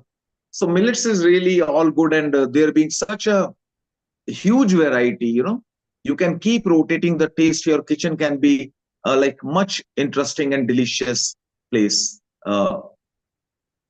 Riddhi. Amazing. And Dr. Zanardi, I know you've just had the Dallas Yoga Fest yesterday. Do you tell us more about it? It was wonderful. Global namaste to everyone. First of all, thank you so much for having me, Riddhi. Dallas Yoga Fest happened so very well. They celebrated uh, International Yoga Day, and Swami Mukundanandaji and several other senators and a very populated people wrote the seed of happening. I have been in celebration part since 2013 with the Dallas Yoga Fest. And every year they bring more than thousands of people together to celebrate the Vedic way of living. And this is a very annual celebration. uh, Different types of yogas, different types of meditations, several different types of holistic medicines, from booths to better workshops to health fairs, and talking about the free wellness for the community. All was given a strength, and it was really very beautiful. It's awesome to be a part of each year for that matter. It was wonderful, Fantastic. Riddhi. And what are your views on what Dr. Ish Sharma just shared with us when it comes to holistic living and mindful eating? Is millets the way forward? I would say there are very well written scriptures, knowledge about the millets, Ashtanga Hridayas, and the treaties that we say Charak Shrut Vagbat are given references for the millets in the chapter of Anna Swarupa Vigyani Adhyay. And in the millets has many names. One of that name, Dr. Ish ji said, and of course Hetal ji, is Shri Dhanya, Ku Dhanya. It's also called Kshudra Dhanya. Okay, it is also called Nirava Dhanya. Nirava Dhanya, just like I was remembering when Dr. Ish said that they are Swajatiya, Swajat, which means they grow automatically. They don't need much of a water. And that is why it is more in the category of a Laghu Dhanya, which is a very beautiful concept of Ayurveda. And more, as we see, Lord, I think Abraham Lincoln once said that I have seen more deaths not because of the hunger, but because of overeating. And that is the 22nd century's truth, that variety of lifestyle diseases are mainly happening because of some kind of improper lifestyle and diet. And being said that in Ayurveda, thousands of years ago, we say that Sarve Rogaha Mandagno, which means any disease start with your in appropriate digestive methods, or you are not taking food or digestion properly. Being said that it is a Nirav Dhanya, and it takes very less water content, it becomes highly rich from the soil to have the minerals sucked in, because uh, the other dhanyas, the other grains that they need more water, also gets more cell permeability, and we get more, as you could see, there is history of having more rice and other lentils can put you in category of diabetes and other things. According to Ayurveda, the water retention is a very big component. But mixed grain, that mandava and kodo and other finger millets, it's been prescribed in Ayurveda, and it has many different varieties to give the common properties, to give more benefits. So first of all, the post digestive effect of millets is madhura and kashaya, which means sweet and astringent in taste. Those both are the qualities our digestion thrive, because our body wants to be into alkaline rather than in acidic mode.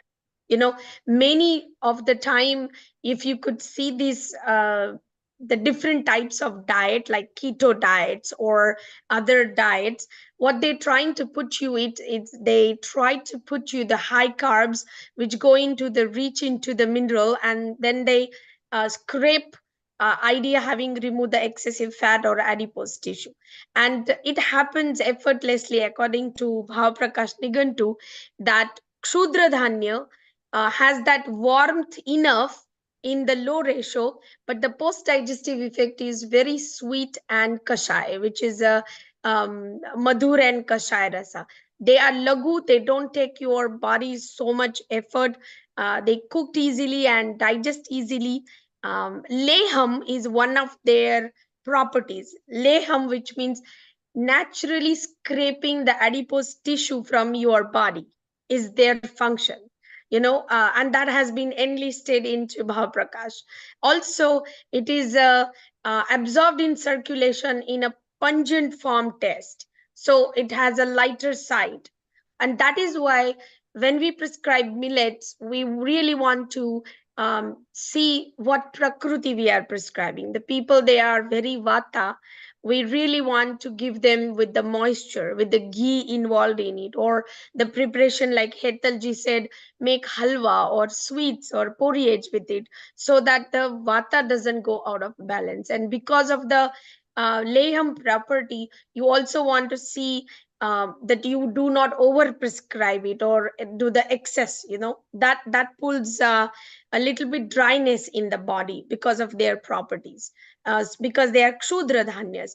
Generally speaking, out of a bigger population pie, I would say there are 70% of people, they want to lose weight and they have adipose tissue formations, and that's why millets has become new age grain, and it has so much to talk about. It also has a property that could act as a digestive toner, which gives more mala formation, which forms more excreta, while people are feeling about having more loose motions. It can also relieve that.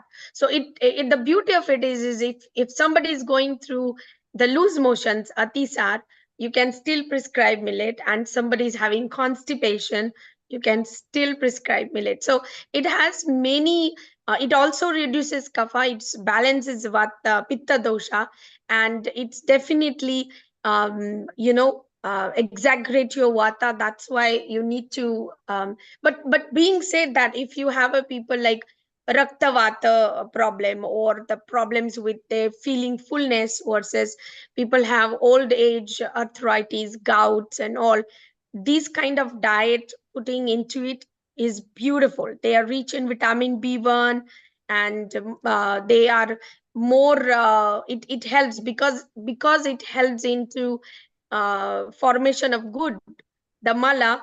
They says the mala and the asti works very well together, in Ayurveda.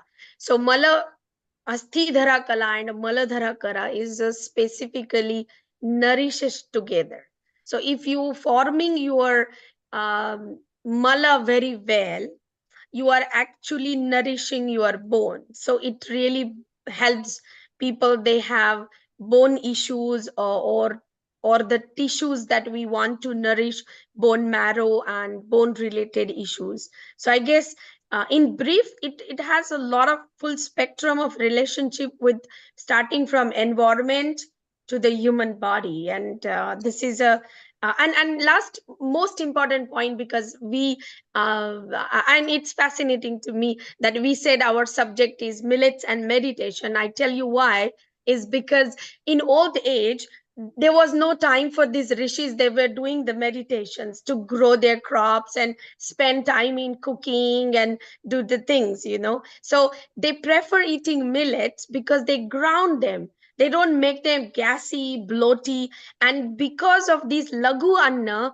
they could stay in hours into the meditation. They could go into the caves and they could literally take that kind of a lagu food in penance practice, and naturally they would feel full while they were focusing on their mind, and long term meditation was possible.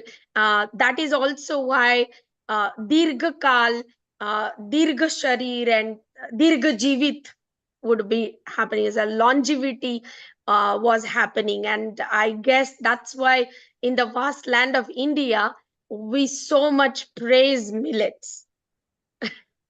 Thank you. That is a wonderful roundup of millets. And Dr. Ish Sharma, I would like to come back to you if I could. So we're talking about millets and the effect of that on the Vata dosha, in particularly when we're looking at things like bone density and an excess of Vata dosha in the system. What is the effect of this on Ayurvedic psychology, on the mind? You're on mute, by the way. Okay. Millets, Charlie, being like light, and if taken in excess, these can be pro vata, they can vitiate, they can increase your vata. But the goodness is, most of the population today is suffering from an excessive kapha, calorie overload. We all are eating way more than we require. So that is why, like intermittent fasting, or in whatever manner you can cut down your calorie intake, that is going to help you. Now, this calorie intake is the most important mechanism to lead to one and every non-communicable disease, calorie overload.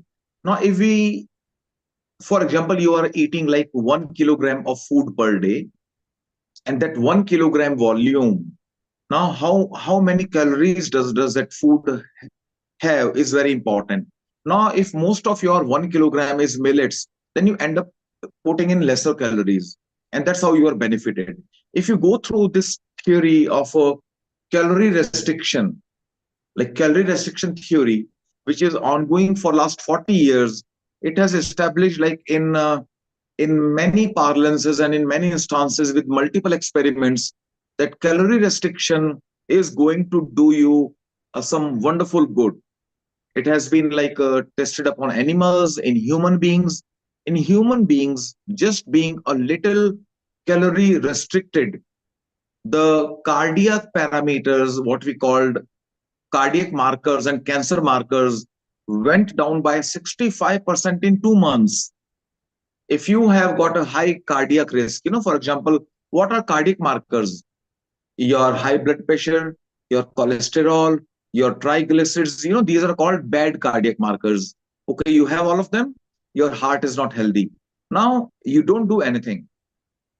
You just take millets for 2 months, just replace your wheat and rice by millets for 2 months, and you end up reducing 65% of your cancer markers and cardiac markers. Now, this is not a mathematical figure. This is a mathematical figure from one study.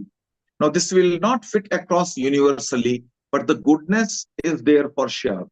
So, why do we age? Why do we die? Oh, he was old, so he died. The most important theory of aging, there are 10 theories. The most important and relevant theory of aging is the theory of free radical damage. Where do we get free radicals from? They come from two sources, a stress and calorie intensity, overeating and stress. If we can replace most of our calorie intense food, like we now consuming dry fruits is a fad, I take almonds and cashews every day soaked, and I feel very nice. If you can replace your calorie intense food and your wheat and rice by some millets, 10, 20, 30, 40%, your calorie intake will go down. And if you are upon intermittent fasting, if you are calorie deficient, your Agni, your metabolism will be redirected to destroy your toxins. As the shloka goes from Ayurveda, aharam pachti shikhi, that is, your food is digested by your metabolic fire. Doshan pachti ahar varjitah, when you don't take food, your doshas will be destroyed. Dhatun pachti doshak shay tatha, when your some of your toxins have been destroyed and you are still not eating, then your dhatus, your healthy tissues will be destroyed. Pranan dhatuk shayas tatha, and after destroying your tissues, your life will be destroyed. That is, we die of starvation. So the digestive fire we have got has got 4 preferential fuels. Your fire, your metabolism will be very happy with plan A, that is food. You go on eating, your fire is very happy. toxins are building up, no one is there to take care of your toxins, and you end up generating, earning one non-communicable disease or the other. Once you stop eating, your metabolic fire will be redirected to plan B. And plan B is your excessive body weight, your high cholesterol, your high blood sugar, your fatty liver, your toxins will be destroyed. And if you still don't eat, if you're obsessive with fasting, like bulimia, like anorexia nervosa, etc., then your fire, your Agni will go to plan C. And plan C is your healthy tissues will be under attack. So now this was proven by Professor Osumi, and he got the Nobel Prize 2016 on autophagy. What he proved was he developed diseases in a fungus model, and to the colonies he did not give food. And he could see the diseases being eaten by the fungus cells by themselves. And this is what he called self-eating, autophagy. Although the term autophagy was given in 1961 by a Belgian scientist, Durouet, but Professor Osumi re-established the principle, and for 2016, he got the Nobel Prize. So and millets is such a wonderful crop, despite you eating sufficient, like you are eating to your capacity, you are eating a lot, you end up having no calories, very little calories. That is where you kind of, and very high quality fibers, very high quality complex carbohydrates. You end up having all the benefits against diabetes, high cholesterol, obesity, immunity, fatty liver, and whatnot. Yeah, Riddhi. Amazing, Sharmaji. Thank you so much. So, Amrita, what are your thoughts on millets when it comes to self-care? I think a lot has been talked about it, and a lot of aspects. Each sir has already talked, and Dr. Danada has been talking. And I think when you talk about yoga and you talk about sattvic diet, it is one of the major components of diet. As you talk about food and a food quality, when we discuss about sattva, so sattva just doesn't mean getting rid of onion or garlic, or getting rid of or non-vegetarian diet, but it means a pure quality of diet in which the component of the cereals or the diet you are taking must have the real essence and quality of what is called as sattvic. And I think all the points that have been mentioned by Professor E. Sharma as well as Dr. Danada put forward the points of a big marker for it to be claimed as a sattvic diet. And in today's time, it is a requirement for all of us, because food as sattva is not only helping me, but it is helping leading us globally to fight against a lot of crises on basis of health, mental health, spiritual health, as well as environmental health. So millets is an answer for that. And I think this kind of a light food will help you make feel better, good, happy, as well as will make you get rid of a lot of toxins. And that's what I have to say. So we're in agreement then. Millets are not just good for the environment, they're also good for the body. They're also vata satisfying, and not only that, they're good for self-care too. Neil Kumar, your thoughts, please. Thank you, Riddhi. Thank you, Amrita. Very well done. Both of you have been here in the start. Professor Sharma, if you can just twiddle your screen so it's back again landscape. And I would like to ask you a question as well. So we'll go to Ish Sharma in a moment. Yes. So Professor Ish Sharma, you mentioned very nicely and eloquently about millet, not just why they are healthy, but more importantly, they are super environmental friendly. And water is scarce. There is a project which is called Future Human Beings, 500 years from now. We may not have water, and people will be living into some sort of format how they will consume pills of water to replace in the body. We don't know whether it's true or not, but they are working on it. Professor Ishama, tell me, you are an Ayush person as well, which is also part of Ayurveda and meditation as well. Which do you like more, meditative yoga or actual yoga which brings physical ailments? What do you practice? See, yoga known by the asanas is surely a misnomer. You know, if we sit in a certain pose and we call, okay, I'm doing yoga. If we ask anyone, do you practice yoga? Then the benchmark is yes, I sit in Padmasana, you know, or I do pranayama, then I'm doing a yoga. Yoga is a very comprehensive term, and out of 8 limbs, even if the first limb can be practiced by the world, like the first limb is yama, and the first principle in yama is ahimsa, non-violence.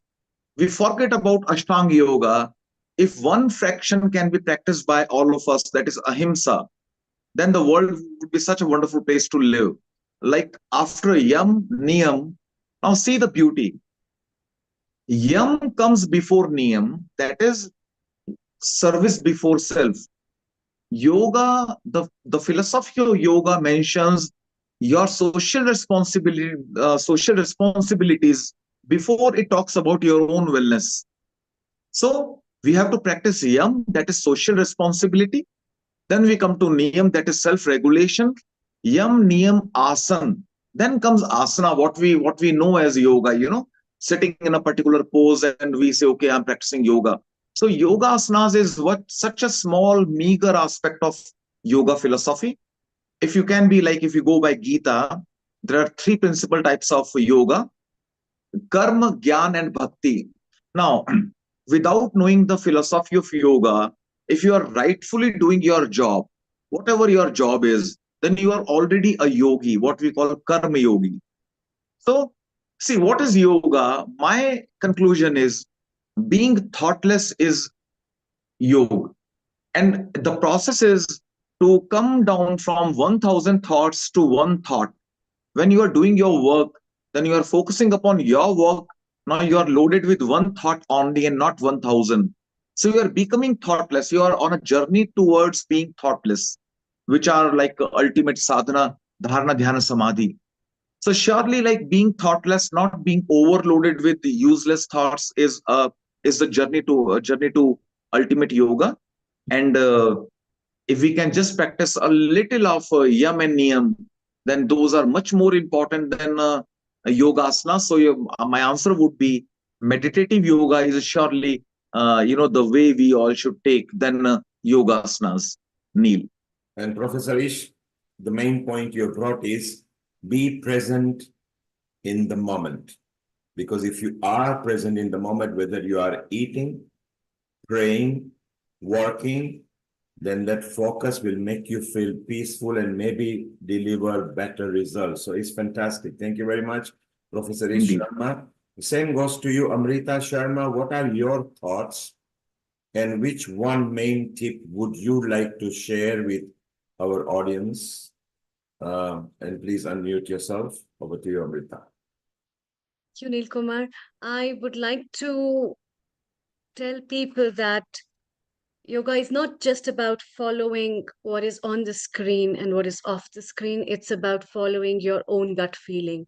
It's about following your own self. As Professor Ish Sharma already mentioned, following up of yamas and niyamas that talks about different aspects and qualities of life is very important because that will bring the real flexibility of your mind. And a flexible mind is the winner of all because it knows how to adjust itself, it knows to compensate with what it has to say in terms of ego.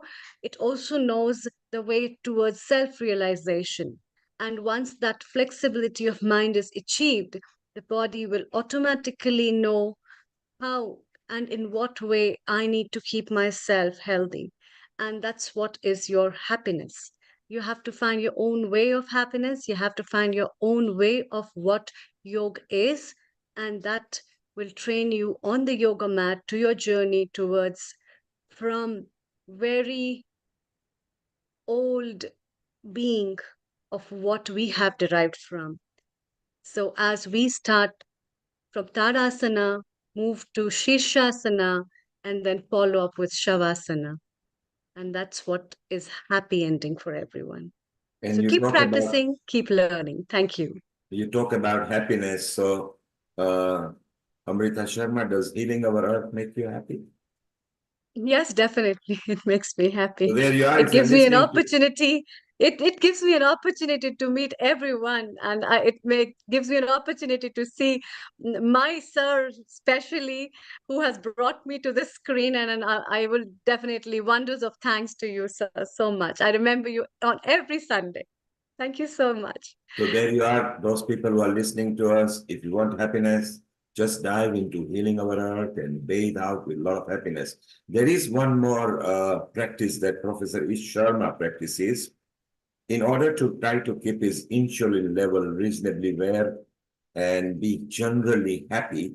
Unlike eating 5 meals and 3 meals and 4 meals, one of the practice he has developed is roughly to eat when his body asks, and he has trained his body to eat at approximately 10 o'clock and 6 o'clock, and he seems to be happy. Am I right, Professor Sharma?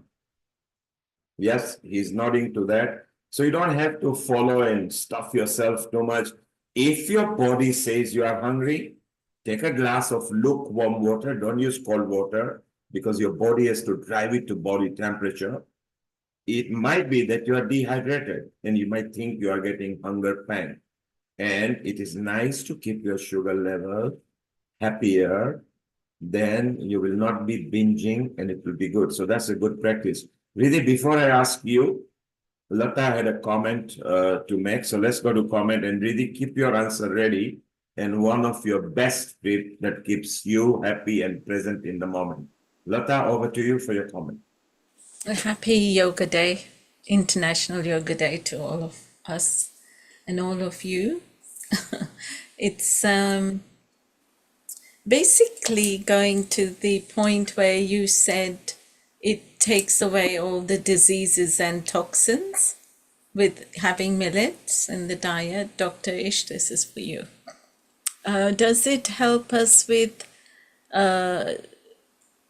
pain like fibromyalgia and constant pain in the body? You know, people who suffer with, what do they call it? What do they call Yeah, it? fibromyalgia is the right word. Chronic fatigue syndrome is another unexplained pain. So maybe you want to add something else, Ms. Lata? Yeah, you know, what do they call it? Arthritis and all this thing, pain in the joints.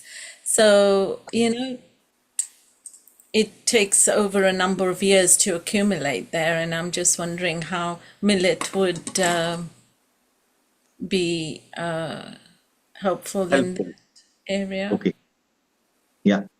See, the first three conditions you mentioned, like fibromyalgia, then the second one I added was chronic fatigue syndrome, and then rheumatoid arthritis.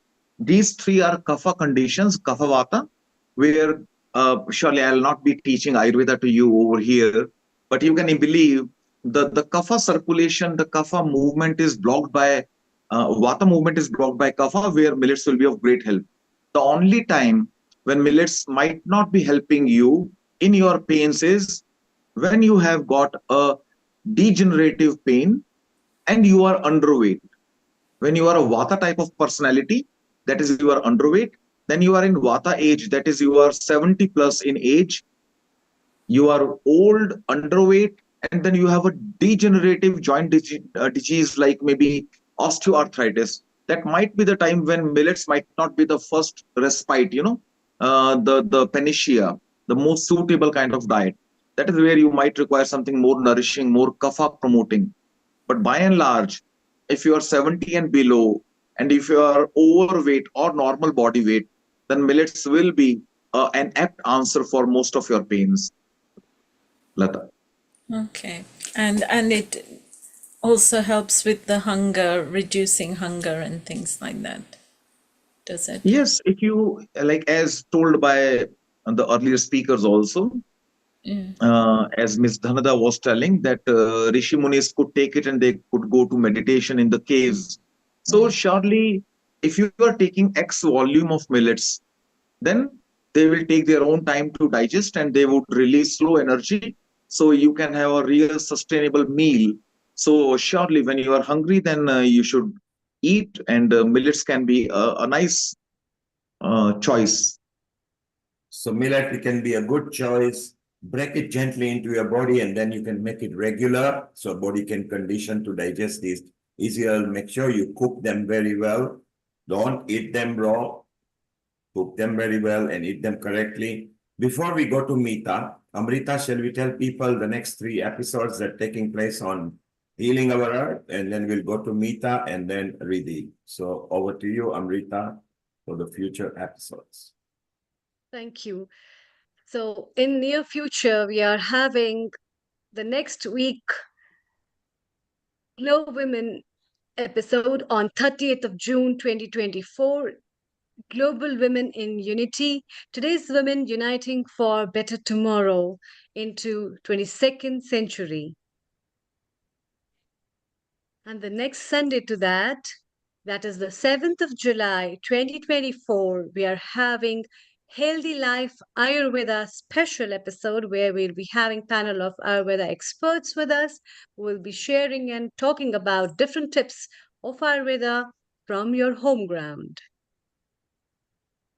And then we have something for children, kids and teens episode, especially for children, by the children, for the children, and for the family on 14th of July 2024, 2 p.m. British summertime onwards.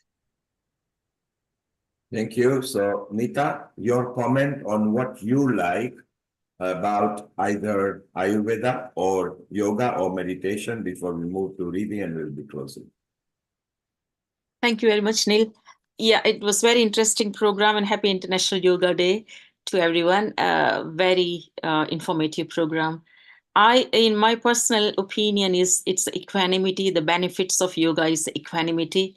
So yoga has several meanings, but ultimately it means to unite, to harmonize, or to make into one. And Hatha Yoga, the asanas or postures, it does help strengthen and flex the body and enhances mind-body harmony. And yoga means in Sanskrit union, so it's union of mind and body. The deepest level of yoga or the union is realizing one's inner eternal soul or real self. That's what Amrita ji also mentioned. So self-realization, it unites with the universal soul, the ultimate reality. So this is self-realization as well. So equanimity and self-realization. So therefore, yoga is a path of self-realization by uniting one's inner soul with the universal soul. That's how I would take it, because it's the higher consciousness, the body and the mind, and the level-headedness to assess the situation in any kind of particular situation you might be in, and to have that sthita prajna mentality, that level-headedness. Sthita means balanced, prajna means buddhi or intelligence, and to rein in on your consciousness is to reach a form of equanimity where you can be more effective in the realm of action. So the reality is we are all existing in the material world, but in situations where we need to focus, understand the makeup of our mind, and being able to control our thoughts allows us to have better judgment and clearer vision if you practice yoga. Thank you. Thank you, Meeta. So Meeta says, your body, mind, and soul, the way to be happiness, which is what the ethos of Healing Our Earth is. And now we go to Riddhi, our yoga coordinator. She loves coordinating yoga episodes. She works very hard and plans some themes and plucks some courage to explore different avenues. Riddhi, you've been there from very early at the start and you're right at the end. And what one tip would you like to share to people to be in the present moment? To be in the present moment, listen to your mind, listen to your body. Your body and mind already have an innate wisdom to be able to cure themselves. The body itself may not feel thirsty. The mind will trick you to make you think that you are hungry. at times, but actually you only feel thirsty when you are 2% dehydrated. So sometimes it's about filling ourselves with water. Let's take that as an analogy. It's also that our body is made up of a high percentage of water. As Sharmaji kindly presented before, that water is wasted when we mix it with rice in order to be able to fill the rice in the paddy fields. We are wasting water. Well, guess what? Our bodies are also made of water. They need water and they need oxygen, H2O and O2, because of the high percentage. So sometimes it's about taking a step back and thinking, am I full or am I hungry? Am I satisfied? Which is a mixture of the two, because actually in Ayurveda teaches that your stomach is supposed to be half full of food, quarter filled of air, and quarter filled of water. So by creating now the right mix, that is where the power is. A lot of the times when we get things like cravings, for example, when we feel certain sensations, it's our mind and it's our body communicating a particular message to us. Are we listening? And I think that has been a common theme throughout today's program when it comes back to just dropping into silence and paying attention, being aware of the message in stillness to see what is being communicated and how can I connect with it.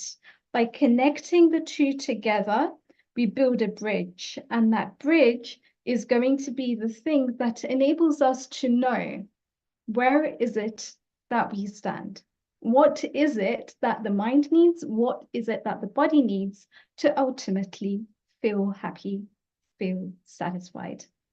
So there you are. Riddhi says very clearly, hydrate yourself even when you feel that your hunger is real hunger.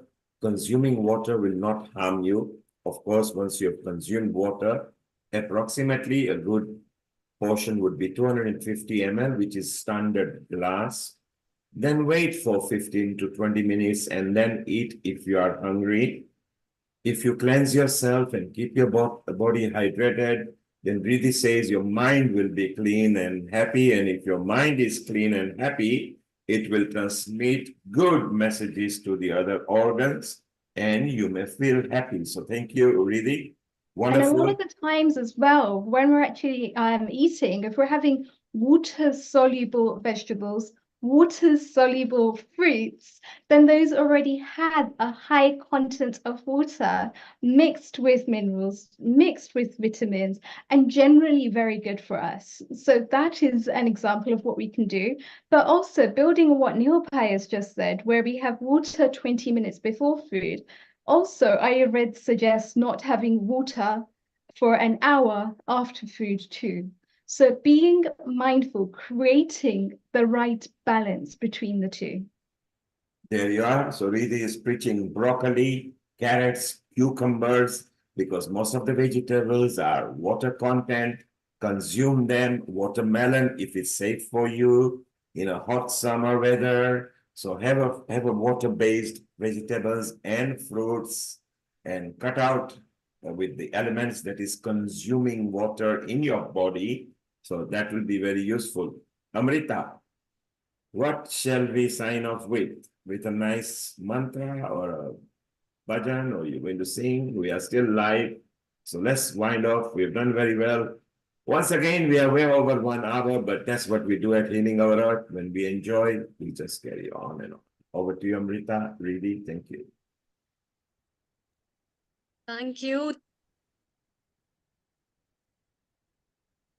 Riddhi, would you like to wind up with the mantra? I would just like to say thank you so much to all of our experts that have come on today and have shared their knowledge so wisely with all of us. I think there's been something for all of us to gain from it. And may we continue to have more satsangs like this where we discuss health and well-being, because after all, that is the ethos here at Healing Our Earth. Amrita, I pass it back over to you for concluding message and prayers. Thank you. And thank you everyone for making this episode a beautiful episode again and a successful episode. Special thanks to Riddhi, who is a yoga producer of this episode and also our coordinator. And many, many thanks to all the guest contributors who have made this episode a successful one. We will be bringing back to you another beautiful episode on Glow Women the next Sunday. Keep watching, keep sharing, and keep loving, healing our earth. And let's wind up today's episode with a Gayatri mantra. Om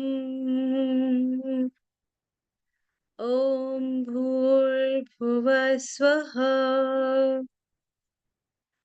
Tat Savitur Varenyam Bhargo Devasya Dhimahi Yo Yo Na Prachodaya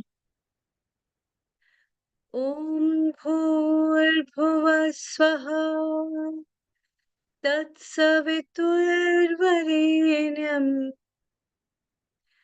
Bhargo Devasya Dhimahi Yo Yo Na Prachodaya